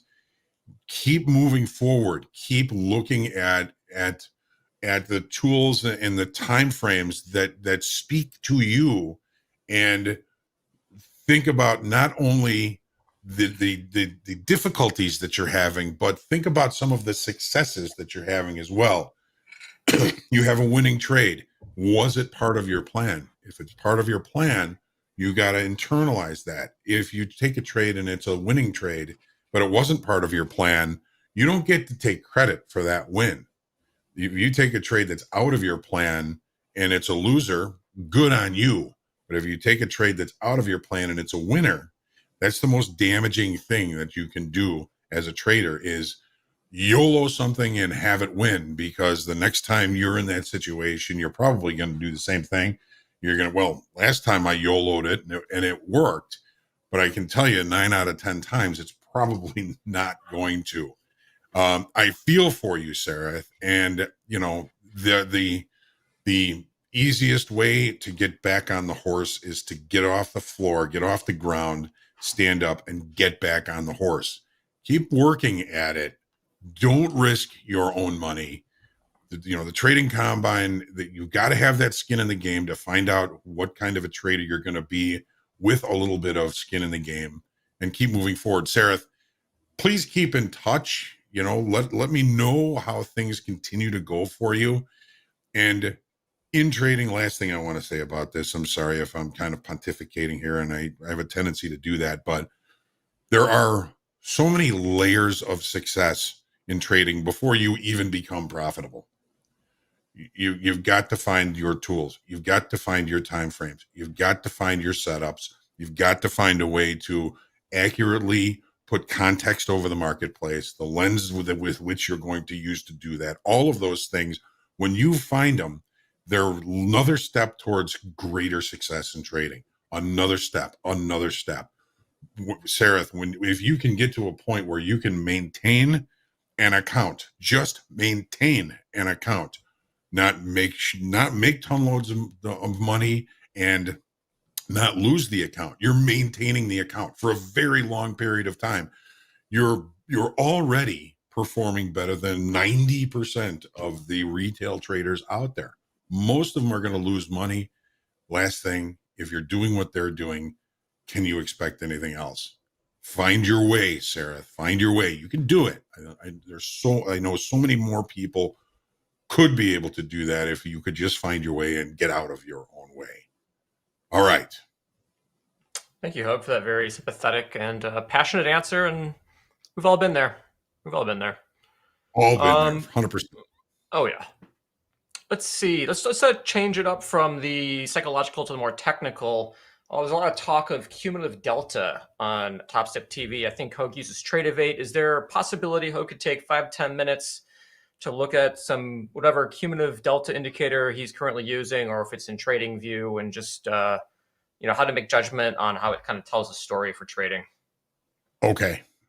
Brian, I'm hoping. Yeah, that's Brian. Yeah.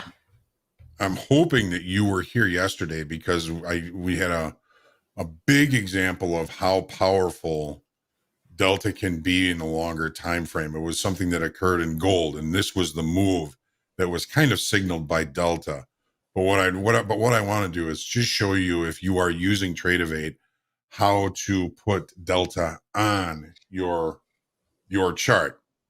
This is the 30-minute ES.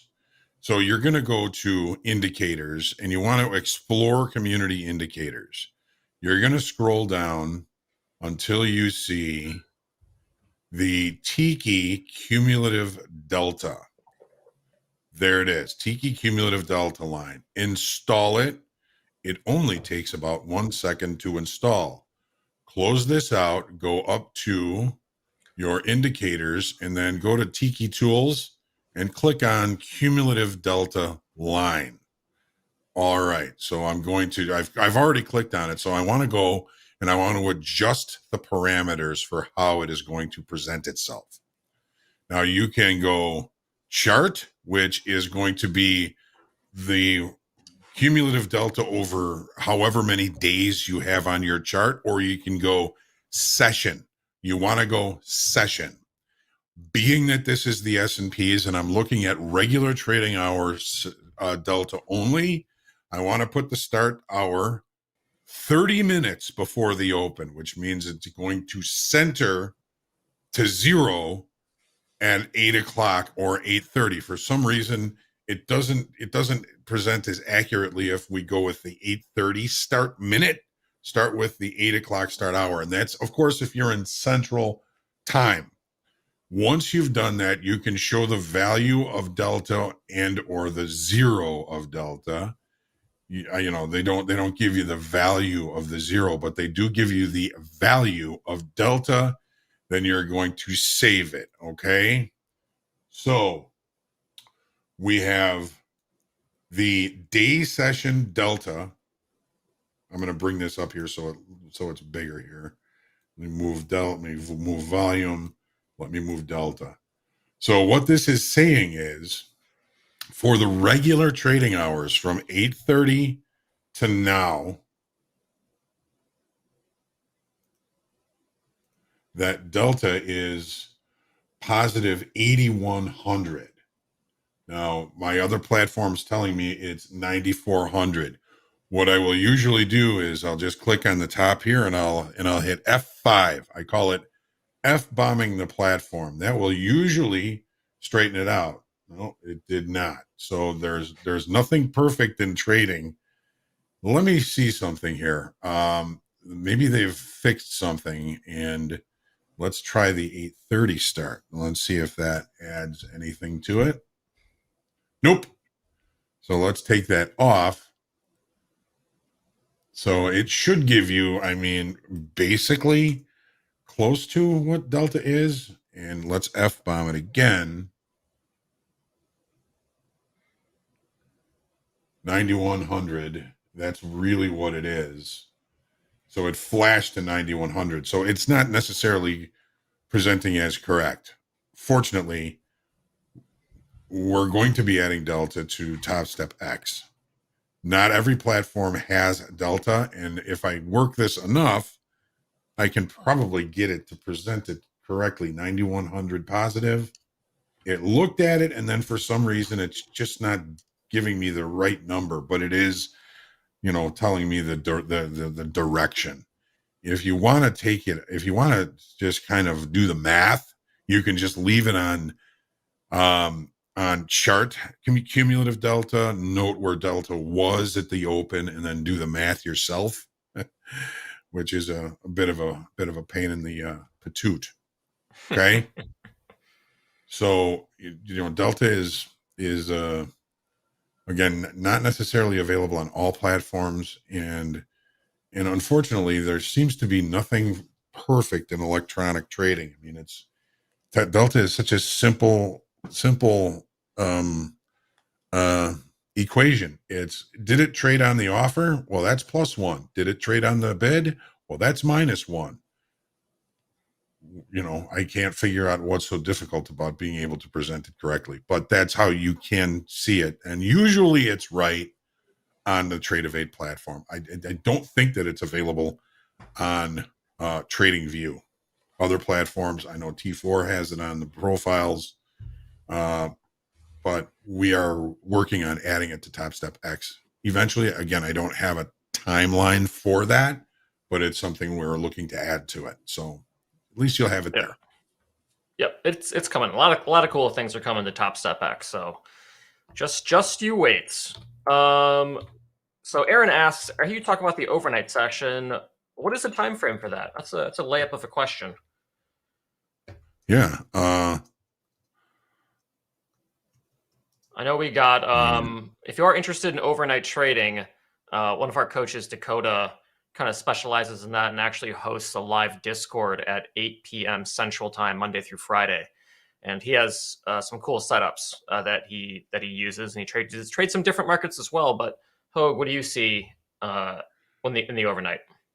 Okay, so if we're talking about the equities, the S&Ps, the Nasdaq, any of the equities, the closing or settlement time is 3 p.m. Central. To me, that pretty much ends regular trading hours. The reason that I personally, and Dakota trades at night, he's doing very well. Whatever he's doing, God bless him. That's great.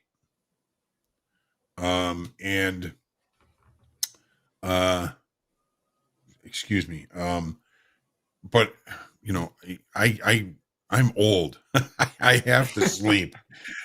So I can't really play. But the reason that I chose not to trade even as a younger trader, and really, I mean, the regular trading hours were only available in the trading pit. You didn't have the opportunity to trade overnight. The market closed and it opened the next day. The reason that I choose to trade the regular trading hour market is because of the volume. In the overnight session, I mean, this is the volume down here. The overnight session, there's very little volume. So there's no longer time frame participants that are playing at that time.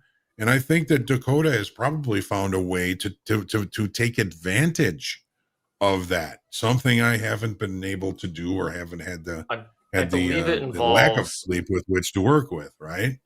The Japanese yen and range charts, like range bars. So I believe that's he's trading he's trading the Japanese yen, which is in its regular trading hours at that time. Yeah. Oh, there's Coach Dakota. He's right there. He could type in chat probably a sentence or two of what he's doing overnight if y'all are interested in the overnight game. But we can keep on going. Since we have Dakota here, you can just take care of that one in chat. Let's see. Okay, and Dakota will be on screen again soon. He can talk more about it then as well. Oh yeah. No, it's why we bring in different traders, because everyone trades a little bit differently, and you might find someone who aligns with how you trade.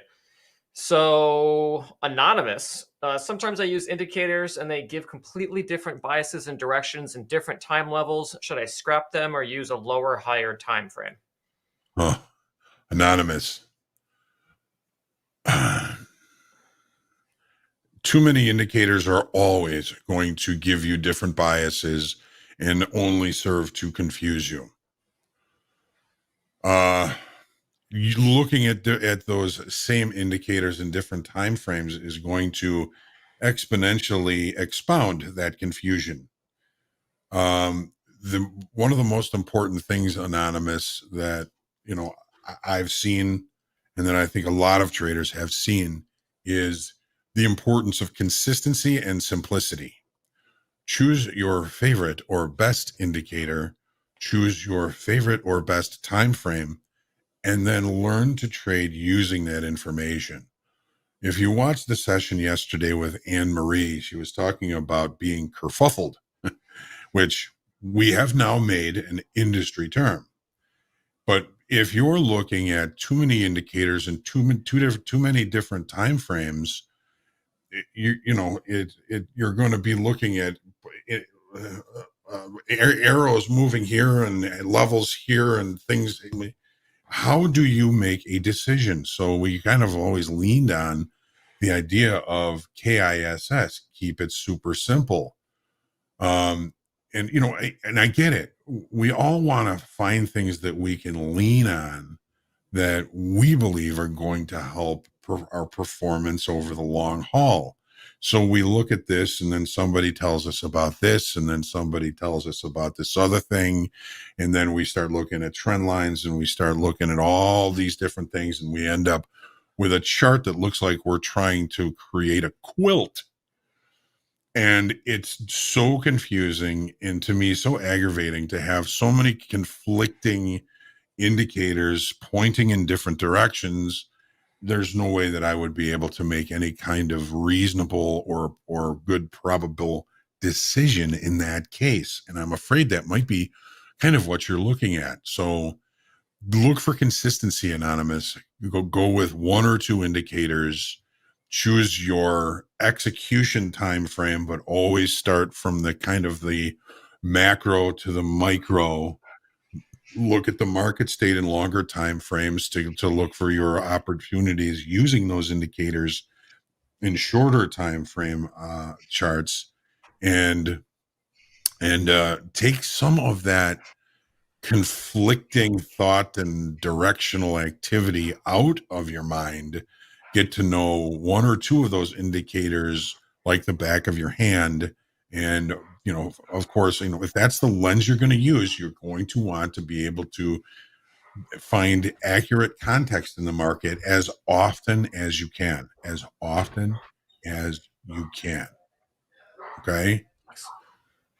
Excellent. And then I want to see if Sudarshan's in chat, because he has an interesting question, but I don't want to read between the lines too much. So Sudarshan, if you're in chat, let us know, and then I'll ask your questions. I do need clarification on it. But Roberto has a fairly easy question that we can definitely get to.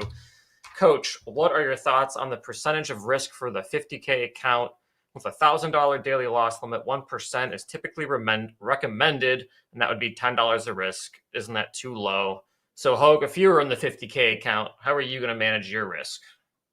Well,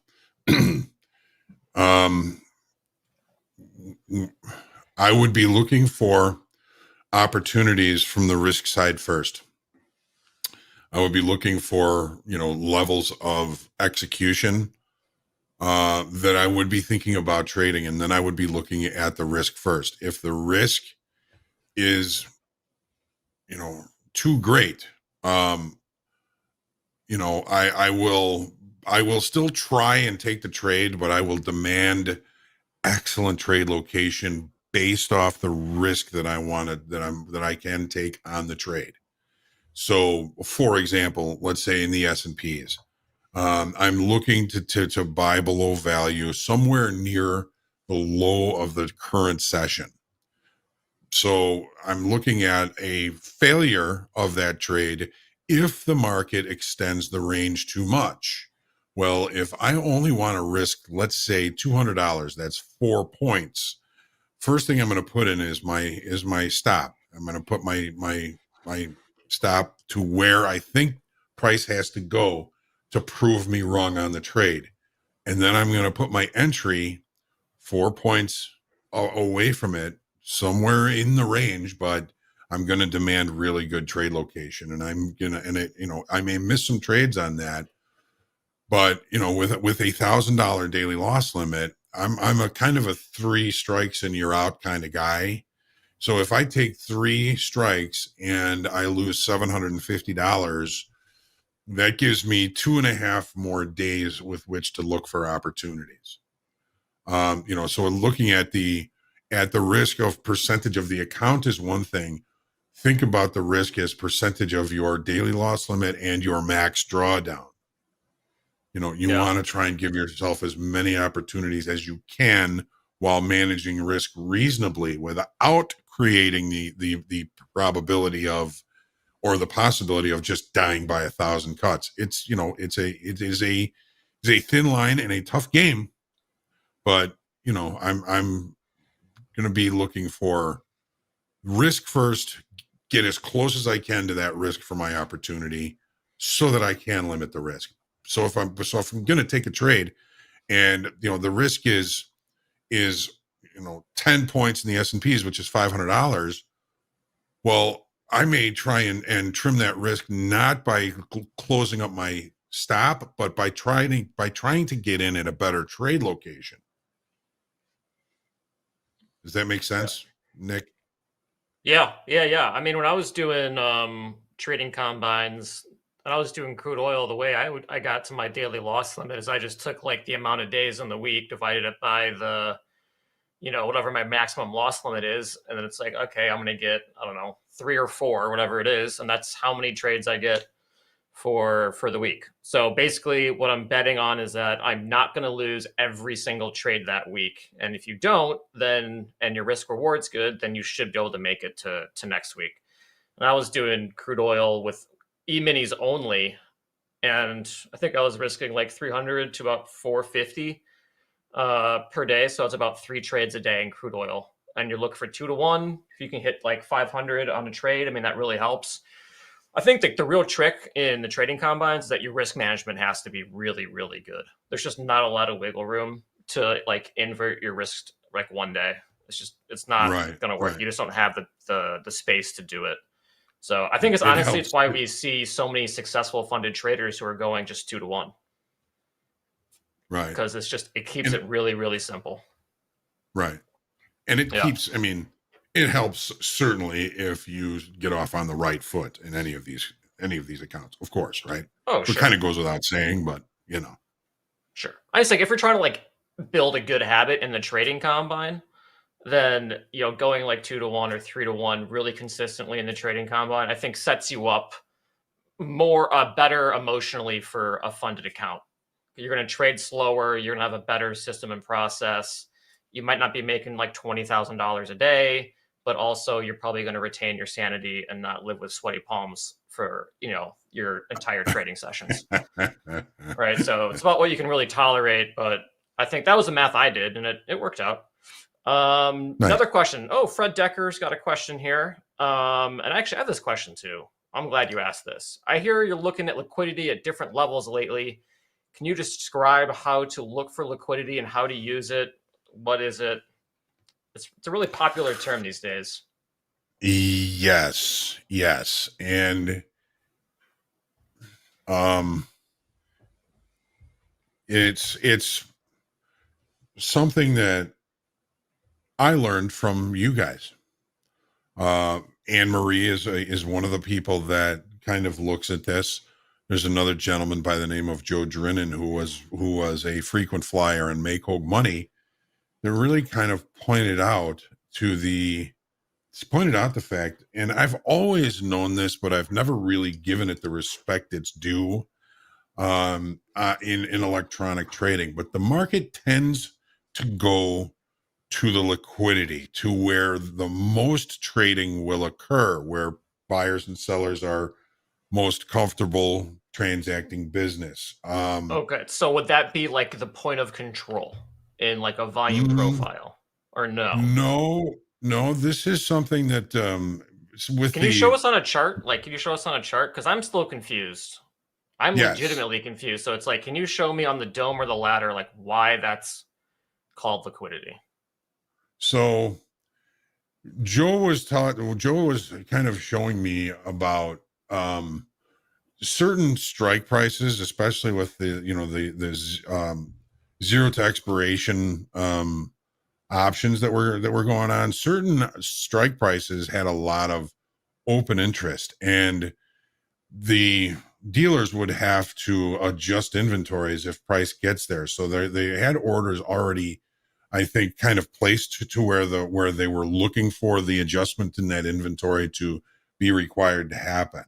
And the market, it just seems to have a tendency to go to the, well, when I was a deck holder in the lumber pit, if the upside of the deck was really thick and the downside of the deck was really thin, my boss would say, well, you know which way we're going, right? So yeah, we're going higher because that's where all the orders are. And he'd say, absolutely. The market is always going to go to the point of greatest aggravation, and it's always going to go to the point that's going to cause the most pain for the largest number of traders.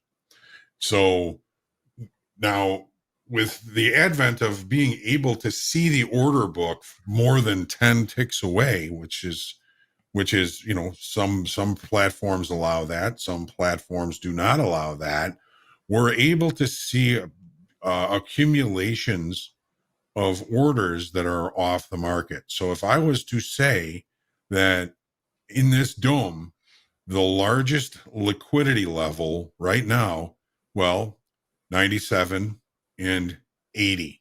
I'm sorry, 4,800. Okay, there we go. That's what I wanted. 4,800. I'm just looking to see where those orders are. Now, look at this. Oh, perfect. Pull that up. Move the 100 up, 100 down. Right? So that 4880 yesterday. There were 500 to 600 offered there yesterday. Those orders are still sitting there just as liquidity. God, we really just trade 2 ticks above yesterday's high and fall? Looks like my goodness. So now we can look lower too. I mean, there's the book looks pretty thin down, or pretty thick down below also. You got 300, you got 400 here, you got 300 here. It seems like maybe it's just the way this is set up. We're seeing this just looks thicker. We've got the same number of offers up here, but we're looking at the levels where large orders is what I'm calling liquidity. Cool.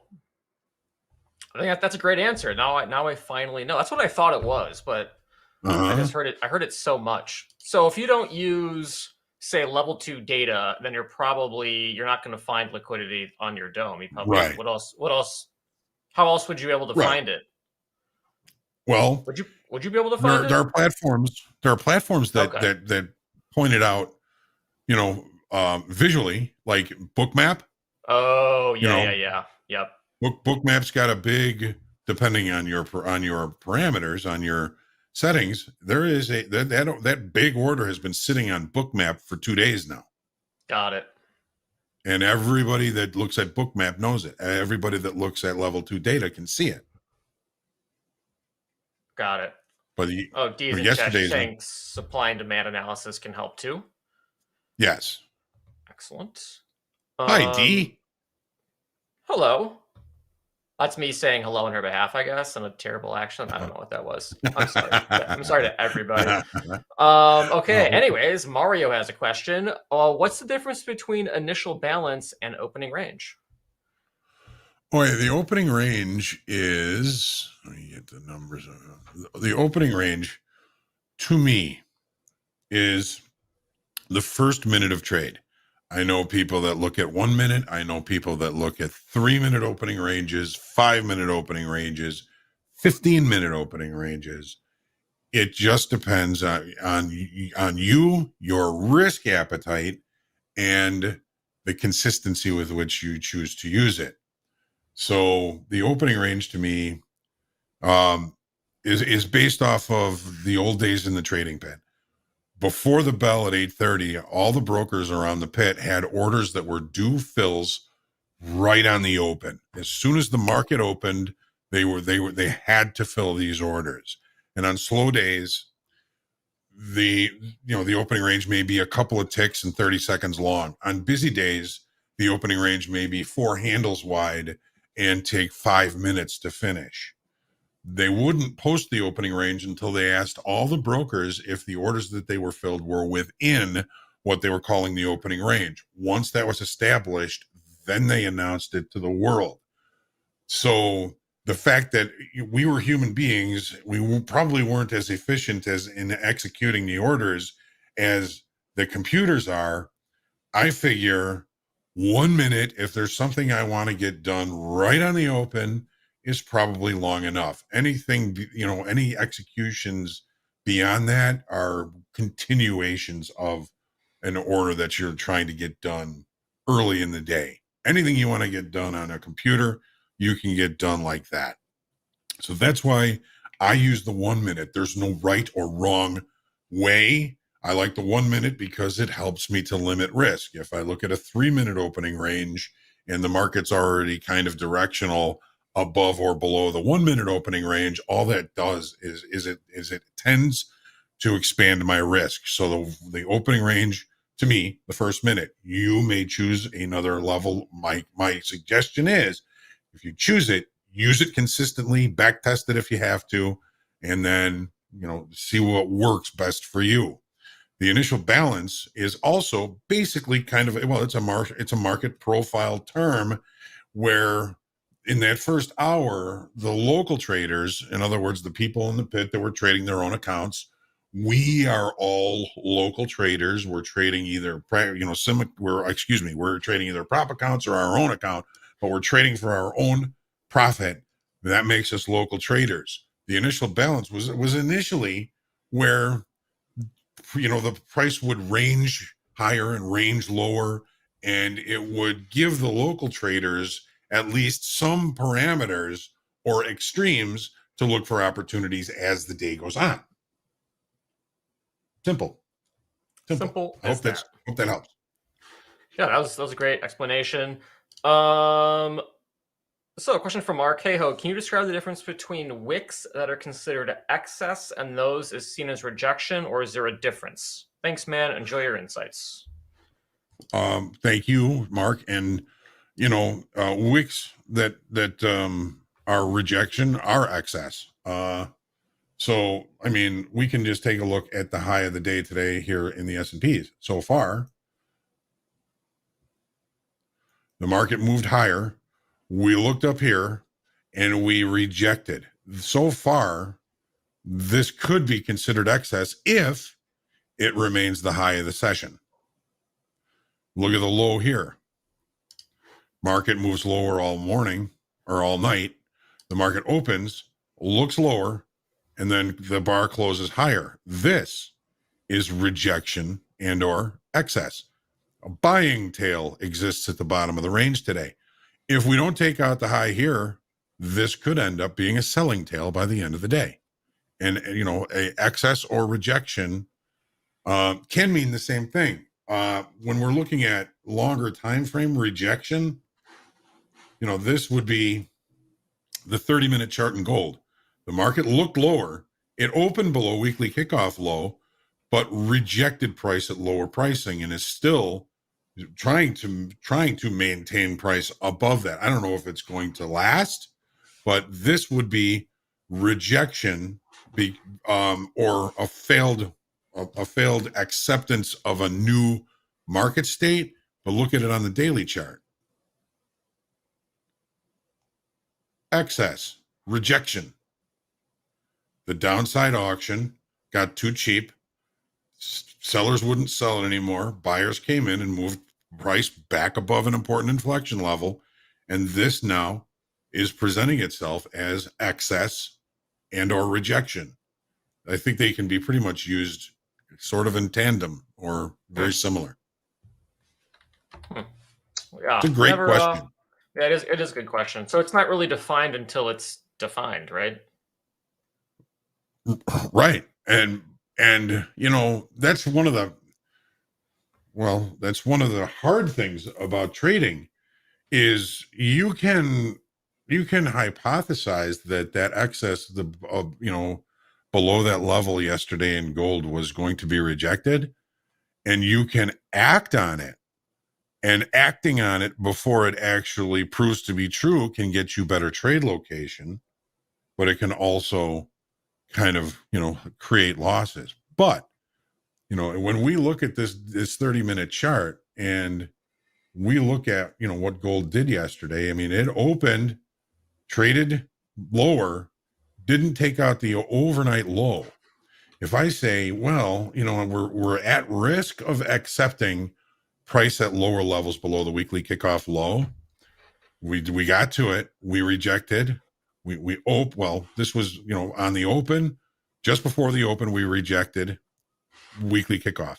We opened, we traded lower. We could not take out the overnight low. The next bar, we couldn't take out that bar. I think it actually created a kind of a weak low. Yeah, but then they're starting to turn the lights on in this bar right now. I flash figured. the lights at us. I know. Okay. I know. Well, it was a pleasure to come back and hang out with you, Hoag, and with chat. Great questions. There's still a ton of questions left, so if you submitted some and we haven't gotten to them yet, hang in there and tune into your come back coaching tomorrow. to We'll try and get to them. Absolutely. Yep. But we will see y'all later. Hoag, can sign us off. All right. Ladies and gentlemen, thank you very, very much. I don't know if you guys if we have time to put the screen back up, because I got a good dad wisdom for you.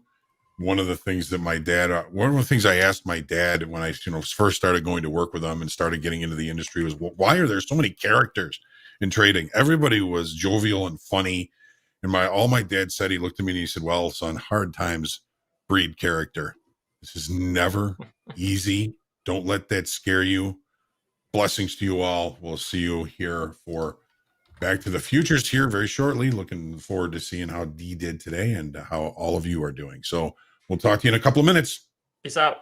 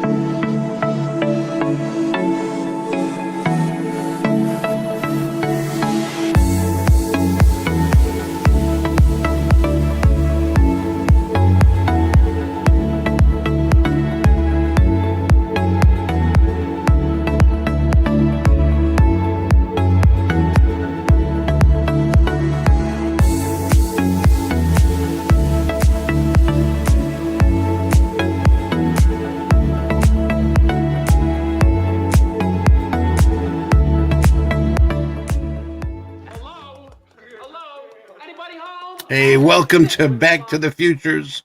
And yes, we've got our good friend Deanna. How are you, Deanna? Hello, hello. Just trying to dig myself out of a hole today. I've been fighting Russians, so yeah, we'll see. Well, you know what? We got your back. We got your back on this one. It seems like everybody sort of dug a little hole today, and working their way out of it. But that makes a good trader. Give yourself a Yes, challenge, and absolutely. let's see what we can do here today. So Andre's back with us. John Hoagland's back with us, and Johnny, you got a position on. No, I don't. But I'm back to positive on the day. I took some loss. I took a couple losses earlier. Got that back. I'm up a little bit. I don't even know how much. Hey, $38. This kind of day, I would take it. I've been getting chopped up. Happy Meals, right? Yeah. The market is eating my lunch today. Down 12.75. I might be done for foreseeable future for the day at least, but an opportunity pops up, got to take it. Yeah, so I've got a position on, but I am in a bit of a hole. I tried to go up to 2 contracts as a default position size.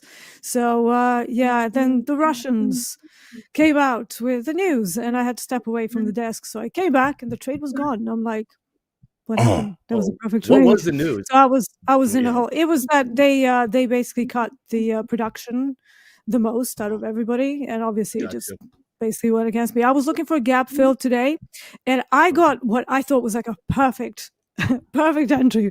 So I'm like, I'm going to hold this to value high. This is amazing. So I was actually in profit. So I went in short at 72.06. And I was actually in profit for about 55 ticks. Then I had to step away. So when I was back, I was down. So I was like, now I have to dig myself out.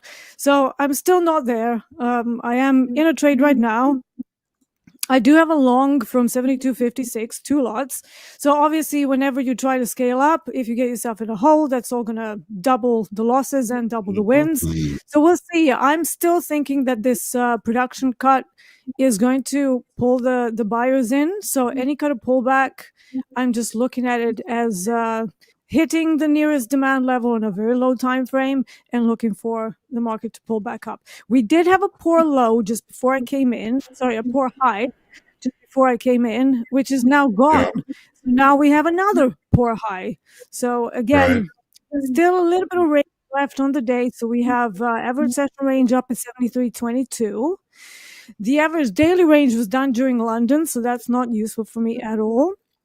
So yeah, I'm just literally, literally looking for another pop higher with that Russian production cuts news that we had. I'm not going to fight it.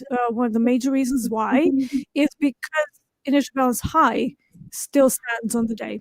So we have not been able to go back to initial balance. And if we do, obviously the trade is not going to be valid anymore. So yeah, interesting day for sure, very challenging. But again, that's what we're here for, right? Tradertainment. That's right. No one said this is going to be easy, but yeah, you got to dig deep and fight it's never back. easy. It's never easy. And these sort of days are the ones that, where we're supposed to stay calm. So, there's no freaking out. There's no, oh my God, doing stupid things and all of that. It's just trying to come up with the new piece of data, new piece of information, and seeing whether we can maybe get a trade out of it, just like we always do, right? We don't want to be kerfuffled. No.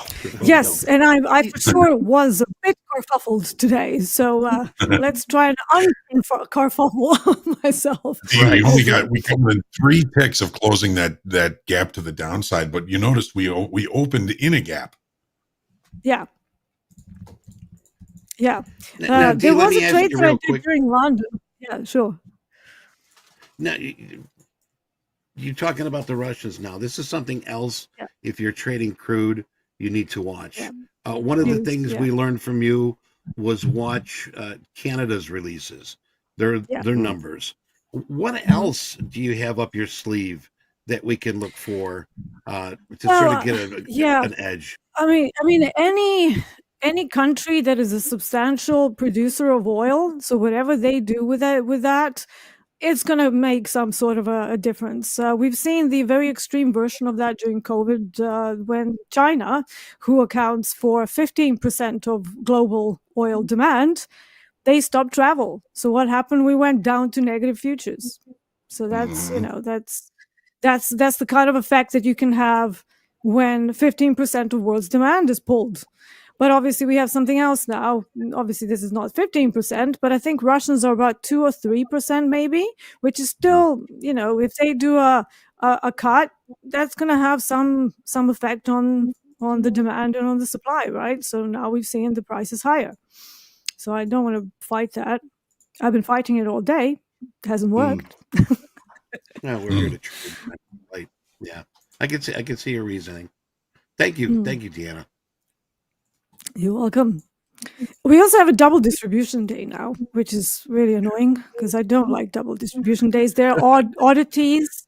They are, days that have built structure initially, and then something happens. We get the news, and then the market pops and then settles again. We also had a non-trend day. Like, we didn't break the initial balance for a very long time. That was very unusual. So, yeah, I mean, not a big deal. It's just, it is what it is. It's all part of trading. And like I said, as long as you don't allow that to completely derail you, you should be okay. So. Well, you don't sound kerfuffled. No. I mean, I just, I don't really freak out. It's all, like I said, it's all part of trading, right? And we have daily loss limits for a reason. So if that gets hit, that's it. Done for the day. I'm going to try not to have that hit if I can help it. But having said that, like I said, I did go up to 2 position size. So that means that everything is now doubled up. I did have a little bit of a buffer in the account, and I was like, okay, it's time to start scaling. And I don't really like to change positions in the same day, sort of thing, or just like on like as like whimsical kind of, now I'm going to do 1 lot, now I'm going to do 2 lots. So I basically make my decision that from now on I'm going to be trading 2, and then I just deal with the consequences of what that means. So because of that, obviously, whenever you do that, if you're trading with 1 lot, even if it's micros, you go up to 2 lots, everything doubles, your wins and your losses. So now some people freak out, but I've been through this process like a million times before, and it's fine. You try and scale up, you get yourself in a bit of a hole, but just think in like percentages or ticks. I like to think in R multiples. So really, if I'm down, 2R on the day, that's not great, and then I stop for the day, that would be minus 1.4K. Ideally, you would want to stop at like 1.5R if you can help it. But just make sure you're using some kind of a scalable measure so that you're not effectively trading the money, you're trading R multiples. And to me, that makes everything a lot more scalable, which is why I don't freak out or anything. I'm just like, okay. So when you put it in R multiples, everything will become slightly easier. So stop looking at the dollar amounts, especially if you're scaling up. Obviously, keep in mind your daily loss limit, keep in mind your maximum position sizes and all that good stuff. But yeah, just move away from monetary values and into ticks. Freaking out brings on recklessness, and that's something we do not want. That's right. No. Well, if I could dig a hole and put the dirt in the hole that you've dug, I would do that. But there's no guarantees that I can do that. Maybe if I get short crude, that would help. Yeah, so it stopped me out. So it's basically now tagging the initial balance high, but because I'm minus 1.3K on the day, so I can't trading anymore now. That would be just ludicrous. So I'm going to leave it here. I do still have like the XFAs and stuff if I see something, but I don't think I'm going to be trading this because I haven't been reading the market very well today. So I'm just going to take a breather, observe what happens, not rush into it, and just try and carry on with lots. Do you think that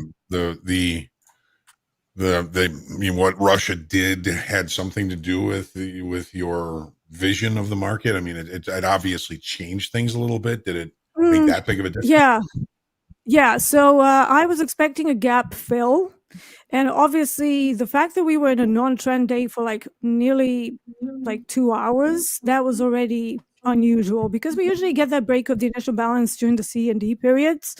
And then that didn't happen. And as the D period was happening, obviously I got hit. So from 72.06, and then it just went. And it kind of stayed there. And technically, during this time of the day, I like to fade the moves. But because of Russia and because everything was so resistant to that initial balance high, I was trying to go long with that. And that still could be the right idea. But I don't have enough budget on the day anymore. So I can be right all I want. Would you think that, I mean, we got within 3 ticks of closing the gap to the downside.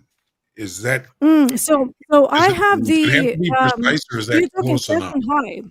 So you're talking session high. I usually consider the gap to be closed at value high. So I don't really look for session. Yeah, I know what you're saying. Yeah, so we definitely got it to within like a couple of ticks from the session high from yesterday.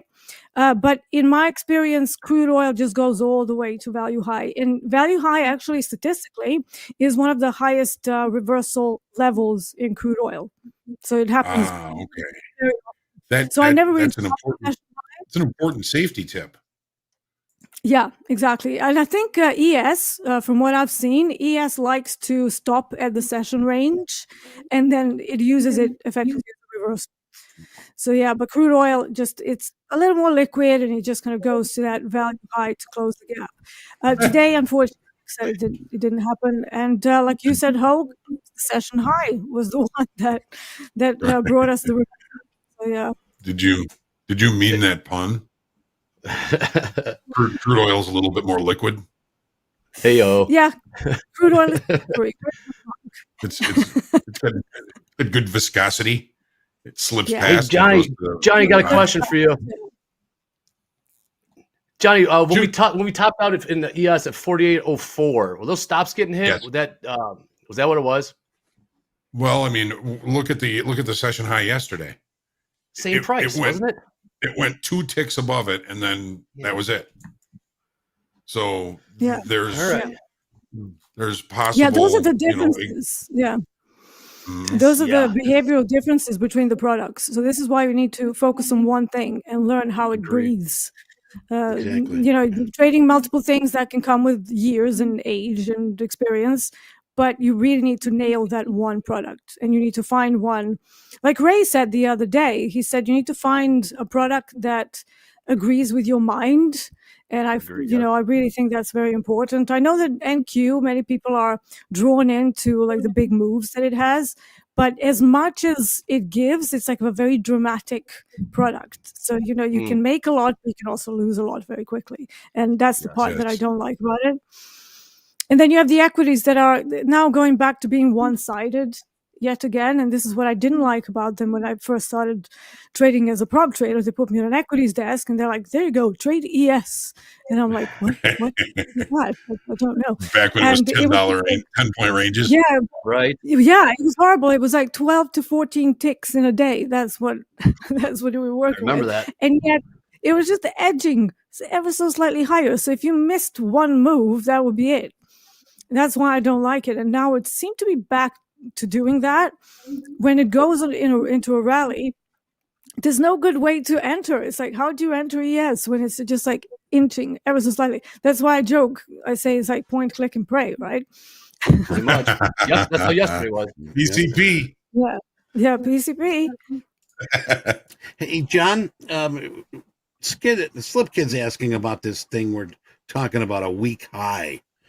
Slip Kid, are you a Who fan? We asked him that yesterday, remember? Did he answer? Though, but I don't think we did. But does the weakness mean it's more reasonable to fade that level, or does the weakness mean it will break easy?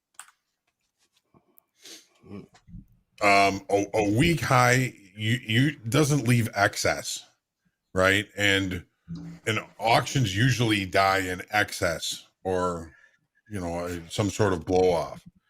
So like crude oil doesn't have a really strong high. I wouldn't look for that to be able to stay there for a long time. Sometimes, a weak high is is indicative of an unfinished upside auction. Sometimes a weak high is just exhaustion. It's one or the other, Okay. All right. Thanks, John. Hey, Dre, what's your DLL? Yeah. Where? What is I think it? DLL, I think it's at 3. You got 3? You got your fans in chat here. I see that. Giving you props, staying positive, saying, you know what, Andre, you can get this back. Appreciate that. What's your take on that? You think you can do this? I appreciate that, but I can't succumb to the peer pressure like that. I'm not going to compound it, right? $1,200. You can come back from that. Turning it into 3, then that's going to take a lot of work. It could take a week, could take 2. So, I've lost a lot more money than this. So this wouldn't be the first time I can come back for something like this. But then again, yeah, not going to turn a bad day into like a terrible, terrible day or a terrible week for that matter. Right. So you're still on 3. Say again? You're still on 3K. You're still on 3K a day, yeah? Yeah. So I appreciate well, here's Michael. Yeah, I asked it for it to be lowered to 1.5. And that's reasonable too. 1.3 now, so technically I still have will be 200 and whatever. Yeah. There you go. The thing is, I still think we're just going to shoot back up. So here's the danger of bias. Yeah. Because of the production cuts. This will make for one hell of a journal. This will make for one hell of a journal entry after the close today. Yeah. I'll tell you that. Yeah, you see, that's the thing. I don't really think that I mismanaged anything. I'm actually pretty comfortable with the decisions that I made. I think that's more important. If you kind of end up in a pickle because you did some dodgy stuff, then obviously you have to go back and you have to go, okay, well, why didn't that work? Like, what was going on here? But I'm actually totally comfortable with all trades that I've done today. So I'm okay being down on a day like this because obviously we're not following the regular day. This is definitely a result of some news putting a wrench in the works. And that happens sometimes. So sometimes your plan could be awesome, but things just don't, the hypos that you have, they don't come true. My first hypo was a gap fill. Didn't go to value high, went to session high, which is not what crude oil normally does. Didn't do a failed auction around there either, which is also something that crude oil does. Then we popped upside, didn't give me a sustained auction higher, which was my second hypo. And then my third hypo was a bounce from the initial balance high. So I'm like, okay. And then the fourth hypo was the failure of the auction. But the reason why I'm doubting the failure of the auction here is because, first of all, failed auctions are quick. They don't usually happen this late. Like we have 7 minutes to settlement. Okay. So the market is officially going to be closed in about 7 minutes. This is not when failed auctions tend to happen in crude oil. You can have them happen in ES because the bond market's closed and you have extra volume coming in. So I'm actually pretty comfortable with every single trade. And again, I'm thinking this is going to pull back up, right? Yes. So you need something to bounce off of it. So if you find yourself on a down day, but all of your hypos didn't really, they didn't come true, that's fine. That means you've done your job, you stopped for the day, but it didn't work. Like, you will have days like that, and we can't be harsh on ourselves because that happens. It's one of the things traders really have a hard time doing is having a losing day and walking away. And that's when it gets us in trouble. We have to understand that is part of the business. If we didn't experience this, we'd never get better if we didn't have failures. Yeah. We learn from these, especially you won't get if better, you got them in your journal. You're not going to last either. I was going to say, if name of the game is it's about longevity. It's a long play. Day to day, yes, but try to look year to year. The longer you're in this, the more money you're going to make. So one down day, let's not make one down day. Take a week's worth of positive days to get out of. So that's kind of where my head's at right now. Right, we got this. Yeah. So for the sake of tradertainment, yes, we got it. No, like I said, I'm totally comfortable, and you've dragged yourself out of worse situations, Andre. So it's fine. See, this is a good time too in trading and in life. I am seeing a bounce from VWAP on the 30 minutes. I'm using session VWAP here. So for the sake of tradertainment, I have a little bit of cash left on the day. I'm going to go down to one lot. And let me show you what I'm looking at. So if you can see on the 2-minute chart, there is a bit of a reversal. Now, the VWAP on 30 minutes is a little bit higher than we are here. Because obviously there's a 5-minute, there's a time component in the calculation. So what I'm seeing here is that there is some reversal happening. There is some liquidity still left at 72.21, but we're running out of time. Like if the buyers are gonna come back, they need to come back like soon. Now. So yeah. So this would be like one time of the day where you want to see the profit taking moves take place. Now, the problem is the take profit move would be a short, but I'm not comfortable taking that because of the Russian production cuts. Johnny, so let's go long. Johnny, what are you seeing in ES? Anything? I was looking at Deanna's chart. Okay. Right. I mean, yeah, just like we're filling in the middle here. Yeah, if you look at the 5-minute chart, we've got a defined extreme high of the area of balance and a defined extreme low, and we're in the middle of it. I'm really not interested in anything here. All right. So I'm hawking, but I'm not in a hurry. If nothing happens, I'll be all right with that. But I was just thinking about. I'm proud of you guys because you're very healthy in understanding that you were in strategy, that you were taking good trades. They just didn't work today, and that's okay. One of my, I think, biggest barriers has always been and kind of remains to be how brutal I am in my internal dialogue. And I tell people to watch their internal dialogue all the time, but I still, after 31 years, fall into that internal dialogue that's just negative. And I talk back to it. I talk it down, but it seems like you guys are just really, really healthy. I'm proud of you. Yeah, man. It can be brutal. You can be brutal to yourself, on yourself. Sometimes you can start taking on people around you, like unwillingly. And I'm not saying I have today, but back in the day when I was younger, it was definitely something I had to work on. Is it bleeding into out my outside life, and it doesn't happen so much now. But it wasn't easy at first. You would take losses personal because you start questioning yourself. But down $1,200. Sucks, but we got an update here, folks. What do you got? Leaving today, fast markets. This gentleman was up $800. Now he is up $24.80. Talking about Michael. Posted up there, so he's been doing some nice. Get him in here. Backyard trading, and then putting up some nice money here today, while everybody else is sort of spinning their wheels and digging holes. Yeah. Get him in here. Let's hear what he has to say. Here's an invite. You have been invited. Well, it's the thing is stay positive, and when you get to that point where it's like, what, market's not my friend today, when it's not working for me.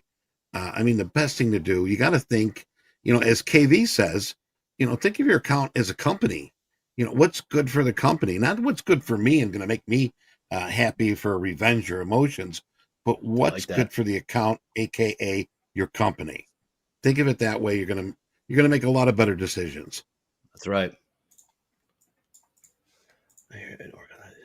Yeah, meet you and me again. You and me is the same, dude. Nice day, Hoop. How'd Hoop do it? Nice, Hoop. Alejandro passed the 50K today. Nice job. Love seeing that. Good job. All right, so we got 1 minute now.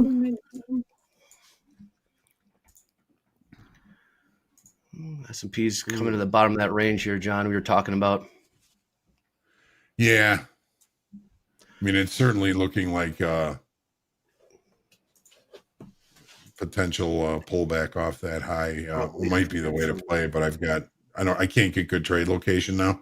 I hear you. Mm-hmm. Perhaps power hour. Yeah, that's you never know. It's been the magic hour lately. Hey, we had a poll here, folks. What kind of trader are you? 4% said trade counter trend.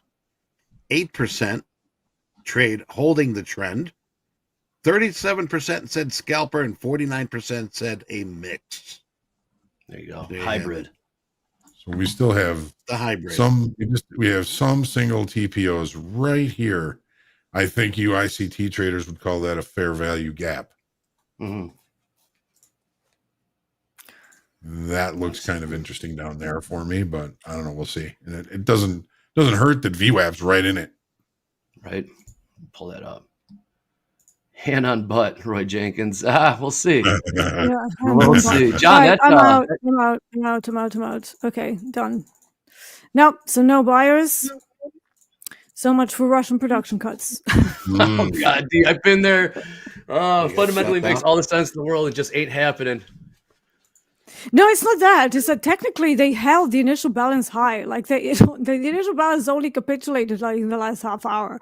So it's like, that should have happened much, much earlier in the session statistically. So this is obviously, and just you wait. Now that I'm out, they're going to do the post-market move, because this is something that happens on these oddity days. That they wait until everything's done, it's all settled, and then they start buying. It's like, who buys now, or sells now? It's happened in ES several times too. I don't know whether you guys were trading on those days, but I think a few weeks back, I was looking at it. I was looking for the move to happen. And it was sort of similar to this. It was sort of like a fade of the day's move. And nothing up until about quarter past. And it was closed. And then they just went completely nuts. And it went I don't know, 30 points or something. And I'm like, yeah. Really, did you guys? get in there? You get the opportunity?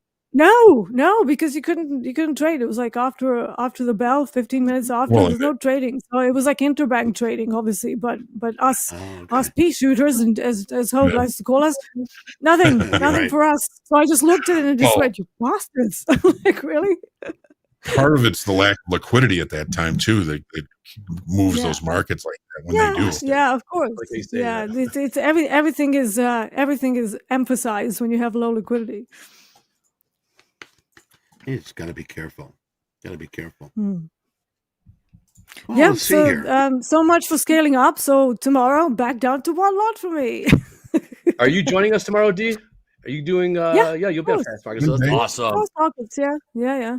3 straight days Back, in like Indiana. I said, Hell yeah. back down to one lot. So yeah, and I want to say about scaling up as well. Sometimes this happens. Try to scale up, things don't go well, the losses are doubled up.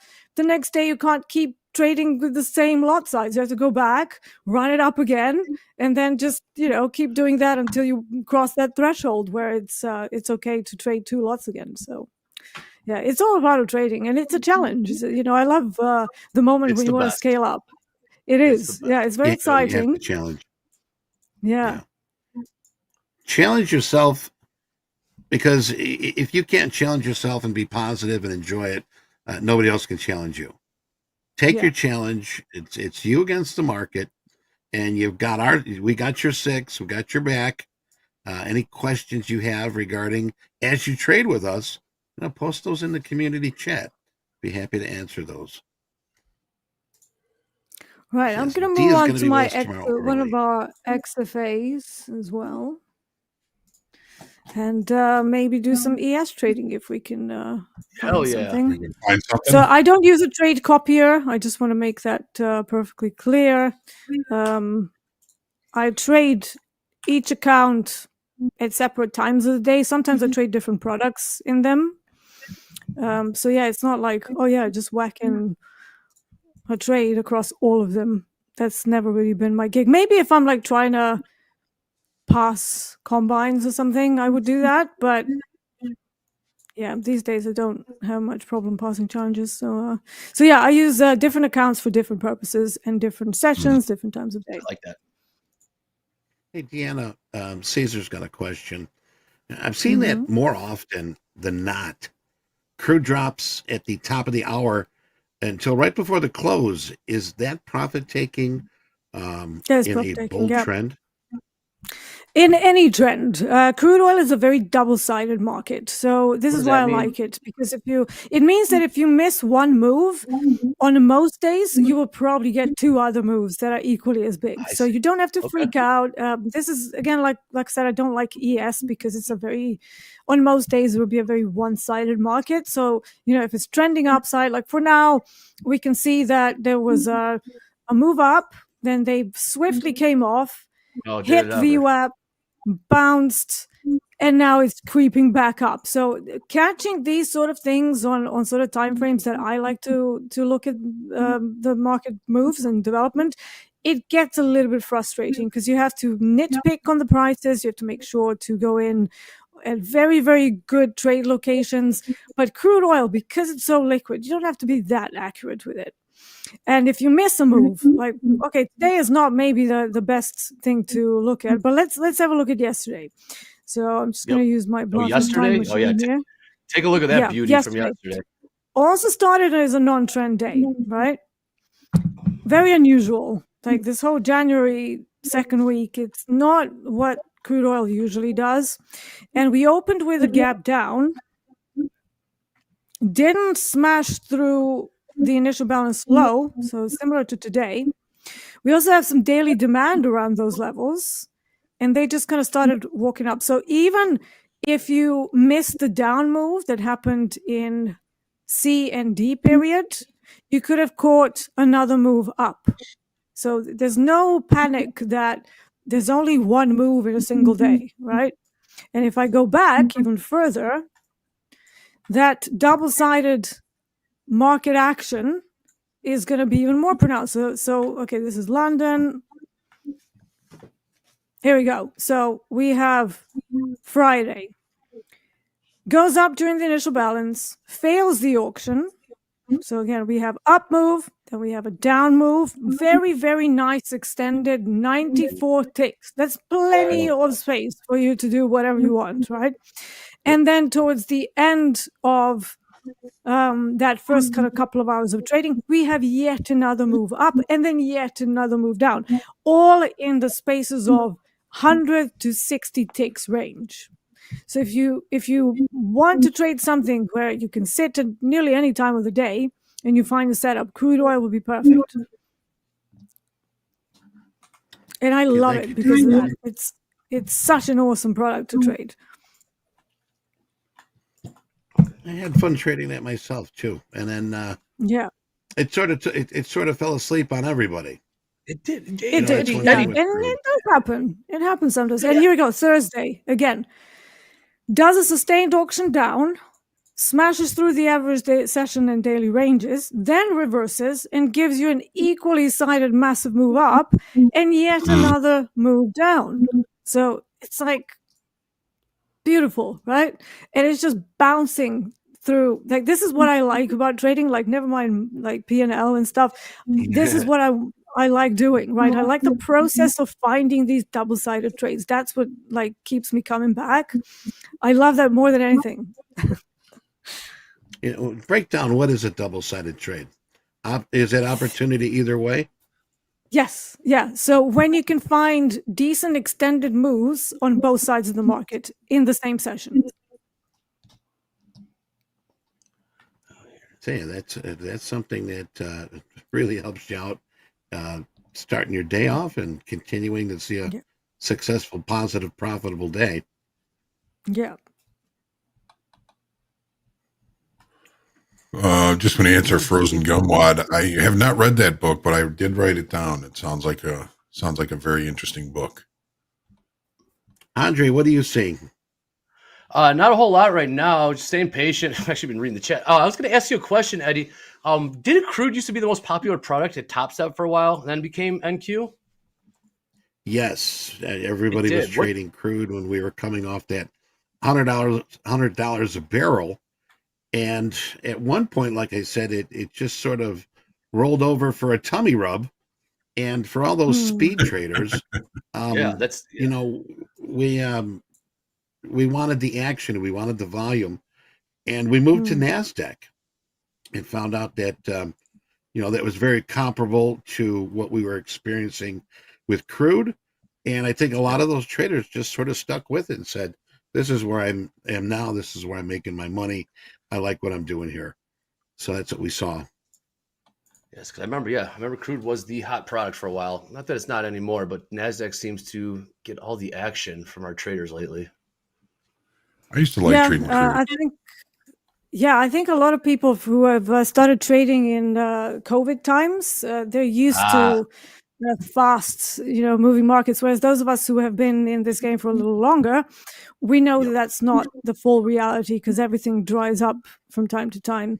But strangely for me, if you look at crude oil through the last decade, doesn't really have that many times where it completely dries up. Obviously, like, summertime, you get to about August, like second, third, fourth week. It's pretty abysmal.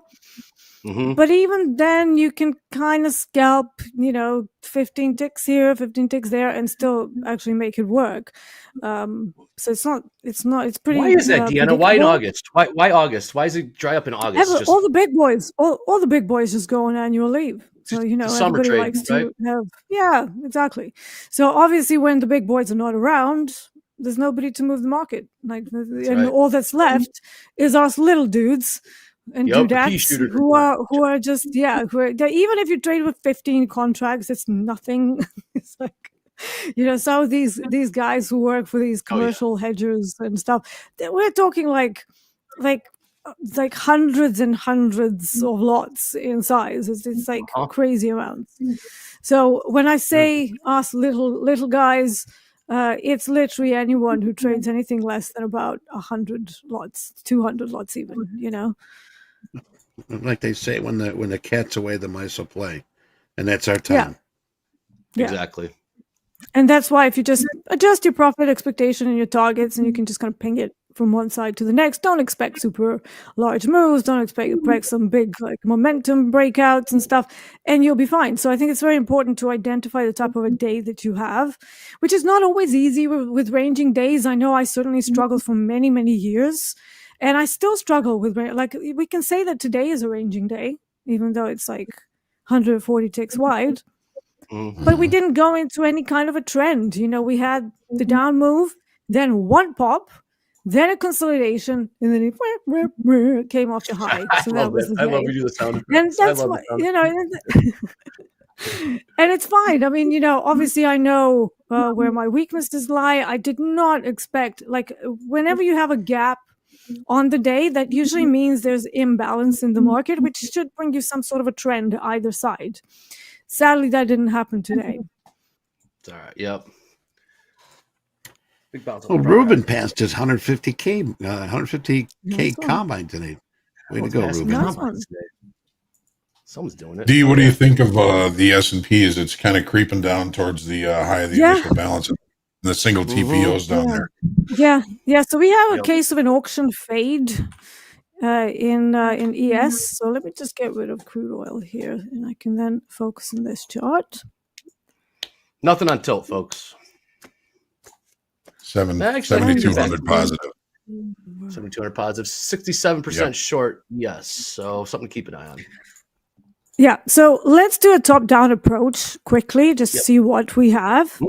On the daily chart, we have a bearish engulfing. Now, bearish engulfings on ES during all-time highs, they can be a little bit suspect because sometimes the pullback is an excuse for the institutions to just buy into it, and then another all-time high follows right after, right? But since we are coming to that, this is a weekly chart. Yeah. Got it. Okay. So bearish engulfing on a weekly chart, we are tagging the supply on the weekly chart, which is probably why we're seeing some sellers stepping in.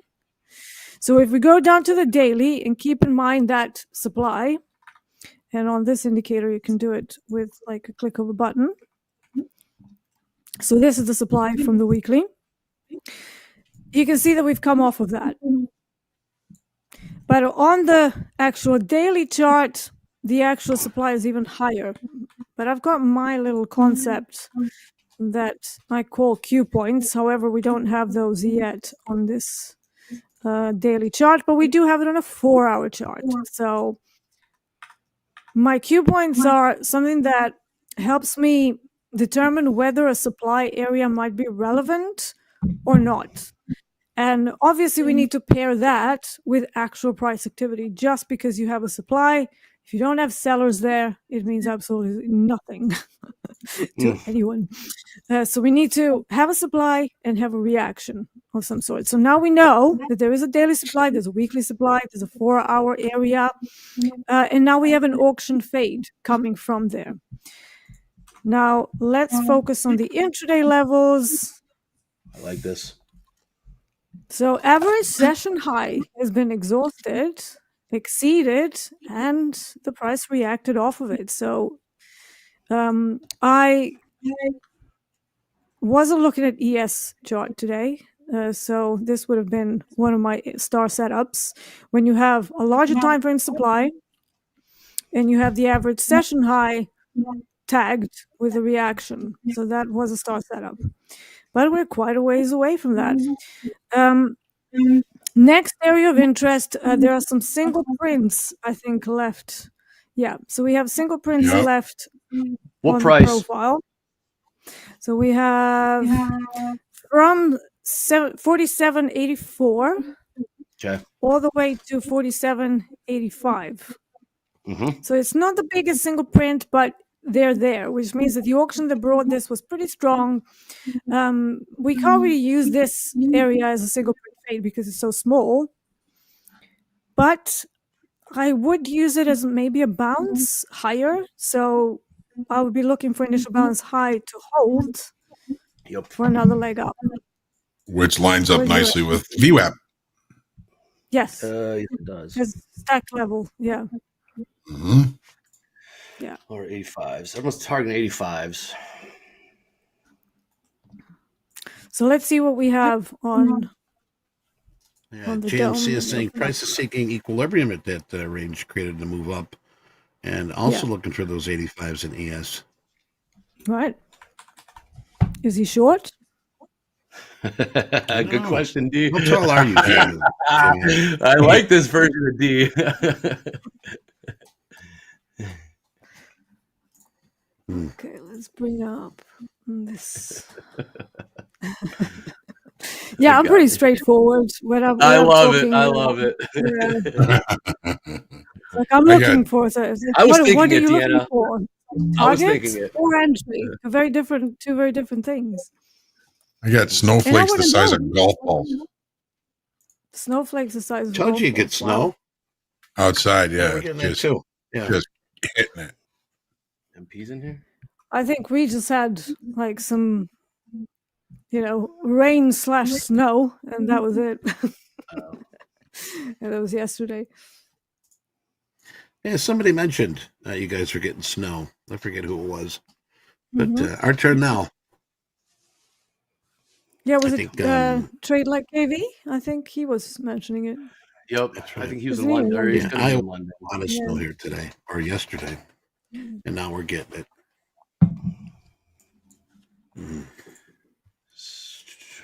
Roy Jenkins, do we ever lose power in Chicago? Never.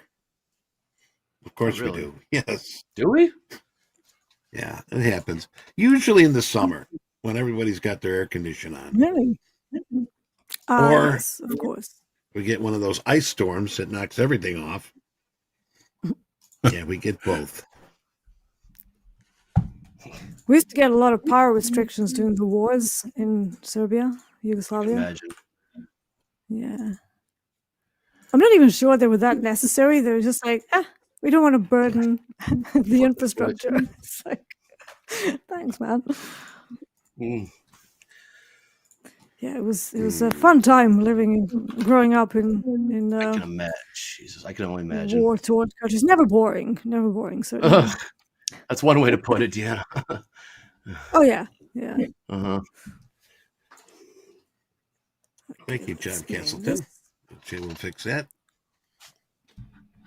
We got Dantana. No, D-Tana. Fix that. Remember Dantana, that show? Chiron. What's this? Explain top down. Oh. There's D-Tana. D-Tana.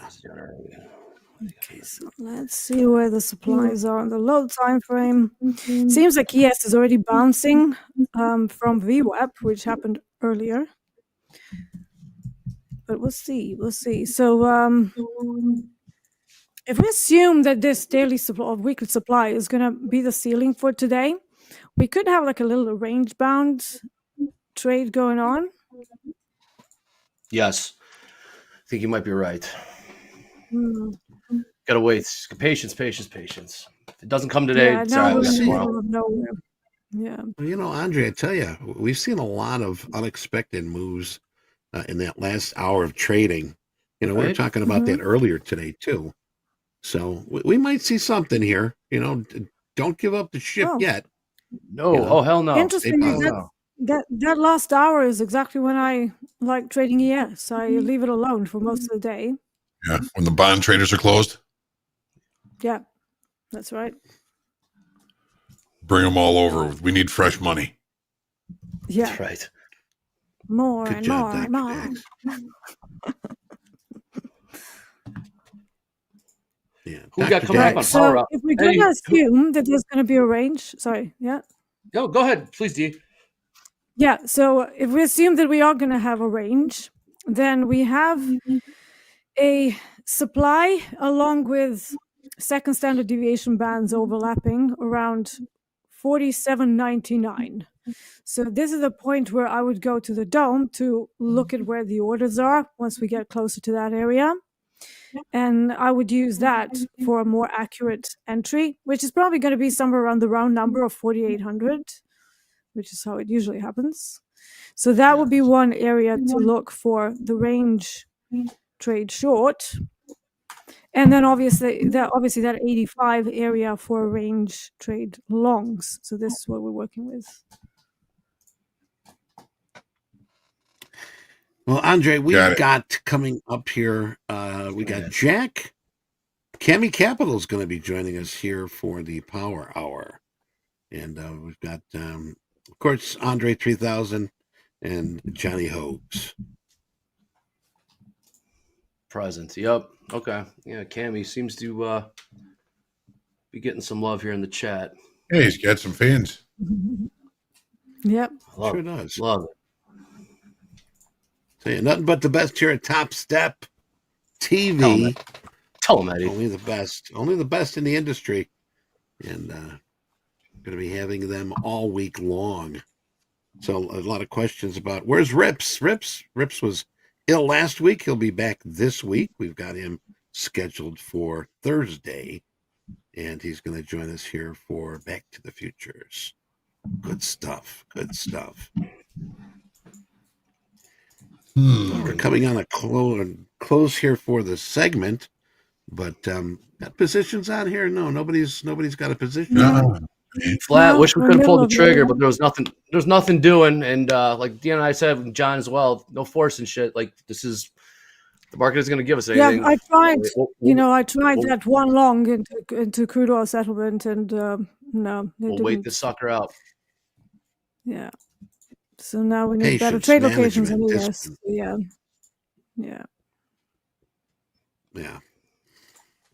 Well, there were some opportunities, when we had that last segment, Andre, but I just didn't want to pull the trigger. I didn't feel comfortable. What's the thing? Yeah.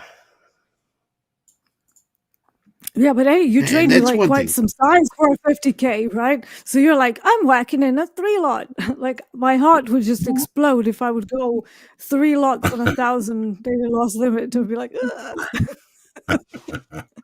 Well, and that's why a lot of traders, when they're getting close to passing that combine, they rush to it, and I think that's the worst thing they can do.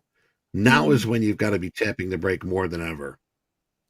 Agree. Yeah, I mean, when I'm doing combines, I very rarely vary the position size. I just do it on a one lot, and it happens really quickly. Like I don't think it's taken me more than like 6 days to pass any 50K. Damn. And yeah, and I mean even quicker. Like the 2 XFAs that I've got right now, I think I passed those pretty quickly. So I've got one that's 50K, another 150K, and that was obviously the live account as well. But yeah, it's not that difficult if you're selective with the trades that you take. As a good but risk there comes manager. a time. Yeah, but there comes a time when the risk averseness will work against you.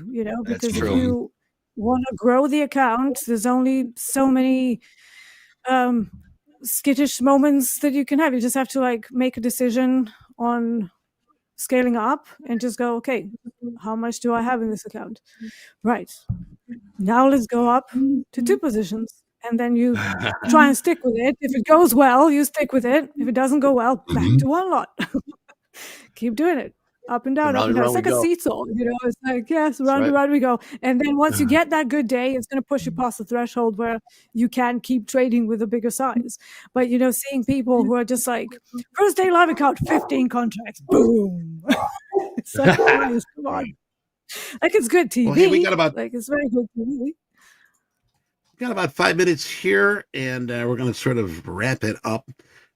Dee, thank you very much for being with us here. Before you leave, any closing comments for our traders?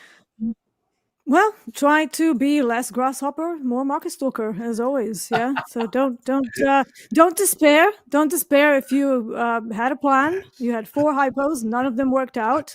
What I'm going to be doing today is I'm going to go back through the day. So to do a replay to see whether there was anything that I could have done differently, whether there was maybe some decisions that I made out of the statistical model that I use. And if not, just carry on. That's it. It's just one day, right? Love it. Thank you much. Tomorrow's another day. Yeah. Tomorrow is another day. Johnny, see you in the morning, coming back up. Yep. See you, Andre. Thanks, guys. Thanks for having me.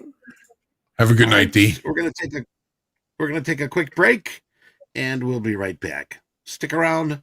Power Hour.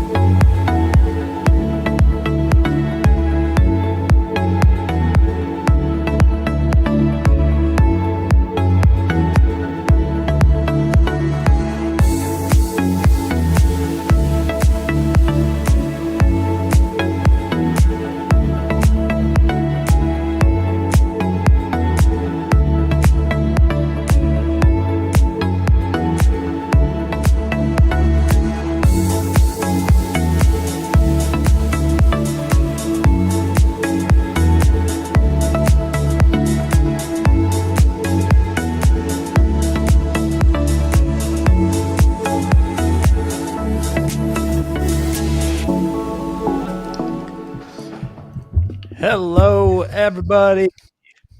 Welcome to Power Hour. I am Jack, joined by Eddie, Andre, and Cammy. Cammy, how you doing, man? Good, sir. Just checking. You guys can hear me all right? See me all right? Yeah, let's get it. Yes, sweet. We can hear and see it A-OK. See it in profile view. It's a beautiful thing. Oh, yes. Thank you very much. All right. Hoag is going to join us shortly. He's doing another one of those marathon Hoag sessions right now. But with that, do any of you gentlemen have any trades on at the moment? I am flat. Not seeing much of an opportunity I want to take. Not yet. Flat at the moment. Same here. Flat. Just got out of a trade about an hour ago. So pretty much done for the day. But I might throw a little micro. Uh-oh. Say it. Please. Uh-oh. Cammy, I think that your mic dropped out a little bit there. Oh, damn. Did you catch much of that? His fans are loving it. We can hear you very softly, like something. We'll get to that. Let me just change my mic 1 second. It's back. You got me back? All right. Safe and sound. Just try it. This one here should. Is that a bit different? Is that a bit clearer? Yeah, that's very quiet. I like the loud one. All right. If you can hear me now, we're getting there. I am flat. I'm flat. So. Micro mic Jack. Oh no! Oh no! Let me try. They this. are. That sounds pretty good. Is that all right? Yeah, that sounds great. Let's leave it right there. Okay. All right, we got 56 minutes now to get into something weird. So let's do it. Let's get weird. Hell, it's been a weird day as is. What's going to stop us now? Andre, what did you get beat up on today? Oh, dude. Actually, I kept selling into that rally. And then I got long. Could have taken profits. Unrealized I was actually scratched on the day. And then that huge sell-off in the ES happened around 12:05 Chicago time. Sure enough, got stopped out. And then hit, then that's where how my P&L got to where it was. But I got greedy. And now I'm where I'm at. But no biggie. I can come back. Yeah, which is maybe not all in this power hour, but I've come back from worse. One of those days. Flush it. Yeah, man. I see some people. There's my guy. There's my guy. He's been loving it today. Can't Just stop reading some of it. these comments. They're great. Oh, yeah, man. Oh, yeah. I got fans out there.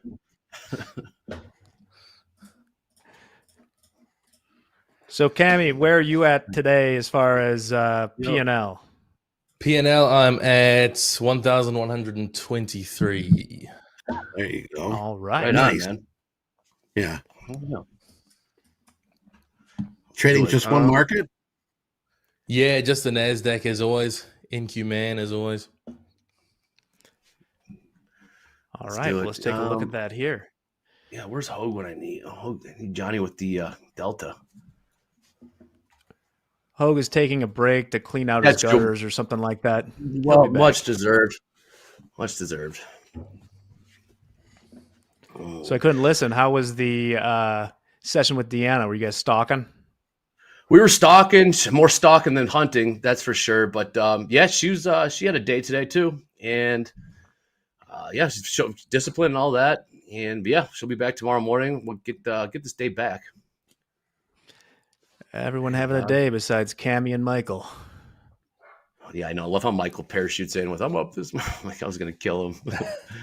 I'm like, dude, not right now, man. Well, he was up when he left Fast Market. He was. Thank you. Yeah, he did. He actually traded traded quite well. Trade quite well. Good to see. I got you, Hoop. Yeah, you might hear a little bit of cross noise. My pug is going to war with the person repairing the furnace right now, so that'll be loud. Get your dog off me, please. I'm trying to fix this. I actually thought about that, Carl. End of the day, Dre. Appreciate the support, guys. So are you tapped out, Andre?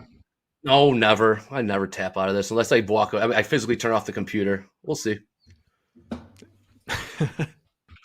Cammy, what you looking at right now? Looks like you're intently focusing. I sure am. I'm looking at. I want to see if we can find some support. What I look for is those ICT fair value gaps, as he calls them. So I wanted to see if we find support at what level is that? 16,814. Continue to bounce off there. So just having a look. I'm looking at the hourly chart. No more trades for me today, I don't think, but just out of interest, eh? That's sir. A very good idea. Yeah. We got this. I'll be Come on. done for today, but we're going to have Cammy back tomorrow at 11:15 Central for Power Players. Back on. Back on.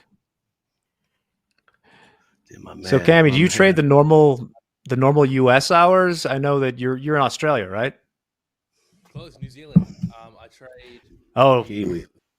Yeah, so I start at 1 p.m. roundabout Eastern time, so that's 7 a.m. my time, so not too bad. And then I do London as well, which is about 8 p.m. my time. London Open. My apologies for screwing up Australia and New Zealand. I know that's Jack. That's a bad one. That's a bad one. Well, you're lucky, mate. My wife is Australian, so I can't get too mad. I'm kind of torn between the two. I guess I got the mic-ish. Mike.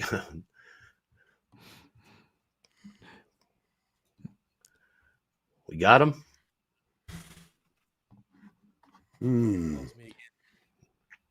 Yeah, you got the micro mic again. Micro mic is right. Yep. Oh man, I got to do something about that. Maybe I use my regular headphones for the microphone. One second. Sound good now. What the hell? From the sellers. Come on. Well, Andre, S&P and NASDAQ are just so similar here today. I don't know which one's the leader, which one has been the lagger throughout the day. I think NASDAQ was doing the heavy lifting this morning, and then it kind of split off around lunchtime.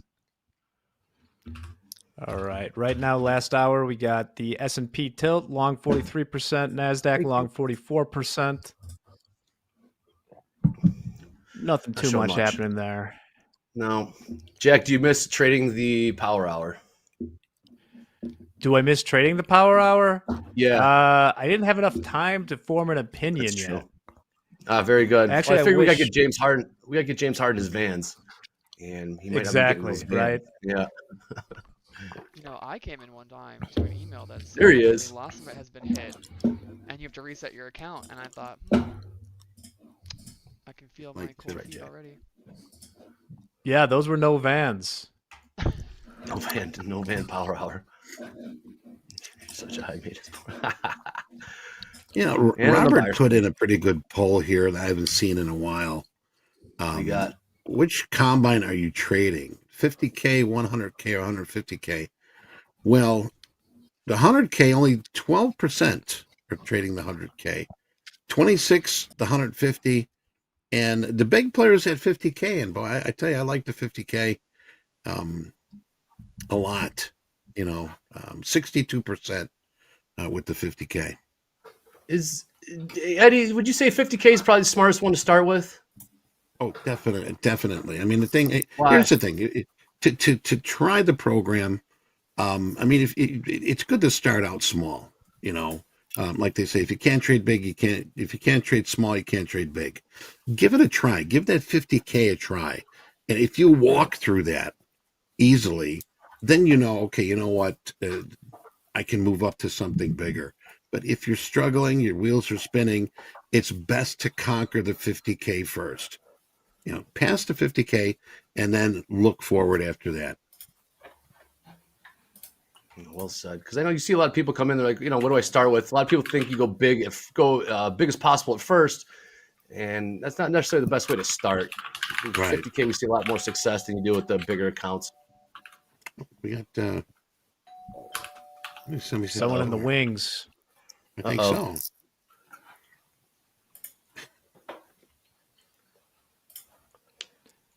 How we looking? Let me in. How we Yeah, looking? gotta be Come Hoag. on in. Let me I'm gonna in. huff and puff and blow the door down. Oh, us little piggies. Folks, It's the don't big eat bad turkey Hoag. for lunch. Turkey. Never heard that got one. me. I had to get some coffee. Ah, there you go. I thought you took like a nap or something. I felt like I needed one because of that turkey, but I got a little cup of coffee, moved around a little bit, feeling much better. Just kind of looking Now for you're ready to go. opportunities here. Ready? Delta 5200. Here comes Hoag, ladies and Andre. gentlemen. Over the hill on a white stallion. Yeah, like a boulder rolling down the hill. Was that you? I thought you were on the horse. Hey, for all those working about the Bell to Bell, yeah, Bell to Bell Club, we got your back this week. So keep doing Bell to Bell, and we'll take care of you. Of course. Bell to bell. Just testing the mic again, boys. I've switched mic to the headphones. Is that any better? Any clearer? Yeah. Seems more Yeah, they look like stable. full-size headphones. I think we're good. Yes, sir. Yeah, yep. Good to see you, Cammy. Yeah, you too, man. And I will release the top quiz winners later in this segment. Yes, indeed. Very nice. What were you saying, Hope? No, I'm just sitting here looking for something. I know Anne Marie said she was short. She was looking to get out at 11. I don't know if we've gotten there just yet. Looks like that might happen. Andre, as far as Delta's concerned, we're getting no help. I mean, it's 5,200 positive in the S&Ps, 3,500 positive in the NASDAQ, no divergence, no nothing. And we're not really getting to any of the levels that I'm kind of looking at, looking for those single ticks in the S&Ps down around 85, looking for an opportunity up near the highs, up around 80, and we're just not getting anywhere. If I do anything here, I feel like it's a coin flip. Agree. So, hey, we'll be disciplined. We'll stay patient. If nothing presents itself, then all good. Yeah, I mean, I don't like leaning on coin flips. No, I want a weighted coin, so it's got a better probability of landing on heads. The old magic coin. You want to hear something crazy? Yeah. There was just this academic paper published, I guess, that among tens of thousands or hundreds of thousands of coin flips they did, is it is actually about 1% more likely, assuming it's an even coin, to land on the side that is up when it is flipped. Now, don't have me try to explain the physics of that. You can look up the paper. Is that for an equally weighted coin? Get the paper. The side that is up will land something very small, like less than 1%, but about 1% of the time more. Okay, and it has to do with the physics of rotation of the coin when it's flipped. I like that. So there's a free tip to everyone. Yeah. There is a trick to flip a coin and have it land in your favor. I've seen that trick before. It's just how you flip it. And you can even do it if you're spinning a coin on a table. You get it to land where you want it. So maybe Super Bowl. See what they do at the Super Bowl. I'll be sure not to have you flip any coins with me, Eddie. I will not. I don't flip you a pancake. Sure, I'll take syrup. Okay. How many?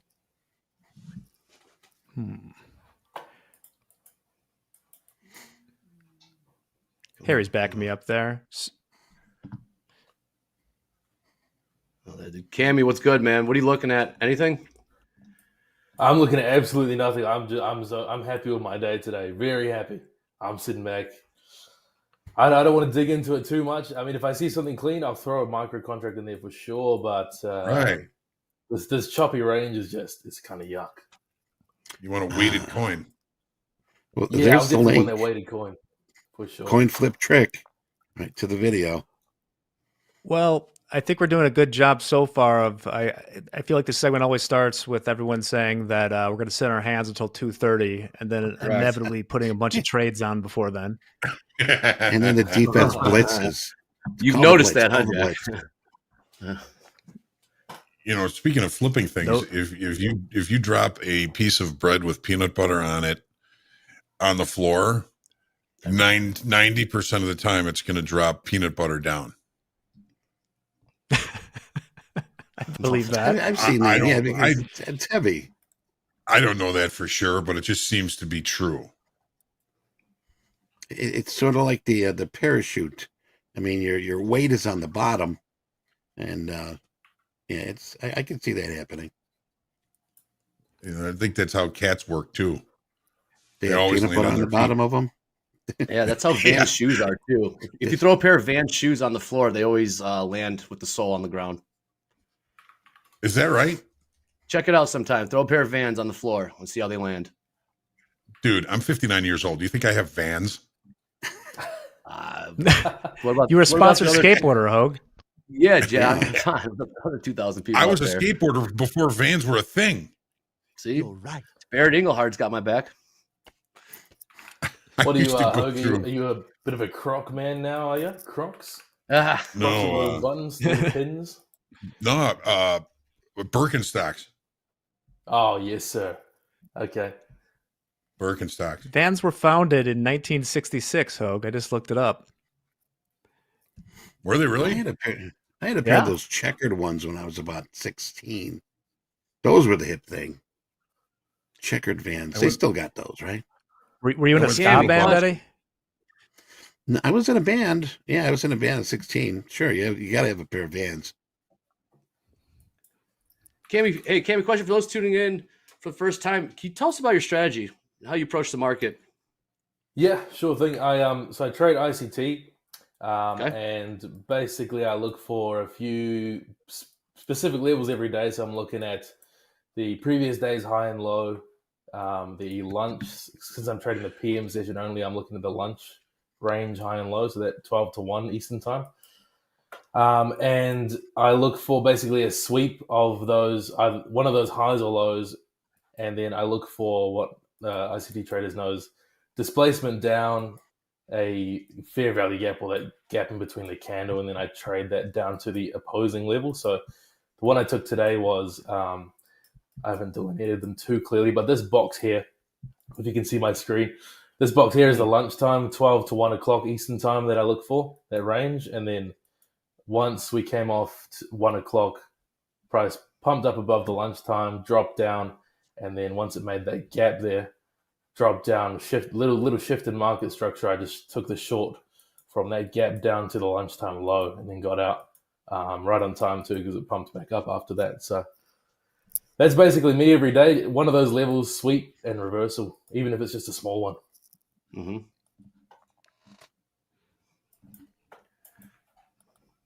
Awesome. Let's get this going. 220. I went through a pair of Adidas every month when I was a skateboarder.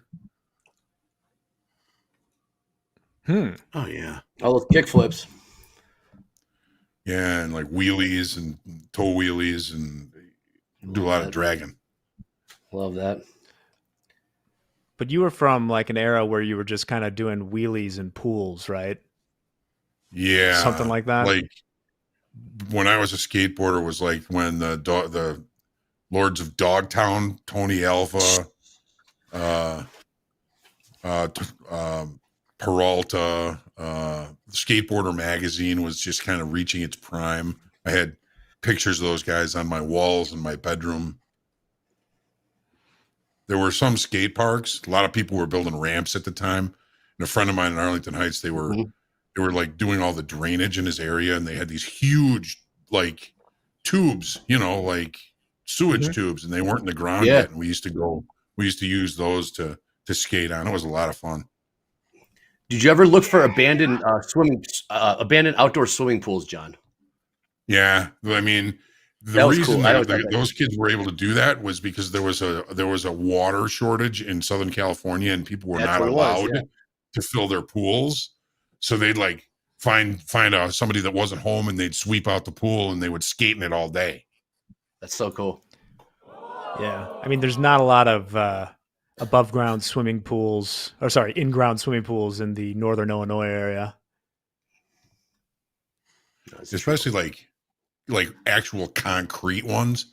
I mean, a lot of them have liners, you know, if they're in ground pools, or they're like fiberglass or whatever. You know, the real concrete swimming pools they had in like Southern California, those were great for skating. Those are filled with sharks. We can't break out either direction here. No, we can't. We're just kind of stuck here. It's got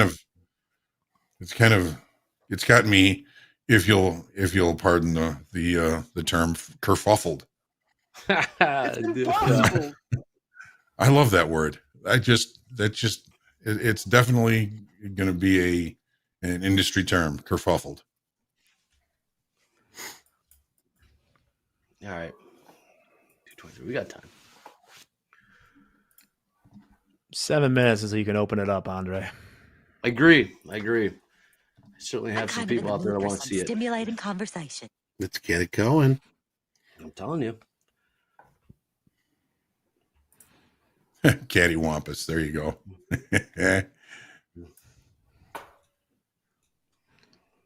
Wait the sucker out.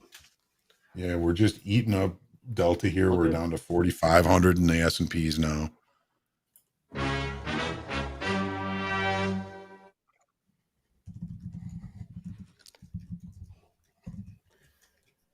I hate it when that happens, Anne-Marie. I hear you. That happened to me earlier. One of those days. I was long, and I had to stop at 76, hit it, and turn around. But no, that was funny. That was funny. You're taking away my dignity like that. Ha, ha, ha. I think you should do the Liam Neeson. Oh, that one. you got stopped out, huh?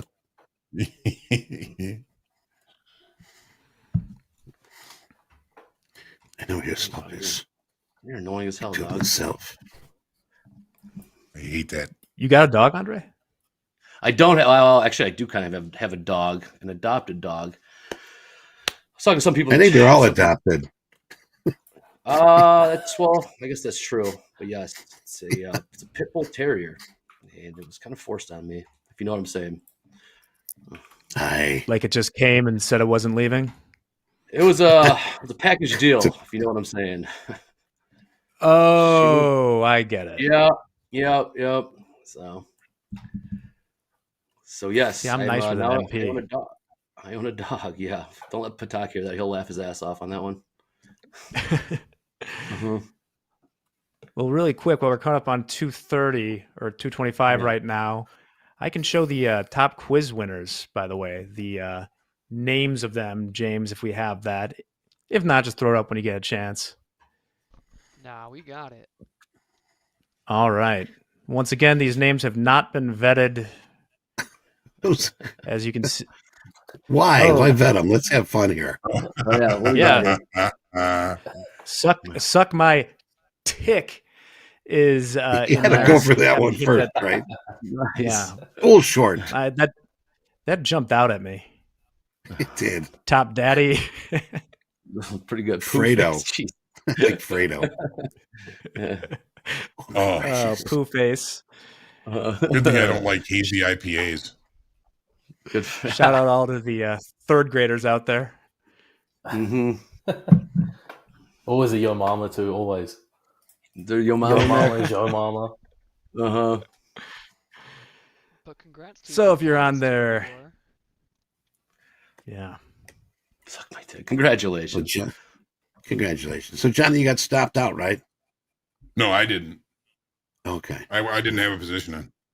Anne-Marie did. Oh, she got stopped out. It went found her stop and then turned around. Yeah, that happened to me earlier today. But yeah. You can't run. You can't hide. Don't get kerfuffled. I will find your Don't be kerfuffled. Yeah. Don't chase your tail. And I know who you are. Your soundbite is a little low there, Eddie. Little light, huh? Yeah, we can really hear it, but it's hilarious. See if okay. you can Well, get it louder. We'll get serious. We'll fix that one. Why so serious? Yeah. Yes. Come on. So Cammy, what's up with all this micro stuff? Yeah, hit it. Yeah. I gotta ask. The cat's out of the bag yeah, now. We were hoping you boys would ask. I mentioned it on stream earlier this year. I was like, just speaking a little bit about endowment. And I talked about, I made a little micropeen joke here, and the boys have just run with it. So now, unfortunately, that's my reputation on the internet. It's micropeen Cammy Capital. So they just took it and ran with it. There we are. So now it just follows you around YouTube wherever you go? Oh, yeah. I can't hide from it, unfortunately. Well, hello, Patrick. Patrick Wheeland with us. Wild past 2 days. It's been a wild west these past 2 days. Having a little fun here. So giddy up. Let's go. Let's move. Come on. Yeah, let's do something. Yeah.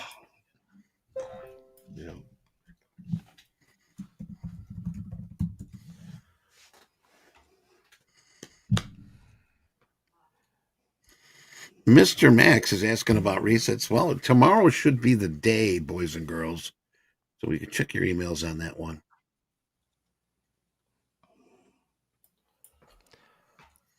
We appreciate you being patient also. Very much so. Jesus. Oh, the chat. Yeah. Even NASDAQ's gone to sleep. Come on.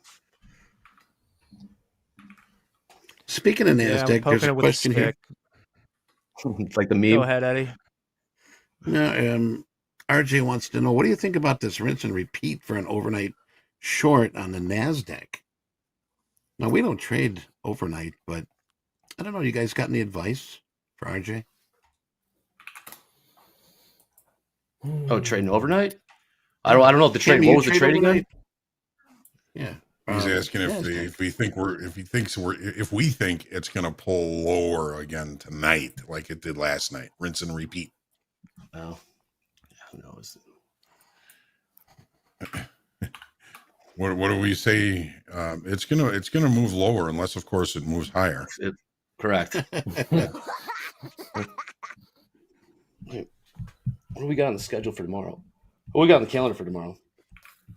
Oh, we got All-Star tomorrow. No, in terms of economic numbers and releases, we got obviously inventories and speaker in the afternoon. Besides that, it's pretty light.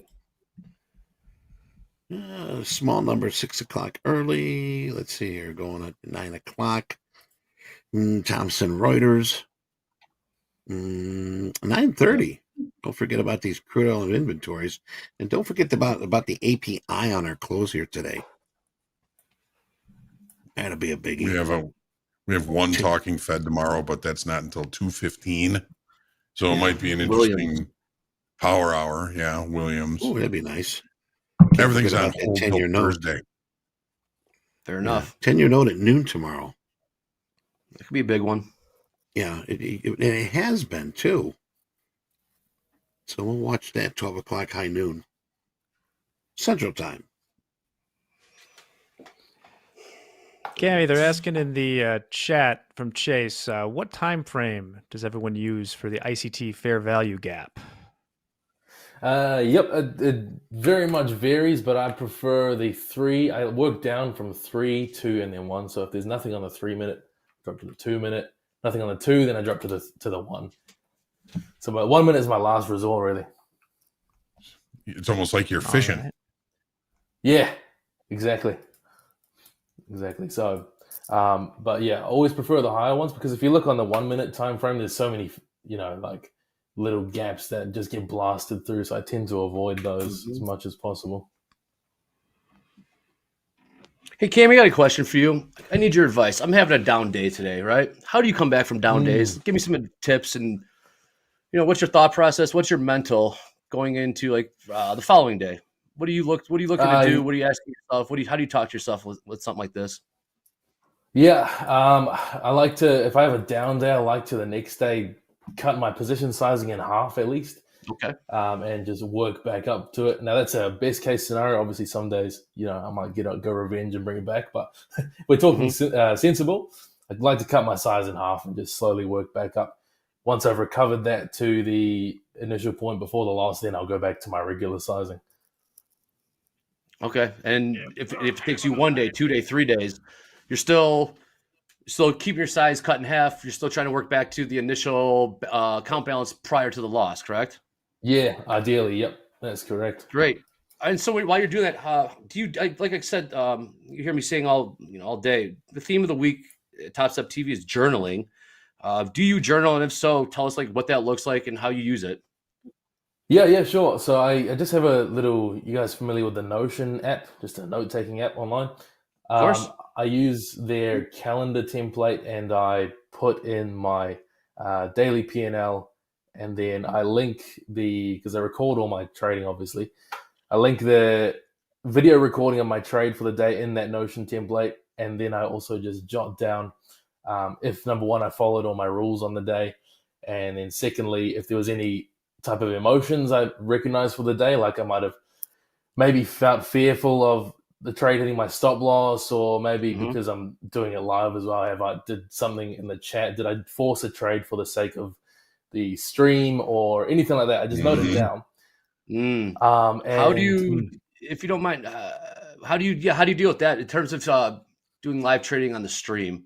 Do you feel like sometimes there's pressure to do it, or have you become more comfortable with it? Way more comfortable now. When I first started, I was definitely like, man, if I don't get a trade, these guys are going to stop watching me. So I got a little reputation for having boring streams for a little while because a lot of times I would sit on my hands. So then I started to be like, well, now I've got to force more action. So that did play a little part in that. But these days I'm more comfortable with only trading when my strategy shows itself. And in fact, it's got a positive benefit because then I don't go on tilt in front of everybody on stream because that'd just be embarrassing. So it kind of works well for my psychology at the same time. I see. Very good. I got you. Well, I appreciate that advice. We cut my size in half, and I'd be grinding out of this. I think I can do it. I mean, there's nothing showing right now, Johnny. Well, I appreciate it. There's nothing showing right now, John. No, I don't see. Oh, I'm sorry. Did I break your concentration? I don't see much of a reason to be too excited about anything that we're seeing right here. I gotta wait for the extremes, and we're just not seeing it. All good. Guys, it's lady. Tiddle in the middle. It's Lady Luck. That's what it is. Looks like Lady Luck just gave you the finger. Yeah, it ain't gonna happen today. She's not happy. I mean, unless something changes, I got my hands on my butt. I love it.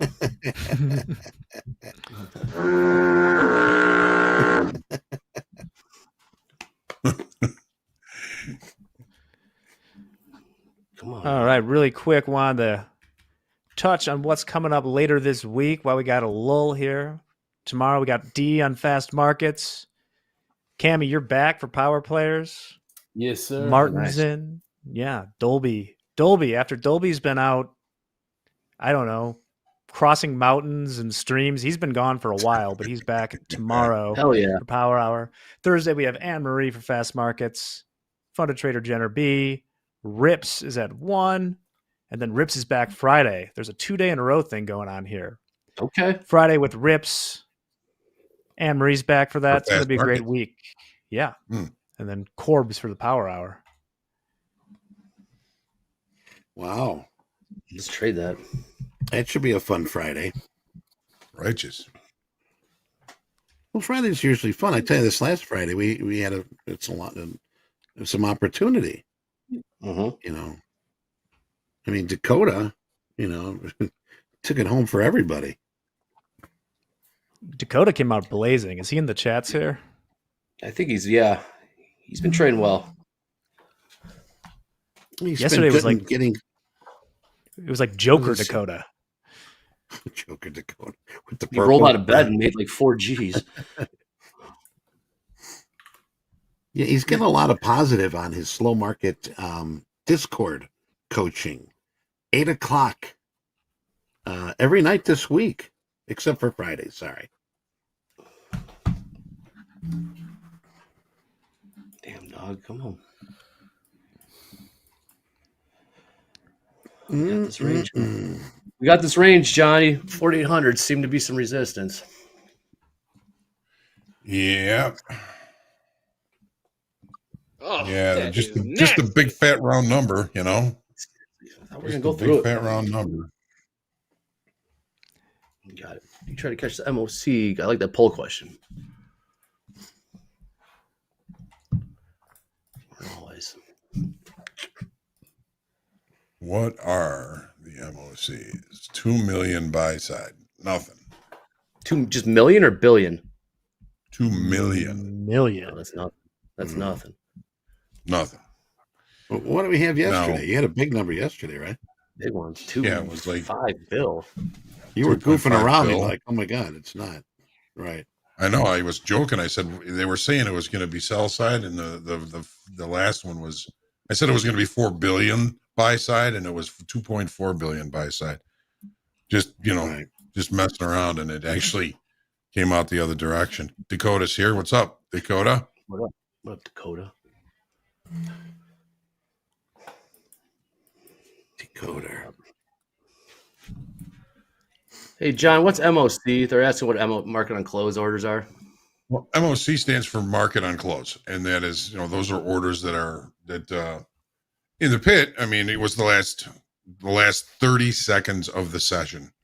There would be a bell, and that's when everybody was expected to fill their MOCs.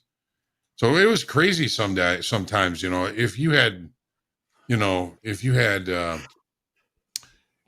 like 500 to sell MOC, even in the S&Ps, which was a very liquid market, sometimes you had a hard time filling it because you've got locals that are just trying to flatten up, and those locals they're not looking to take any new positions, even if you give them a big break on it. So the MOCs were challenging sometimes to execute.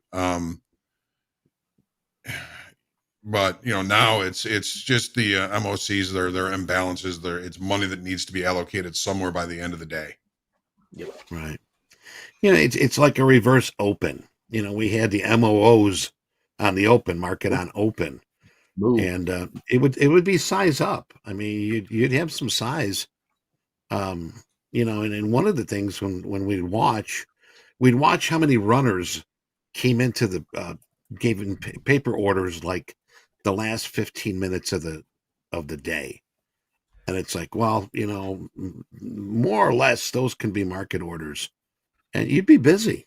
You'd be busy, and it'd be for that 1 minute, and it was only 1 minute, but you get some big size there.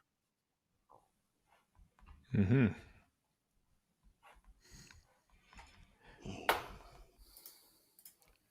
And you better get it done, otherwise you owe them a fill. Yeah. And there's no trading after that bell, legally anyway. Well, they would open it up. I know they would open it up. For how long, John? They'd open up the market for 30 seconds, and whatever the high and low was in that minute, you can trade that. You can't trade anything out of it, but you can trade anything inside that high and low. That's like if you didn't get everything filled, then you'd have to just dump, and the locals would be sitting there just waiting to eat it up, The reason for they called it the curb session, or I guess the after session. The curb. Yeah, it was the curb, but it was illegal to trade after the close. But if people still wanted to even up, they could say, "Yeah, I'll sell you one after the close." The reason being is not everybody had access to take that trade. So there were some people that went to jail when the FBI came onto the trading floor and started kind of sniffing around, and so some people went to jail. So they changed the rules. They opened up the market for 5 minutes after the close for locals that were still stuck, or if anybody still needed to execute any orders. so that they would have the opportunity to even up or to fill those orders. Now, you could not place new outside orders into the pit during the post-close session. And right. yeah, so you could, at least you had a chance if you still had stuff to finish, you could at least offer or bid them. And, if the locals were the other way, of course, they would probably take it so that they could go home flat. But a lot of folks didn't want to go home flat. But, I mean, that's the reason why they kind of created the post-close. And, yeah, I mean, my dad knew a couple of people. I knew a couple of people that actually got, well, they called it, they got sent to school. One of them, yeah.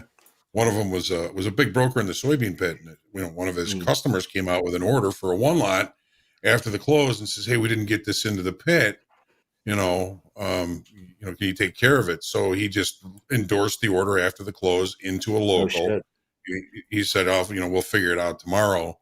Well, the FBI must have had something on this guy because he turned Charlie into the FBI, and just that little thing right there, they hit him with RICO, and they took his house, his other house, they took his wife and kids and his dog away from him, and they sent him to jail. Wait, when was this, John? I've never heard this. So when was this? This was probably, I never heard. Sorry, I don't know what late years were those. 80s, when the FBI came onto the trading floors, and they just started kind of hanging around and sniffing around and trying to figure out, if there was any systematic fraud going on. What Charlie did was just help out his customer. Mm-hmm. Right. Right. But, there was, I mean, you talk about human beings, and when there's a lot of money involved, yeah. Was there systematic fraud? Yes. Were people advantaging other people? Yes. The markets have never been in a more even playing field than they are now. Oh, heck no, yeah. That when you said that he filled the order for the customer, right? I saw that too. And it was like, okay, you know what?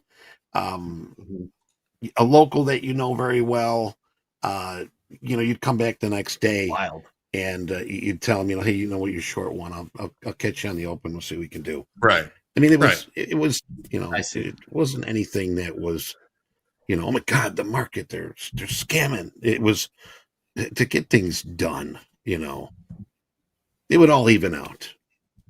That's too bad though. Yeah. I mean, I had that Fed and his cards at my desk when I was working for Whitehall, working the currency. You want to continue this, Eddie? Continue what? Sorry, no, you. I don't know. I was protecting yourself. Oh no, I didn't know if you were. Yeah, I didn't know who to. I mean, guy was friendly. I didn't know who he was until he was gone. Till somebody came up and said, that guy that you've been talking to, being friendly with, letting him hold your cards there, he was a Fed. Like, no shit. I got to ask Patrick Campbell. Is that the Patrick Campbell that I know and love from the S&P pit?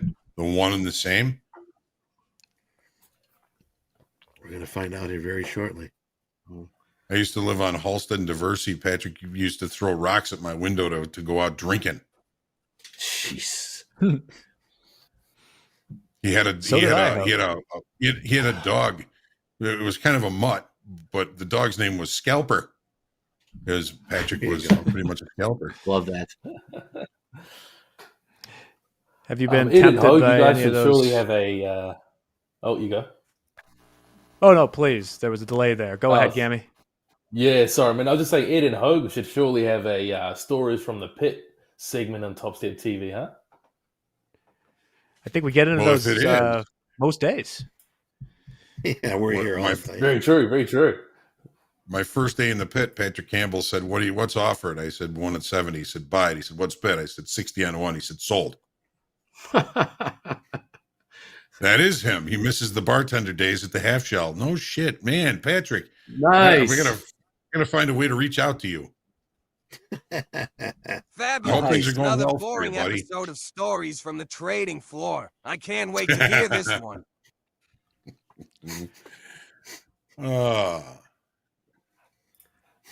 Well, really quick before we got about a little under 4 minutes until 2:50 to see if anything shakes out here.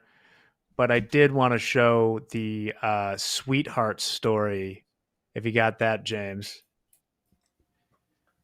All right, yeah. you ready for this? This is pretty amazing. Sweetheart's a notoriously bad tasting candy is actually coming out with mixed signal candy for people in situationships. I think my question, have you guys ever heard that term? This is the first time I've. Oh yeah. Can't you take James a joke? has. Cammy, you're younger than me, I think. Have you heard of Yep. situationships? Oh yeah, absolutely. Oh, shit, I'm old. What is it?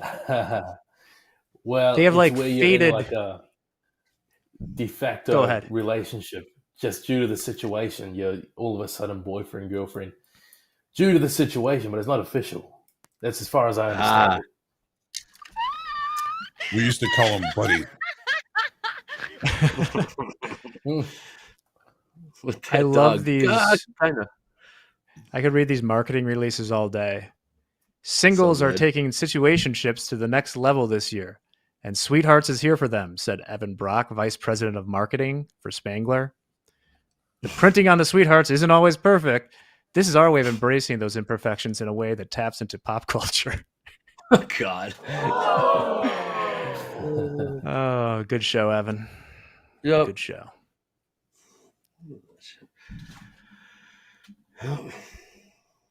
Amazing. Call it's a boy. My worlds are colliding right now, Patrick. Who else you got, Johnny? Well, he's telling me to call Itza. Jordan Lazitza was like one of the people that trained me as a runner on the trading floor. We're talking 1983. Many moons ago. Yes, many moons ago is right.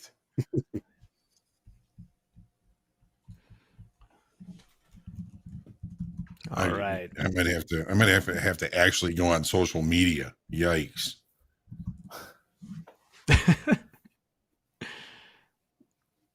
Are you on any of those, Hoag? I mean, I have an Instagram account that I haven't looked at in 5 years. I have a Facebook account that I haven't looked at in 7 years. It's still there. I just don't go to it. Ooh. All right. We got 15 seconds. Here we go. Every indication has been 2 million to the buy side to this point. 2 million? Come on. 2 million. Yeah. Yeah.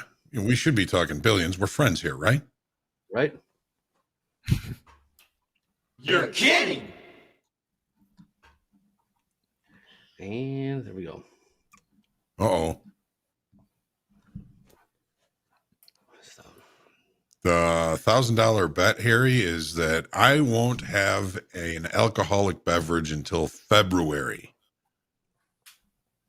9 days in. Was it just for the month? Yeah. I should have got it. I swear to God, I do not need this right now, okay? I love that movie.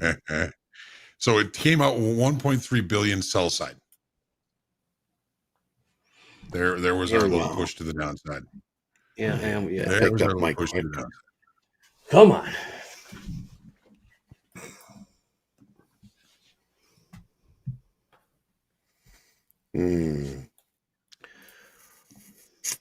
There was something here. Well, I'm proud of you, Jose. What's that? I'm proud of you that you Dude, put on a trade trying. 51 minutes I'm in. trying. Dude, I want to crawl out of I want to, trust me, but literally it's flatline. So hey, it's not going to give me anything. What am I supposed to do? I just got tomorrow, got Wednesday, then things really pick up. CPI, PPI, and earnings. So money can be made. All right, all right, all right. All right. What are you gonna do? Yeah, it's just a little conversation session this power hour, which is cool too. Cammy, thanks for hanging out, man. Yeah, of course, man. Thanks for having me as always. It's really just conversation. So, what's for dinner tonight, Cammy? Yeah. Yeah. Hey, good story about that. Cammy Capital's been vegetarian the last 3 years, and here we are back on the grass-fed beef now, and it's never going back. Never ever going back. Oh yeah, excellent. Can you tell the difference? What's the difference? Hold on. What's the difference between vegetarian and beef? Yeah, no, Eddie wants to know. Please explain that one. Yeah, what's this thing called vegetarian? Huh? I usually have vegetarians with my beef. Absolutely, absolutely. Nice job, man. Yeah, I hell yeah, fell asleep on that. I fell asleep on that trade. I should start putting in bids and offers so that if it gets there, I just get it. Nice job. I didn't even notice that it went down there. There you go. So, Cammy, you noticed the difference between the grass-fed and the corn-fed. Is that what I'm hearing? That was my question. Is it worth it? Oh, that's sorry, what you're saying. No. Yeah, I got you. No. I think in New Zealand we don't really have the corn-fed beef. But I mean, I tried to avoid it just because of the apparent injected antibiotics, etc. Apparently, grass-fed is supposedly better for you. So, yeah, you get it by between default. That and vegetarian, man. Yeah, we get because we put corn in everything over here. We put it in everything. Cars, drinks, cows, You name it. chickens, in your ears, Even put in it your in our nose, ears, popcorn, cornhole bags. Jesus. Thank you for naming popcorn. Okay. Yeah. Forgot about that one.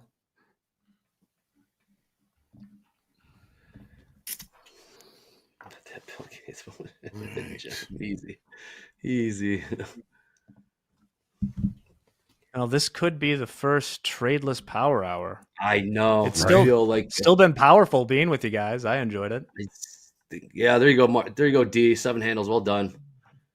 That was the trade right there. She talked about it in the previous segment. And, yep. Sure enough. Okay, I took a trade just to take a trade during power hour. Oh, short 91.75. Short 91.75. So what do you want? A medal? Look, Hoga, come on. And there it is. There's a $50 profit. There you go. We took a trade during power hour. $50 is $50. $50 is $50. You got that right. Yeah. How about there you go, Johnny. That's what they say in Orland Park. $50 is $50. Yeah, no. We got her Show now. you the money. Yeah.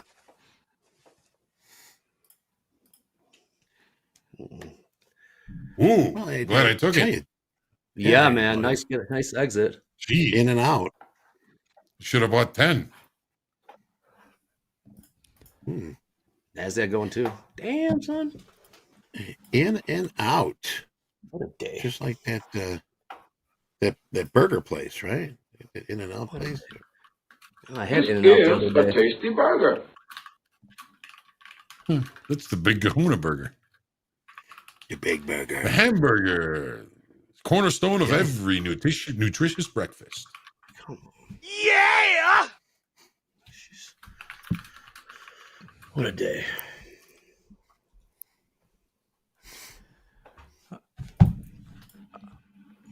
All right. Well, it's about the time of the day we can go around and give last takes or something like that. Andre, sure start with thing. you. I'll do it. Yeah. Thanks for hanging out with us all day today.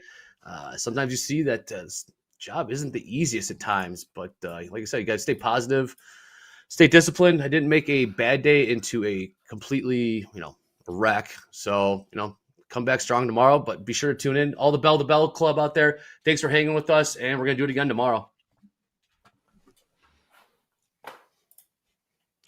I'll go to someone else first, but Caltrick says that he hates Pulp Fiction, which is a hot that's take. a first, right?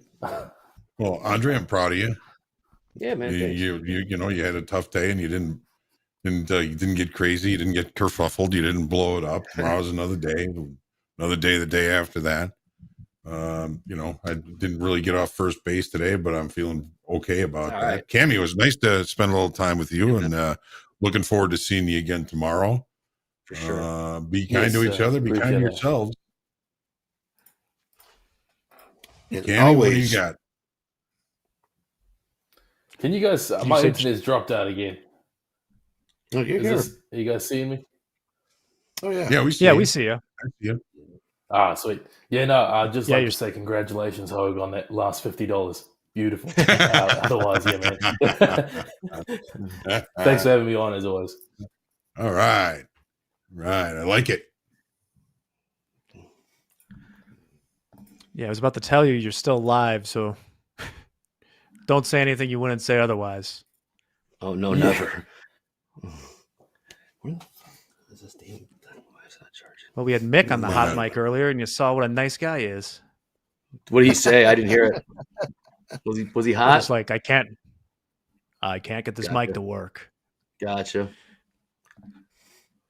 But joke's on you, Mick. It was working the whole time. Right. I want to say thanks to all the chat mods as well today. Great job, everyone. Thanks to the BTB Club. Thanks to production. Thanks to everybody.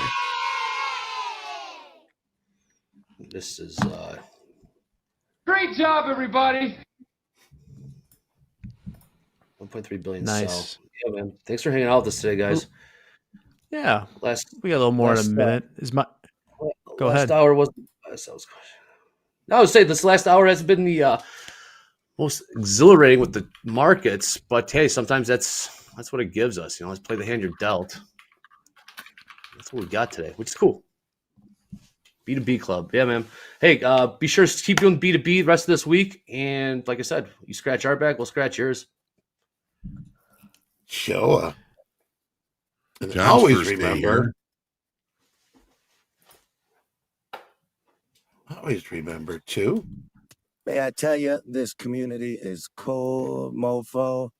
I'm digging what's going on here with the education, all the love that I see, and of course, the knowledge that you Topstep TV people are sharing with everybody.